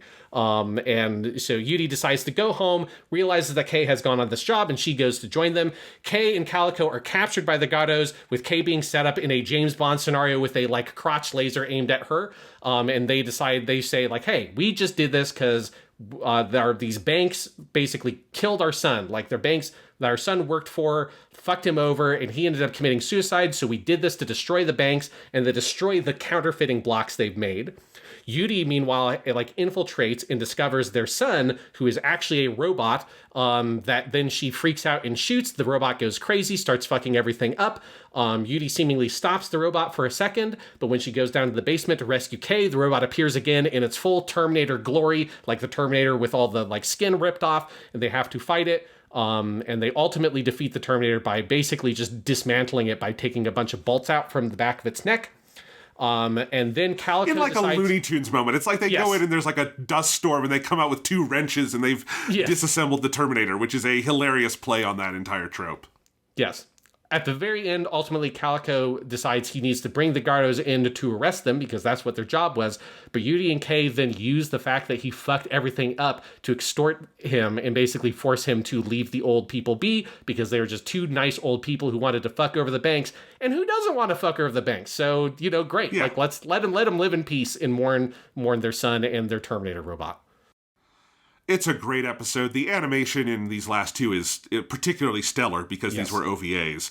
And like particularly you can just tell whenever there's like a fight scene in this, there's so many more frames of animation on like the movement of the characters. The Terminator looks really fucking good. And it is just the Terminator. It's hilarious how direct it is to the point that Kei even says, like, I saw a movie like this once, they crushed it in a machine, which is just referencing that. And if you're wondering what was the timeline here, the Terminator the movie came out in October of 84 in America, but May of 1985 in Japan, right when Dirty Pair was, like, in production about to premiere, because it premieres in July. And I also looked this up, Sean. Terminator made a huge amount of money in Japan. It made 960 million yen, almost $1 billion yen, which would be around $10 million, which would be a bit over an eighth of the entire global box office of the Terminator. So if you're wondering why Dirty Pair did a Terminator episode, there you go. Like, this was a moment of, like, it was the exact right moment for this to happen. Yeah. But it was, when I was watching the episode, I did have, like, this random moment where I was like, wait a minute. This was made in fucking 1985. Like, when did Terminator even come out? Because you're so used to Terminator references today because it's so ubiquitous. But but my impression is like, it is like the combination of both Terminator and Terminator 2 creates the big, like, cultural impression that people reference. So having something that's like, completely contemporary with the original Terminator, particularly for the Japanese audience, make this like pretty elaborate homage to it is cool and very fun. Yes. This episode's super good. Like, I just think the whole dynamic of having Yuri and Kei separated for most of it and having Calico be this, like, competent dick, there for the rest of it, just, it helps highlight the beauty of the partnership of our lovely angels, right? Which also is a good way for it to lead into the subsequent episode. Like, episode 25 and 26, not originally designed to be sold as their own separate OVAs when they were scripted, but end up working as, like, a pair of episodes because there's so much about that partnership. And that dynamic of this episode works super well. And then also, I really want to shout out just the aesthetics of this episode. It's both that the animation looks really good, but I just think the art design of it is phenomenal as well. Like, the wintry landscape that they have to ride their, like, speeder across, the, like, use of light and shadows when Yuri is sneaking into the cabin and encounters the robot for the first time, where he's like, the robot's like sitting by this fireplace, and the way that the fire like creates these really harsh shadows in the room. It's just a really, really well storyboarded, directed, animated, and like the coloring, all that stuff is just really top notch. And you can feel it just gets that extra level of polish because it was sold separately as an OVA, and it's very cool. You do have also that whole riff on 007 with the laser thing, which you added this to the notes. I'm glad you did, because this is a very funny moment where Yuri goes and saves Kei at the last moment and has this great line where she says, "Good thing you're a girl, huh? It would have been too late for you if you were a boy," which is a very good line. Because you have the laser basically get to her, like, what do you even call it on that uniform? Underwear, like lower pants, the, like, cutoff shorts. And it's just starting to singe those. And then they turn it off, which, of course, if she had balls, they'd be gone. And I love that it's that like, is such a, like, bold way to do the James Bond thing. I think it's great. Yes, it's very good. And, I love, the show obviously is fairly referential. It's been referential before. It had King Kong vs. Godzilla. In the episode, the 2-part episode, they like very prominently have like the Starship Enterprise in a shot, like a model of it. I think they do a good job of like paying those little references and homages in places and doing a fun spin on it. All right, and then we have our finale, our true finale, the one that was designed for the show, and that if you're watching it today, obviously it's all packaged together. Episode 26, we're really? For beautiful women, canon is the key word to escape. Written by Oka Toshimichi, directed by Kashima Norio, storyboards by Amino Tetsuro. We've always kind of talked around this episode already, but basically the plot of the episode is that Ghoulie is touring a remote 3WA research facility when he discovers it has been taken over by a new character we encounter, a security chief for the 3WA named Marcus, who basically just looks like a Nazi. Like they're not trying to sort of hide that aesthetic very much. Marcus takes Ghoulie hostage, and he uses what Ghoulie calls the God Cannon, and then Marcus goes, the God Super Cannon, and he's using it to threaten the entire city that the 3WA is located in. Yuri and Kei are called in, but ultimately the suits of the 3WA decide not to attack because they think it's too risky. Instead, they trigger a self-destruct device that will erupt the entire volcano that the research facility is built inside of in 12 hours. But Yuri and Kei decide, fuck it, let's go and rescue Ghoulie anyways. And they each decide that separately. They're going to sneak out in the middle of the night, but then they're both trying to do it at the same time. So, of course, they go together. They get into a bunch of crazy fights where they come in on like a hot air balloon for no clear reason, where they've got cat costumes. That's a very weird part. But ultimately, they fight their way into the research facility. They disagree on which approach to take. So Yuri decides to go to the God Super Cannon room. Kei decides she wants to go directly to confront Marcus. She fights Marcus, but is ultimately disarmed. But before Marcus can kill Kei, she pulls the lever, brings up the God Super Cannon, and Yuri does maybe the coolest thing in any Dirty Pair episode, where Kei is like, where's Yuri? Where's Yuri? And then Yuri is hiding in the barrel of the cannon with her gun pointed outside. And when Marcus walks by, she just blasts the fucker in the chest. Yuri and Kei then are prevented from escaping because Marcus turns on the fucking blast doors and shuts down the whole facility. So Yuri and Kei take Ghoulie, they put him in a safe pod that's used to protect important documents. He's like, we gotta keep those documents safe. And they're like, fuck that shit, we're more important than that. Rip out all the documents, put him in there. They can't fit because of the weight limit, so they launch Ghoulie and they decide the only way to escape is they get on the God Super Cannon and blast a hole in the top of the facility, and miraculously they both survive. Kei believing at first that Yuri is dead and weeps the apparent death of her partner, but ultimately reveals that Yuri is there. She's just under the piece of metal Kei is sitting on, and they walk away, our dirty pair, our lovely angels, into the sunset, reaffirmed in the most beautiful partnership in all of history. Absolutely. And also, like, the other plot line going through this episode, Sean, is that it starts with sort of a day in the life moment where they're arguing because Kei has snuck into the fridge and is eating a cake that Yuri had been saving. And then Yuri locks her in the fridge, and so Kei gets a cold. And so they're both at each other's throats at the beginning. But, which is a great setup for this, because of course where the story ultimately pushes them is to realize how much they trust and love one another, and that is where it ends, which makes it feel like such a good culmination for the series. One weird note I want to make, I don't know why I care so much about this. All of the English spellings of this episode title are wrong.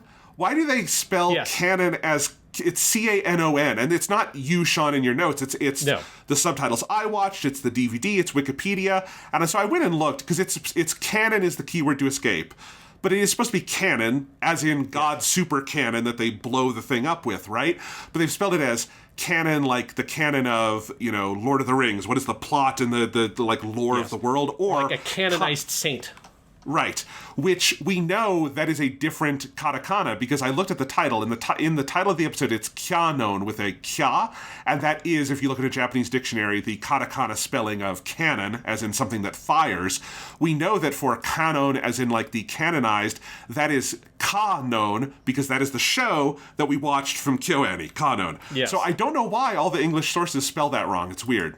Yeah, well, it's particularly weird because it is also it's canon ho, which ho is it's specifically saying the word canon, C-A-N-N-O-N. Yeah. But yes, everywhere spells it C-A-N-O-N, and it is very confusing. There's no reason for that. Yeah, there's no reason for it at all, because it is the God Super Canon, which also I took offense at the subtitles I had, which is the official English DVD release from Nozomi Entertainment, which that changed it to Super God Canon. No, it's God super canon is the way that he says it. You can hear it clearly. I don't try to normalize it. It's the God super canon. And he puts a lot of emphasis on the super in the middle, which is just the best name for a canon. It's great. But yeah, this episode is just phenomenal. That whole structure of where you start with this sort of like petty little argument between Yuri and Kei, which forms that backbone of like their relationship is a little bit strained, right? Kei has this fucking sneeze she has for the whole episode. And it ending with this moment where Kei thinks that Yuri is potentially dead and she's crying and she's going, it's like, I'm sorry I ate your cake, but it's kind of your fault anyways. If you're going to have that cake, you should have put it somewhere I wouldn't find it. I love that she starts just like blaming her even when she's grieving her death. Yes. And then Yuri's like, get the fuck off of me. Like, it's like, she has a great line where she's like, man, it would be great if you weren't eating all that cake because I wouldn't be crushed so hard right now by your tremendous weight. That's like very... Yes. They're always poking fun at each other's weight and that kind of stuff. But yeah, like that dynamic is so strong. And it's one of the things that makes this episode such a great finale. They up the stakes by putting Ghoulie in danger, which is a smart way to kind of change the feel of the episode. But also they make sure the episode is very like squarely focused in on that key relationship of Kei and Yuri. And it is a great kind of like summation of the thing that makes the relationship and that dynamic such a strong element of the show. Yeah, and like finales to a show like this are really hard. Like, yes. Because it's hard to know what do you do for kind of a mostly episodic show. But, Dirty Pair is episodic, but the characters it feels like there's a continuity in so much as this relationship matters. So I feel like you don't just want to go out on a random one-off. You don't want to go out on an episode that's big but kind of goes in the wrong direction. Like, I'm thinking of the final episode of Lupin the Third Part 2 is that Hayao Miyazaki episode that it has the robots from Laputa Castle in the Sky in it. And Nausicaa of the Valley of the Wind, yes. voiced by Nausicaa, is in that one. And it's a great episode. Like, it's a great 25 minutes of Miyazaki animation. It's like a really solid, like, half hour of TV. But it feels wrong as a finale to Lupin the Third Part 2 because it's about a lot of other things. Most of the characters are, like, in disguise for most of the episode. And it just doesn't quite feel like it is a tribute to the show that we were watching for 155 episodes, or however many of them you wound up watching. And I think this threads that needle really perfectly in that, as you said, Sean, it raises the stakes a little bit by putting Ghoulie in danger, so there's something a little more personal than we've seen before for the characters. And it puts their relationship at the center as a through line so that thematically it feels like it's paying off. But at its core, it is still a Dirty Pair episode. It doesn't become something different in its final half hour. It is still the kind of story that you expect from Dirty Pair. It's with just enough little tweaks that it feels right as a finale. And again, I think that kind of thing is really hard for an episodic show to do, and this just nails it.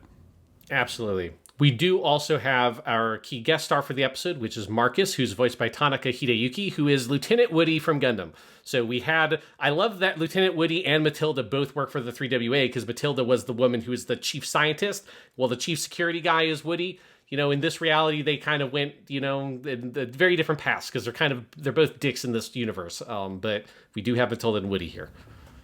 I love that basically the only two Gundam characters who are not in Dirty Pair are Char and Amuro. Yes. Like, oh my god. Although now that I say that, I really want Ikeda Shuichi in Dirty Pair. Oh my god, that'd be amazing to have him be a villain of the week. But yeah, they're the only ones. Yeah, it's basically them. But yes, that's our 26 episodes of Dirty Pair. A hell of a fucking TV show. Do you want to go ahead? We both made top 10 lists, so we could list our favorite episodes. Do you want to go ahead and list these? We don't have to talk about the episodes individually, because we just did that, but we can tell each other what our favorite episodes were. All right, Jonathan, do you want to start? Yeah, my number 10 favorite episode was episode 9, Hire Us, Beautiful Bodyguards Are a Better Deal, the Yojimbo one where they blow up a whole goddamn planet. My number 10 is episode 25, Eek, the Boy in the Manor is a Terminator. My number 9 is episode 17, Come Out, Assassin. And my number 9 is episode 18, Excuse Us, The Running Trouble, Violent Breakthroughs. My number 8 is episode 11, Ho Ho Ho, Dresses and Men Are Better New. My number 8 is episode 8, Gotta Do It, Love is a Woman's Detonator. My number 7 is episode 26, Really? For Beautiful Women, Canon is the keyword to escape, the finale. My number 7 is episode 7. I didn't do that on purpose. Love is Everything, betting their lives on elopement. My number 6 is episode 4. Pursuit has the smell of cheesecake and death. My number 6 is episode 17. Come out, assassin. My number 5 is episode 20. The Pursuit of Blues is the BGM of murder. My number 5 is episode 14. This one that you didn't even like, Jonathan. The Vault or the Election. The Convention hides the killer. That one was high for you. Wow. Number 4. No, I'm glad you like it. Number 4, episode 12. The Little Dictator. The Curse of the Touchy Secret. The one with all the evil super mice. My number 4, episode 23. Uncertainty. Our Magnificent Revenge. The Con Artist episode. My number 3, episode 23. Uncertainty. Our Magnificent Revenge. The Con Artist episode. My number 3, episode 4. Pursuit has the smell of cheesecake and death. My number 2 is episode 7. Love is Everything. Betting their lives on elopement. My number 2 is episode 24. Are you serious? The apartment is a dangerous address. The serial killer one. And my number 1 is episode 8. Gotta do it. Love is a woman's detonator. The episode that inspired the third Gamera movie. We think. Yes. And my number 1 is episode 20. The Pursuit of Blues is the BGM of murder. Yeah, Sean, you know I like a show if I wanted to make a top 10 list about it. So, Sean, I'm so glad you picked Dirty Pair for this season because, this is a show I was kind of guaranteed to like based on the fact that you brought it up in the Lupin season. But yeah, I adore this show. I'm so glad we got to watch it. And I'm really glad that we're not done. Do you want to tell everybody what we're doing next week on Japanimation Station? Yes, so next time on Japanimation Station, we are moving into the world of OVAs and theatrical films because we are watching the rest of the original Dirty Pair stuff. So we will be covering Dirty Pair Affair of Nolandia, which is the first of the OVAs. That's not episode 25-26. That's a 1985 OVA. Then Dirty Pair the Movie Project Eden, which is the theatrical film from 1986. Then we'll be watching Dirty Pair the OVA series, Dirty Pair 2, Dirty Pair Season 2, however you want to refer to it, which is the series of OVAs made from 1987 to 1988, which are episode-length OVAs. And then we'll be wrapping up with probably the most unusual one of these, the most different of any of these, which is Dirty Pair Flight 005 Conspiracy, the OVA made in 1990. A Dirty Pair not made in the 80s. That's why it's different and weird, Sean. Yes. It's this the wrong time. The cutoff was the 1989, and they just got it out too late. Yes. So we will be going through all those OVAs and that movie, so we are not yet done. There is more Dirty Pair to be had, and I couldn't be more happy about that.